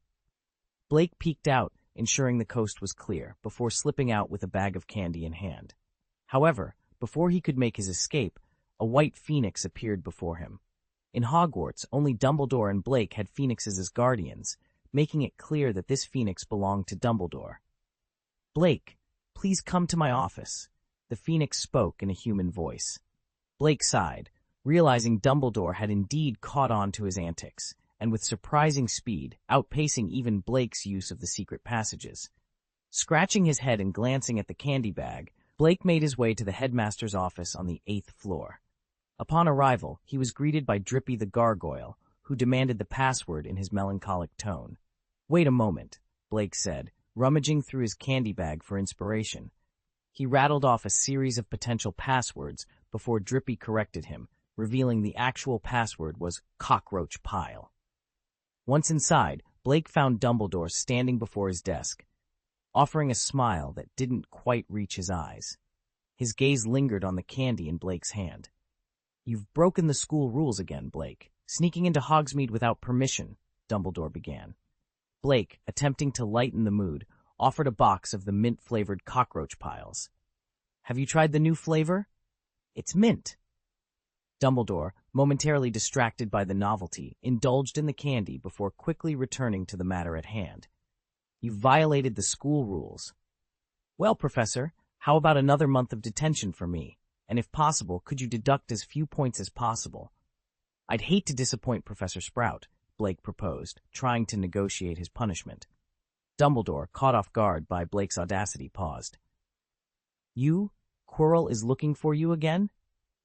Indeed, Quirrell had his own agenda, preoccupied with the theft of the Philosopher's Stone. This revelation hinted at the complex web of events unfolding within Hogwarts, with Blake unwittingly at the center of it all.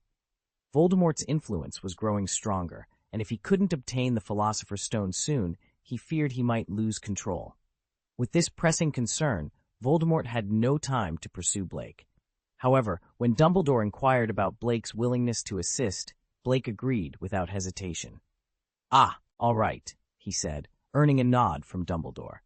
Dumbledore had thought Blake's recent infraction was a deliberate act to get placed in detention again, thereby avoiding Professor Quirrell. "Are you still considering the Forbidden Forest for your detention?" Dumbledore asked. "Professor, I'd prefer to serve my detention with Professor Babbling," Blake suggested, surprising Dumbledore. It was well known that Blake disliked the Forbidden Forest, so his request was unexpected. "Do you know Professor Babbling?" Dumbledore inquired. "I don't, but I intend to," Blake replied confidently. "Why choose her?" Dumbledore was curious. "I've grown weary of the Forbidden Forest. Besides, I've recently developed a keen interest in ancient runes, and I believe Professor Babbling could offer valuable knowledge on the subject," Blake explained. Dumbledore couldn't help but express his amusement at Blake's audacity. "Even in detention, you seek to dictate your terms. Hogwarts has never seen a student quite like you," he remarked. On the wall, a portrait of former headmaster Phineas Black sneered at their exchange. He had developed a grudge against Blake for overshadowing Slytherin. "Dumbledore, do you show him special favor? Is he your son?" he mocked. Both Dumbledore and Blake glanced at the portrait before dismissing it, though Phineas's comment struck a chord. Feeling ignored, Phineas left his frame in a huff. Dumbledore then shifted the conversation to a more serious topic. "During your unauthorized visit to Hogsmeade today, did you encounter someone resembling me?" he asked cautiously. Blake feigned shock. "You mean the kidnapper?" he exclaimed. "A kidnapper?" Dumbledore couldn't hide his bemusement. Why would you think that? Blake recounted his encounter with a dramatic flair. I was merely thinking of buying some candy for you when that person dragged me into an alley. Despite his resemblance to you, his expression was terrifying. Dumbledore sighed, understanding the misunderstanding. That was no kidnapper, Blake. That was my brother, Aberforth Dumbledore. He's also your uncle, in a manner of speaking. Blake pondered this new information. So, should I address him as Uncle Aberforth if we meet again? He asked innocently. Dumbledore was momentarily at a loss for words, wondering how to explain this to Aberforth. Before he could respond, a pure white goat entered through the window, speaking with human clarity. Why haven't you replied? Who is that boy, and why does he resemble you so much? And you also bear a striking resemblance to that old fool. After the goat vanished, Blake realized how Dumbledore had learned of his Hogsmeade adventure so swiftly. Seeing Dumbledore distressed, Blake suggested, perhaps it's best to tell Uncle Aberforth the truth. I'm not a normal person, Blake confessed softly. I was created by others, and my existence isn't directly related to you. I'm sure Uncle Aberforth won't hold you responsible, and there's no need for you to worry about me. Maintaining the Lestrange family's harmony is what truly matters. Dumbledore felt a pang of sorrow at Blake's words, recognizing the complexity of the situation and the young boy's attempt to navigate it with maturity beyond his years. Dumbledore experienced a pang of emotion he hadn't felt before. He realized that Blake was deeply concerned about his origins. It was a natural feeling. Nobody wanted to be perceived as an outsider or a creation from a laboratory. Such circumstances were beyond one's control, and Dumbledore understood that Blake must have been struggling with these thoughts for a long time. He contemplated revealing Blake's true identity to Aberforth, but he feared that it might only serve to wound Blake further. After adjusting his glasses, Dumbledore summoned a white phoenix with a flick of his wand, and it soared out of the window. He then turned to Blake and said, "Come, let's go meet your Uncle Aberforth together." "Should I say anything when we're there?" Blake asked. "No, leave it to me," Dumbledore replied, his tone reassuring. Traveling to Hogwarts with Dumbledore made the journey seem less daunting. They exited the school gates and proceeded with an air of authority that discouraged anyone from hindering their path. Dumbledore had opted against using a phoenix for apparition, preferring the time to ponder their strategy against Voldemort. Blake found himself agreeing with Dumbledore on one point. The Dumbledore family indeed needed harmony. The walk from Hogwarts to Hogsmeade was short, barely over a kilometer, but Blake felt that using the secret passages would have been quicker. Upon their arrival at the Hogshead Inn, the atmosphere shifted dramatically. The presence of Dumbledore commanded immediate silence among the patrons, many of whom harbored secrets they wished to keep hidden. Voldemort, who was behind the bar, gave a disdainful snort at the sight of Dumbledore, and another upon noticing Blake. "You're quite the escape artist," Voldemort remarked, his tone dripping with sarcasm. "And you resemble a trafficker," Blake retorted, unable to resist. Voldemort, momentarily taken aback, resumed cleaning a glass before handing Blake a silver treasure chest, which instantly brightened Blake's mood. Dumbledore and Blake then followed Voldemort to a more private area where Aberforth lived. The room was modest, furnished with only a bed, a sofa, and a coffee table. Aberforth offered them butterbeer, but Dumbledore, mindful of Blake's age, requested tea instead. Aberforth's attempt at humor, questioning why Blake's name wasn't White instead of Black, fell flat with Blake, who was already feeling uneasy. Dumbledore, cutting to the heart of the matter, introduced Blake as Blake Dumbledore, leaving both Aberforth and Blake in shock. Aberforth's confusion was palpable. He knew his brother well enough to question how Dumbledore could have a descendant that bore a striking resemblance to Grindelwald. Blake, attempting to maintain composure, took a sip of the tea, only to nearly spit it out in surprise. The beverage tasted more like a concoction of grass than actual tea. Despite Blake's reaction, Aberforth's focus remained on Dumbledore, pressing him for answers. "I'm only concerned about one thing," Aberforth said, his gaze intense. "Why does this child bear such a resemblance to Grindelwald?" The room fell into a tense silence as Dumbledore prepared to unravel the mysteries of Blake's origins and his connection to the Dumbledore family, all while addressing Aberforth's pointed question. Dumbledore's hand, clutching the cup, trembled slightly before he set it down with deliberate slowness. "Actually, I made a mistake," he began, his voice tinged with regret. "Ah, I was confused at that time, and then this child came into our lives." Abufusi stared at Dumbledore, his shock evident, before his gaze slowly drifted downward. "Albus Dumbledore, you're 107 years old this year," he exclaimed, disbelief coloring his tone. "And he's only 11, right? Which means when you were 96. His voice trailed off as he continued to stare at Dumbledore in astonishment. "How is it possible for you to still father children? Did Snape concoct some potion for you? Who is the child's mother? She must be quite young, certainly under 40. Beast, such a significant age difference. Aren't you ashamed?" Abufusi continued, his voice rising in indignation. "By any calculation, the child's mother couldn't possibly have been your student, could she? Merlin's saggy underpants." Despite being 107 years old, Dumbledore couldn't help but blush at Abufusi's barrage of accusations. "You've misunderstood, Abufusi," he said, feeling the urgent need to clarify the situation lest he be overwhelmed by Abufusi's vehement disapproval. "What else is there to misunderstand?" Abufusi retorted, his gaze shifting towards Blake, who had become the subject of their discussion. Although the boy bore a resemblance to Grindelwald, which was unsettling, Abufusi couldn't help but think about the woman who had captured Dumbledore's heart. It seemed natural for her child to resemble Grindelwald in some way. This realization led him to accept that the child was indeed a legitimate member of the Dumbledore family. With only himself and Albus Dumbledore remaining, Abufusi had resigned himself to the idea that the Dumbledore family would fade into legend after their passing. Yet, here was Dumbledore, his seemingly infertile brother, proving him wrong by fathering a child in his old age.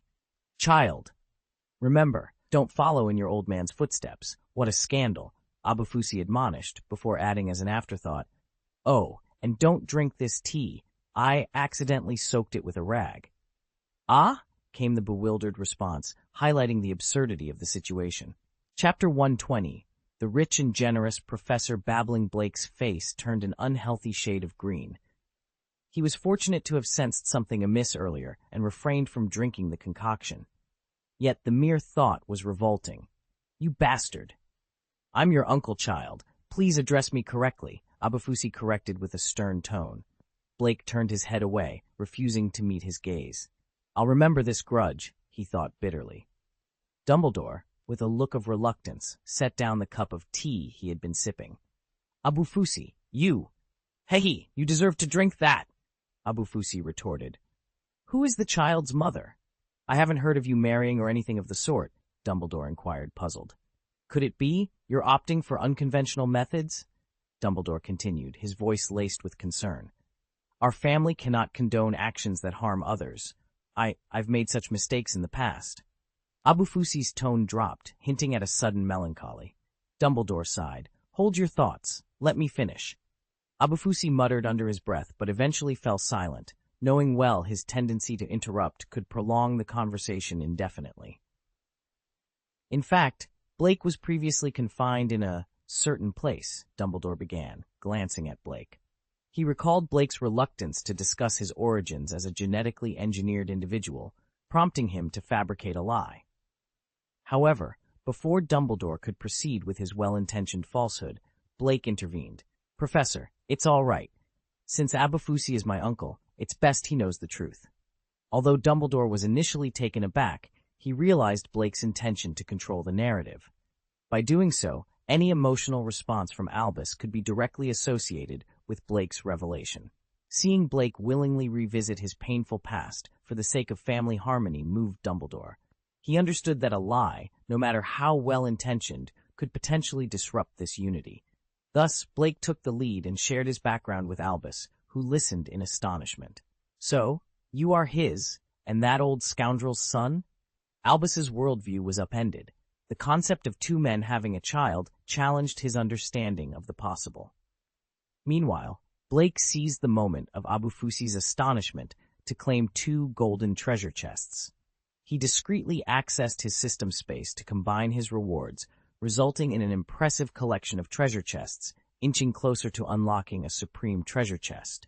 When Blake closed his system space, Abufusi had recovered from his shock. He looked at Blake with a complex mix of emotions.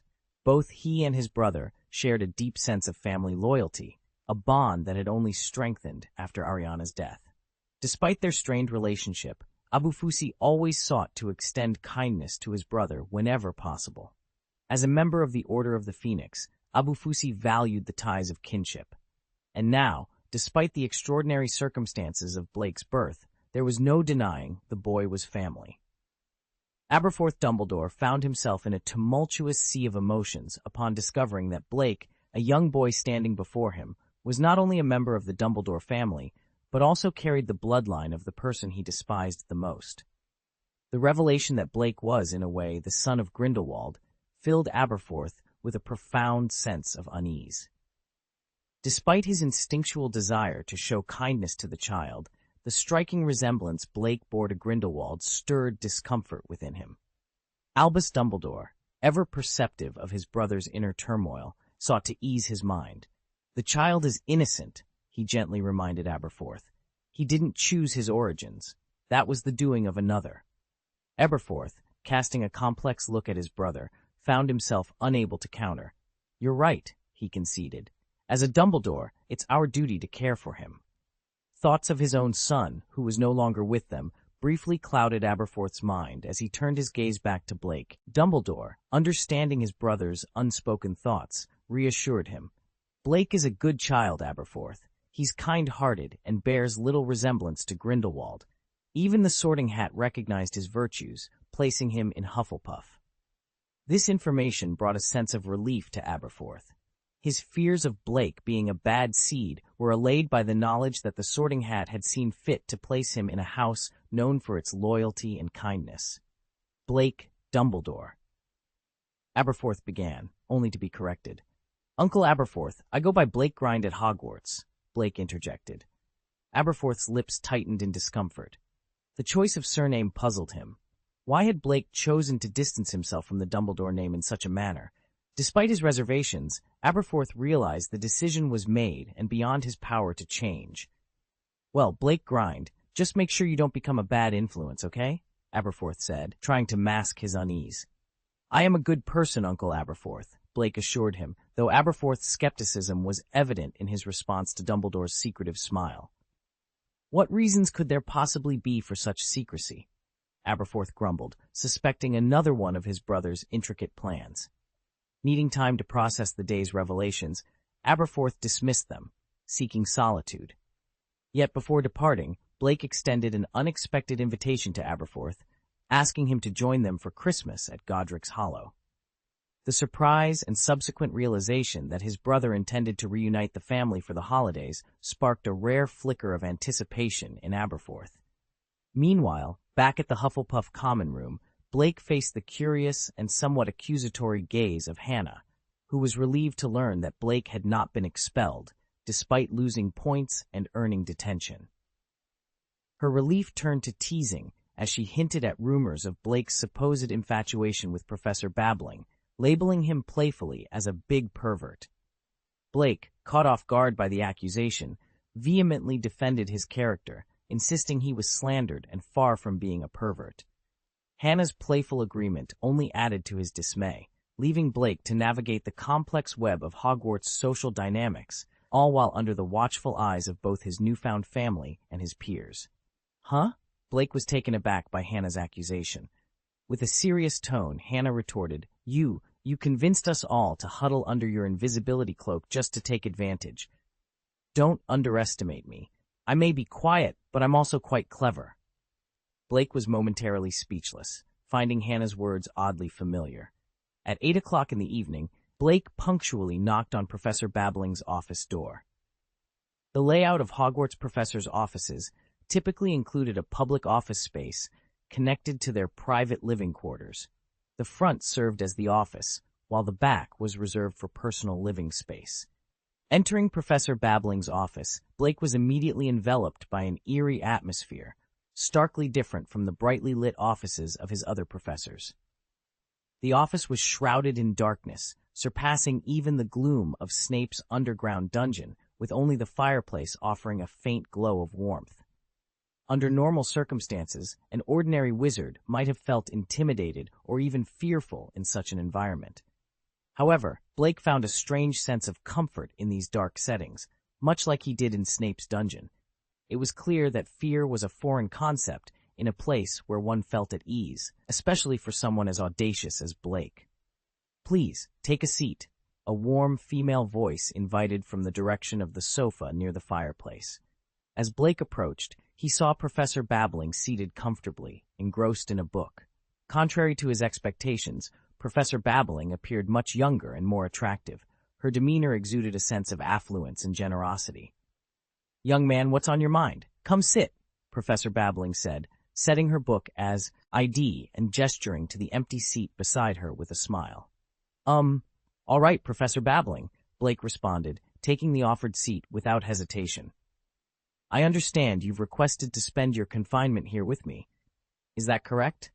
Professor Babbling inquired, her curiosity piqued as she exchanged her glass for a teapot. "Yes, Professor Babbling," Blake replied, accepting the teacup she handed him with grace. "I have a profound interest in ancient runes. Unfortunately, as a first-year student, I haven't had the opportunity to enroll in the Ancient Runes course yet. So, given my current situation, I requested to be confined here, under your guidance. I'm truly grateful for your acceptance." Blake's sincerity was evident. Although Dumbledore had facilitated this arrangement, it ultimately depended on Professor Babbling's consent. Thankfully, she had been amenable to the idea. "And what draws you to ancient runes?" Professor Babbling asked, intrigued. Blake smiled. "It's the magic of runes that fascinates me. Unlike the history of magic, which can be quite tedious, ancient runes offer a unique and practical application of magic. Imagine achieving the effects of a spell through the use of a special rune. Isn't that remarkable?" Professor Babbling chuckled. "Speaking of which, you dropped a piece of parchment with ancient runic script in front of me the other day, didn't you?" Blake feigned ignorance. "A piece of parchment with runic script? Oh, I did lose one recently, but it wasn't intentional." Retrieving the parchment, Professor Babbling continued, "Intentional or not, I must admit, this parchment intrigued me. Sealing a powerful ancient rune so securely on a simple piece of parchment, how did you manage that?" Her curiosity was genuine. Professor Babbling understood the inherent power of ancient runes and the potential convenience of having such a script sealed and ready for activation. Yet, the complexity of isolating and harnessing the power of these symbols usually required a magical spell. When inscribed in textbooks, ancient runic scripts would take immediate effect upon activation on materials such as parchment, causing the material to deteriorate instantly. This lack of a basic delay effect was quite frustrating. Only metals like alchemical mithril, known for their high magical adaptability, could withstand the process. However, if the ancient runic script engraved on it was too potent, even mithril, despite its excellent magical adaptability, would succumb to the pressure. This explained why some high-intensity alchemical tools were prone to damage. Moreover, mithril was exceedingly rare and expensive, making it impractical to use ancient runic scripts in everyday life due to cost constraints. Alchemical tools that contained a significant amount of mithril were beyond the financial reach of most people. "I've discovered an ingenious workaround, Professor Babbling," Blake announced. "I use ink derived from dragon blood to inscribe ancient runes, such as those of Nifflish. When inscribing, I simply seal the magic within the dragon blood. To activate it, I release the seal, allowing the dragon blood's inherent magic to ignite the power of the ancient Nifflish runes. The dragon blood serves as a catalyst, much like a detonator in a bomb, with the ancient Nifflish runes acting as the explosive charge to be activated." Professor Babbling's eyes sparkled with excitement. Although the bomb analogy Blake used was a bit beyond her, the essence of his method was clear. He had ingeniously chosen not to seal the ancient Nifflish runes directly, but the ink used to write them instead. This approach highlighted a valuable lesson. When faced with persistent failure from one perspective, considering the problem from an alternative angle might yield surprising breakthroughs. Babbling regarded Blake with an intense admiration. To her, this young man was like a gift from Merlin himself, sent to help her overcome a long-standing challenge. With his assistance, her years of dedicated research might in Ollie bear fruit. Overwhelmed with enthusiasm, Babbling embraced Blake tightly and exclaimed, "I'm currently working on a research project. Little guy, would you be interested in being my assistant?" Blake gasped, struggling for air. Couldn't they have a normal conversation first? What was with the sudden physical display of affection? It was as if the seriousness of their discussion had been washed away in an instant,